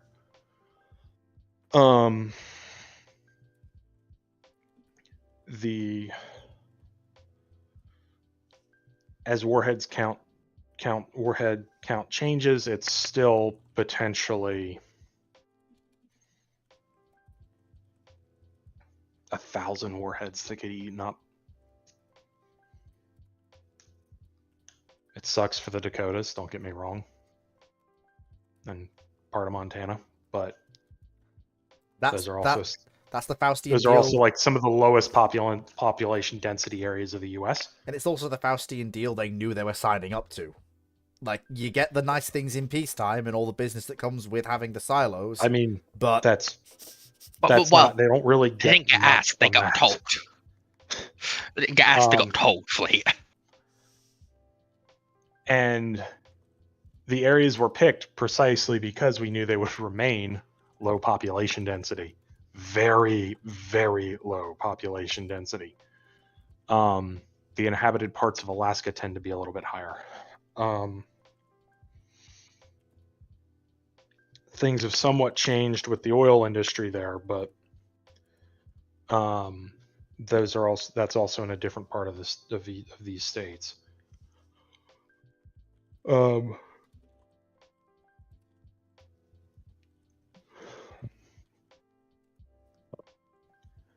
But yeah, talking about this stuff isn't happy-go-lucky. It isn't cheery. I mean, you've probably heard how my voice has changed. But I think it is important to try and counter the narrative that nuclear war just ends everything and that's it. I feel like that narrative does need to be countered. Yeah, it doesn't end everything. That was a narrative that was specifically pushed by the Soviet Union, both in Europe and in the US, to cause problems within NATO. Mm-hmm. But don't look too closely at where the Green parties tended to get their funding originally. Mm-hmm. Believe me, I'm Irish, I know. Yeah. One of our biggest issues with our Green Party is they don't like the fact we're next to a nuclear power, and by some metrics, we're still on the target list, despite not being a part of that nuclear power anymore. Which I assure you, the Greens we're not happy about. Well, politely, you're on the target list because you're there, and also because you are so easily bullied by anybody with a military. No, we're not. We just call the UK, and if it's too big for the UK calls the Americans. No, but what I mean is outside of a actual. Just the kind of neutrality I detest. Yes, I mean, don't get me wrong. Yeah, Foxo's Green not Party is endorsing fucking it. cows. Yeah, Foxo's not endorsing it. I mean, to be fair, hats off to the Irish for buying F-18. Is it F-15s or F-18s they're buying? They're actually trying to get an actual air force now. It wouldn't be F-15s, I can tell you that. We're buying They can't 6. afford that on their budget. Wow. We're buying 6, and it's a maybe. Well, if they do buy them, then that's at least enough for a 4-aircraft Where flight from? plus 2 spares. We're currently No, looking. it's not enough for that. Because if I remember correctly, it's X Japanese F-16s. Oh, okay. So like F2s or F-16s from the Japanese, yeah. Okay, if you're getting 6, that's enough for maybe 1 on standby.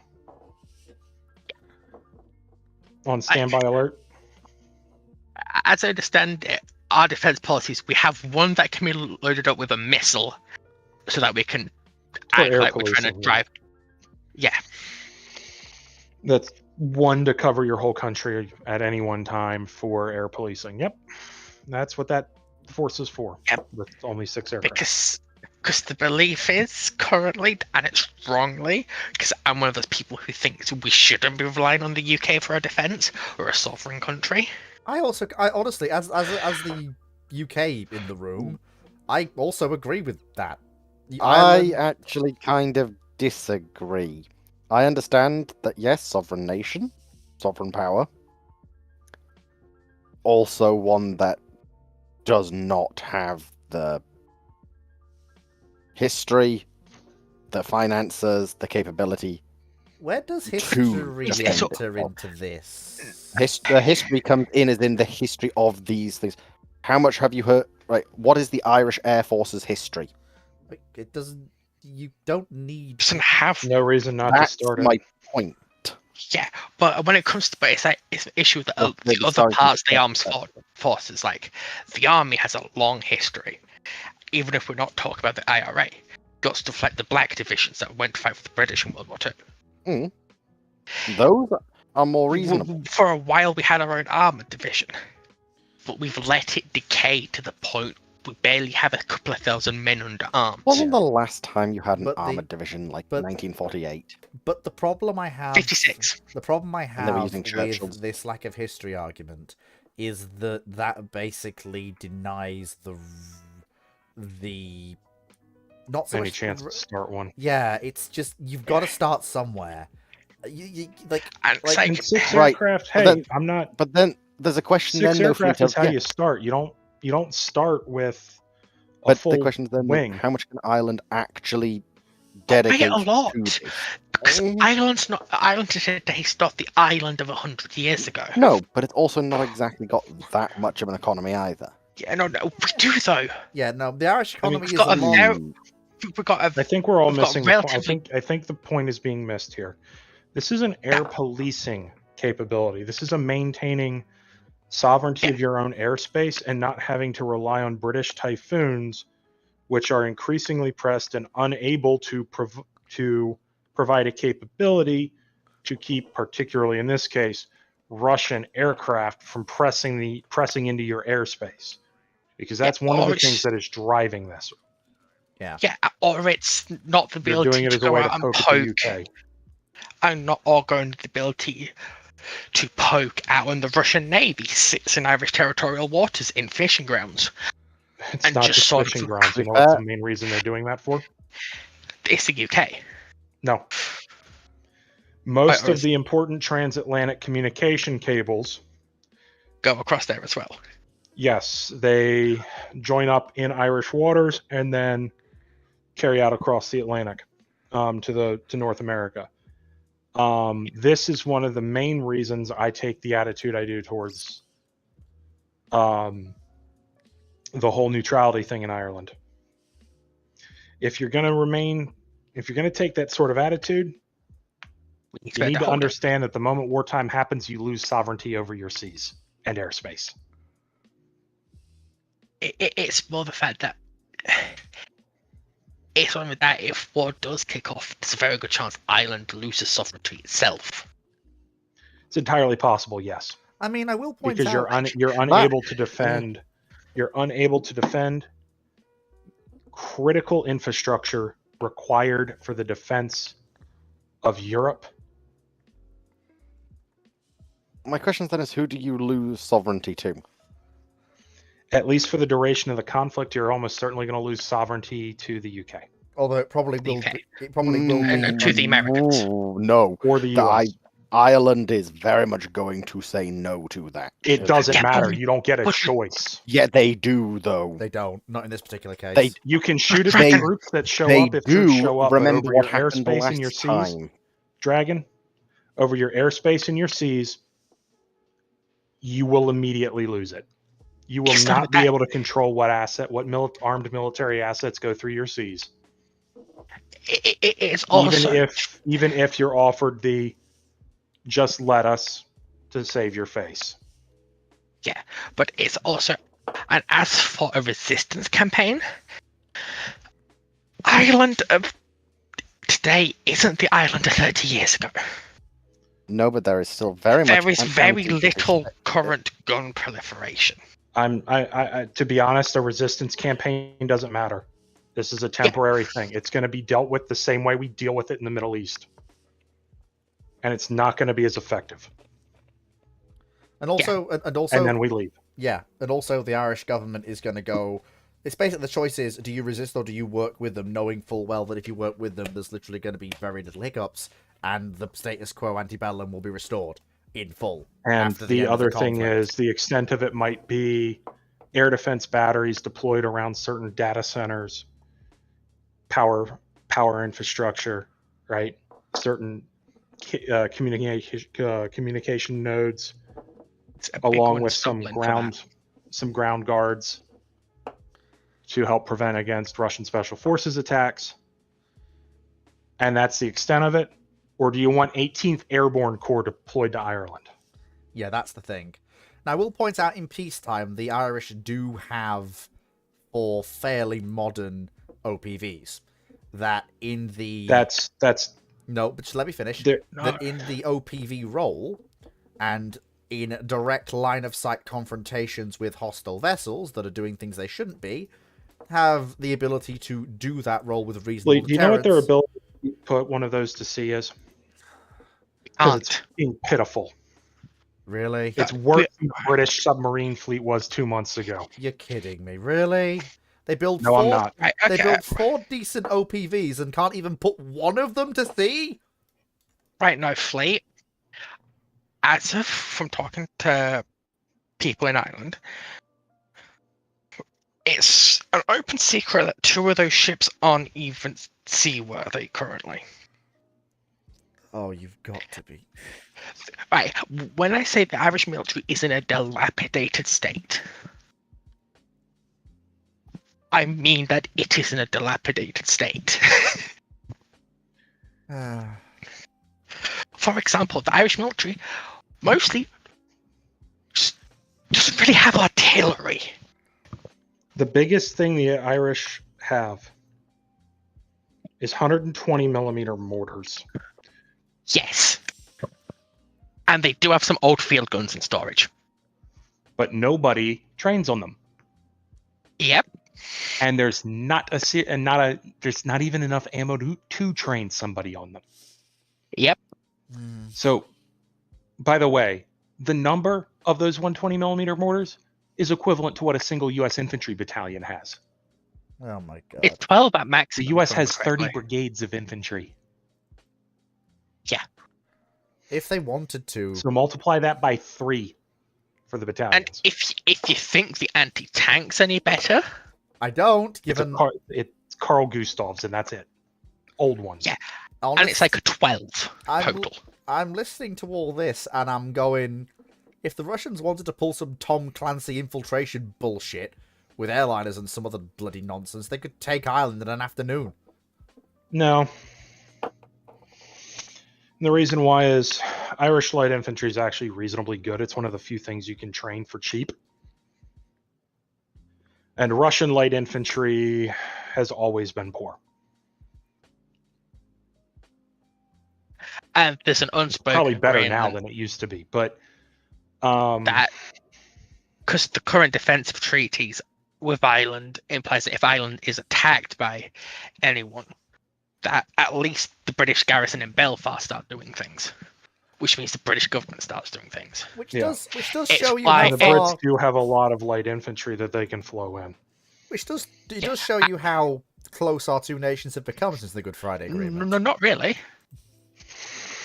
It's It more would the not fact that be we've a had. smooth deployment, to say the least. Yeah, it won't be not amongst the older generation, but most modern, It might most be younger better if people don't U.S. really troops care. showed up. No. It's very, because it's something you don't really see because most people can't align it. But if there's one group in the Anglosphere that has most Irish people, especially the old ones, have a bad opinion of, It's the U.S. then the British, it's the Americans. Largely due to Irish Americans and America funding terrorist I groups. can understand that. I It's- can understand that. Yeah, it's Irish So the Americans funny and it's thing about the U.S. large-scale military, funding. though, is they're mostly not Irish American, and people would figure that one out really quick. Yeah. Yes, but there'd always be someone. Who's very likely to get rifle butted in the back of the head and told to shut up and keep his head down. Yeah. Um, Ireland's in that difficult situation where I really do want them to have that sovereign defense capability, and there is probably a I mean, need. Can I finish? Can they I? are working towards it. Yeah. Can I? Again, Yeah. Yes. I wish. slowly, I really wish. slowly. Really slowly. But Ireland, defense-wise, and anything that's not on paper, even economically, is a de facto client state. Mm-hmm. And that does actually. And do you want to know like the UK. some? Wait, what? Wait, fucking what, Sunshine?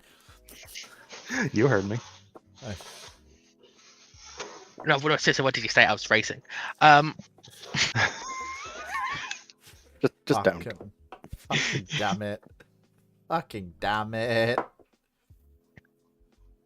Jesus Christ, kill me Look, now. Fleet, I'll stop making that joke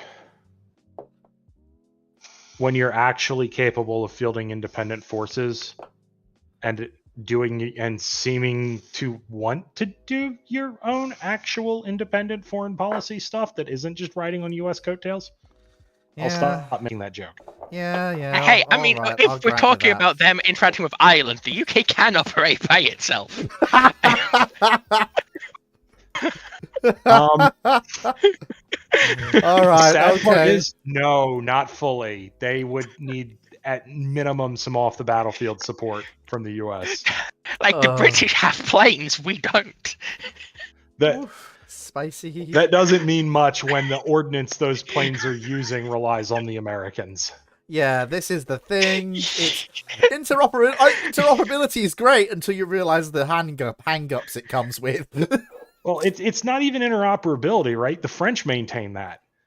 No, Cyclic. When I use the term interoperability, you couldn't see it because I have my camera on. I had massive air quotes going on. Just Hey, right now, the French Navy is more interoperable with the United States Navy than the Royal Navy is. Well, yeah, because your aircraft can use their carrier, and their aircraft can use your carriers. I was thinking surface ships, like surface fleet VO, not even aircraft. I've actually lost touch with what the French They're surface better. fleet They're better actually able to is. network in. They are just far better able to network in. And fun fact, the French Navy has been continually beating other NATO navies in ASW exercises. Now, they're doing this with US MH-60s helping, but I love the quiet bit there. everybody is doing this in these exercises because the US is the only navy in NATO that can show up with enough helicopters to ensure everybody that's supposed to have helicopters for the exercise has a full anti-submarine helicopter complement. You know, this is kind of depressing. Because the US Navy has more MH-60s available in its force than it has slots on board ships, which allows the US Navy to keep a very high readiness rate among its naval helicopter force. Gee, I wonder why. This doesn't surprise me at all. Sad. And doesn't have them doing roles that are quite unsuited to helicopters that eat into helicopter fleet readiness, as well as has helicopters that are actually designed to be deployed at sea rather than the land-based variant shoved into an on-ship role. Yes, Knight, the US Marine Corps can operate off Royal Navy carriers, but that's not the same as as any squadron of the United States Navy can operate off the French carrier, and vice versa. It's not the same thing. The United States Marine It's Corps also not the same thing as French E2Cs providing battle space awareness, command and control, and linking directly in, and providing guidance in many cases of surface-to-air missiles fired from U.S. Navy destroyers. Yeah. The thing you have to bear in mind is the United States Marine Corps doesn't use its F-35s the way the U.S. Navy uses its F-35s. I know they're different platforms, just bear with me here. And it doesn't use their F-35s the same way the RN does. For the United States Marine Corps, the F-35 is a somewhat multi-role, but mostly a ground strike asset. Whereas for the Royal Navy, it's a fleet air defense asset for the most part, with limited strike capability. It's not really the same thing. Where the F-35B is not a very good fleet air defense platform either. No, it's not. But it's better than Harrier. True, it is better than Harrier. Like, Bar is like, you know, in the down floor by the core of the planet. Yeah, I'm looking at it, and then like it's falling. I can see it. I think I need binoculars to see it. Binoculars. I'm borrowing a telescope. Like I'm borrowing a space telescope. I mean, because we never did get Sea Typhoon. Sadly, no. Well, thing is, even if we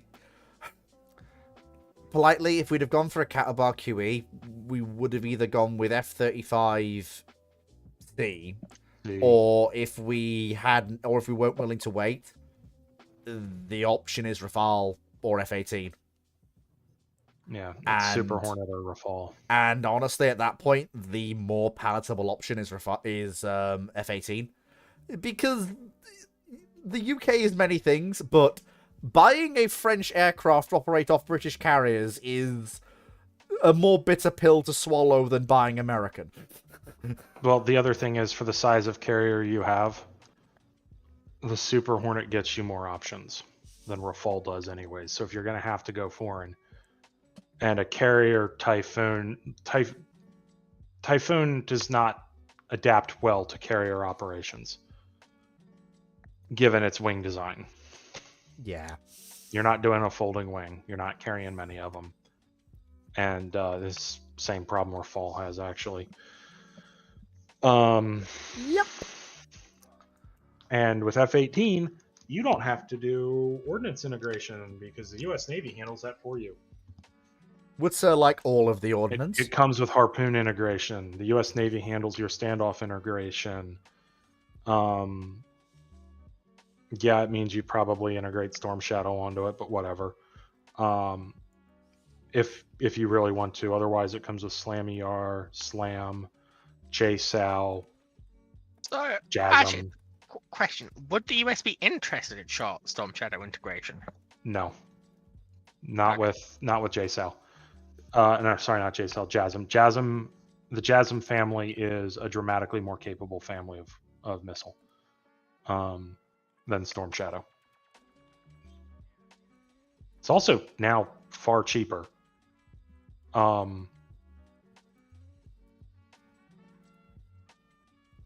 Oddly enough.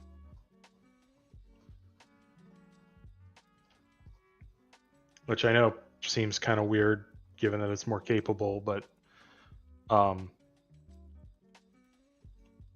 economies of scale are a thing. And there's multiple separate factories in the US that produce JASM and now LRASM as well, because they can be produced on the same line. Or mostly the same line. It kind of branches right at the end. But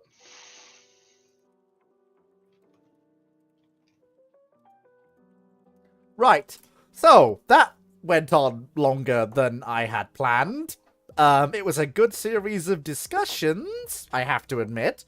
And Meanwhile, I have in the Irish Defence Force, cricket noises. just like you hear Guinness from the barracks nearby, and the cricket standing next to the Don't you dry know, dock we had LPV. one tank commander, he moved to America. Yes. okay, he was in armored cars first. Exactly.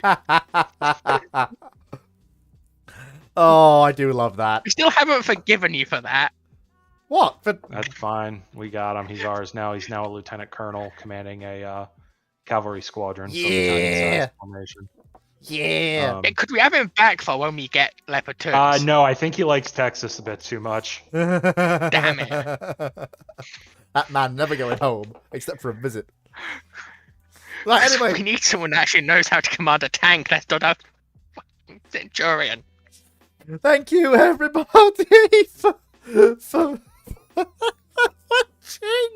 I can't. I'm losing my marbles. And I say Centurion, not because the Irish operated it, because a lot of Irish nationals operated them in the British Army. It's fine. All right. Can I? The North Koreans operated a Cromwell for a Centurion to kill. Oh, all right. Centurion's only tank-on-tank engagement in the Korean War. Right. Thank you, Cyclic, Dragon, and Foxo for being here with me tonight. For those of you who watch me on Twitch, catch me on Sunday for Fleet Sunday streaming. Not sure what the video will be. Might be more Kerbal Space Program. Jeb's currently stuck on the moon. Might have to get him back. And then, Boy, of course... That's a pretty common situation for Jebediah Kerman. Look, okay, we got him to the moon. Look, okay. No, I'm saying just normally with Kerbal Space Program is him getting stuck on the moon. He's not dead, at least. He hasn't died. But yeah, we'll get him. We might get him back. I built a thing. I think it can get there and back. I'm just kind of proud I got him on the outermost planet that I can't remember on. I'm kind of proud I got him stuck there. Damn, you got him all the way out there. That's bloody impressive. Flying Yeah, and then fuel tank. realized I did my fuel calculations wrong. Oh, by the way, that's you can actually they actually have a lot more help now than they used to have. It's a lot easier for someone like me who used to suck at that sort of stuff. I can actually do things now. I've kind of gone back to it before, but yeah, good times. Right, anyway, thank you, everybody. Take care, and I'll obviously catch you on Sunday on my live. And, of course, if you don't watch Twitch, and you're in the naval history space, do feel free to drop into Brew Ships, because I will be there on Sunday, as I always am. Now, if you'll excuse me, I have to go and do the incredibly boring job of putting my bed sheets on, because they have come out of the dryer. And then... Yeah, he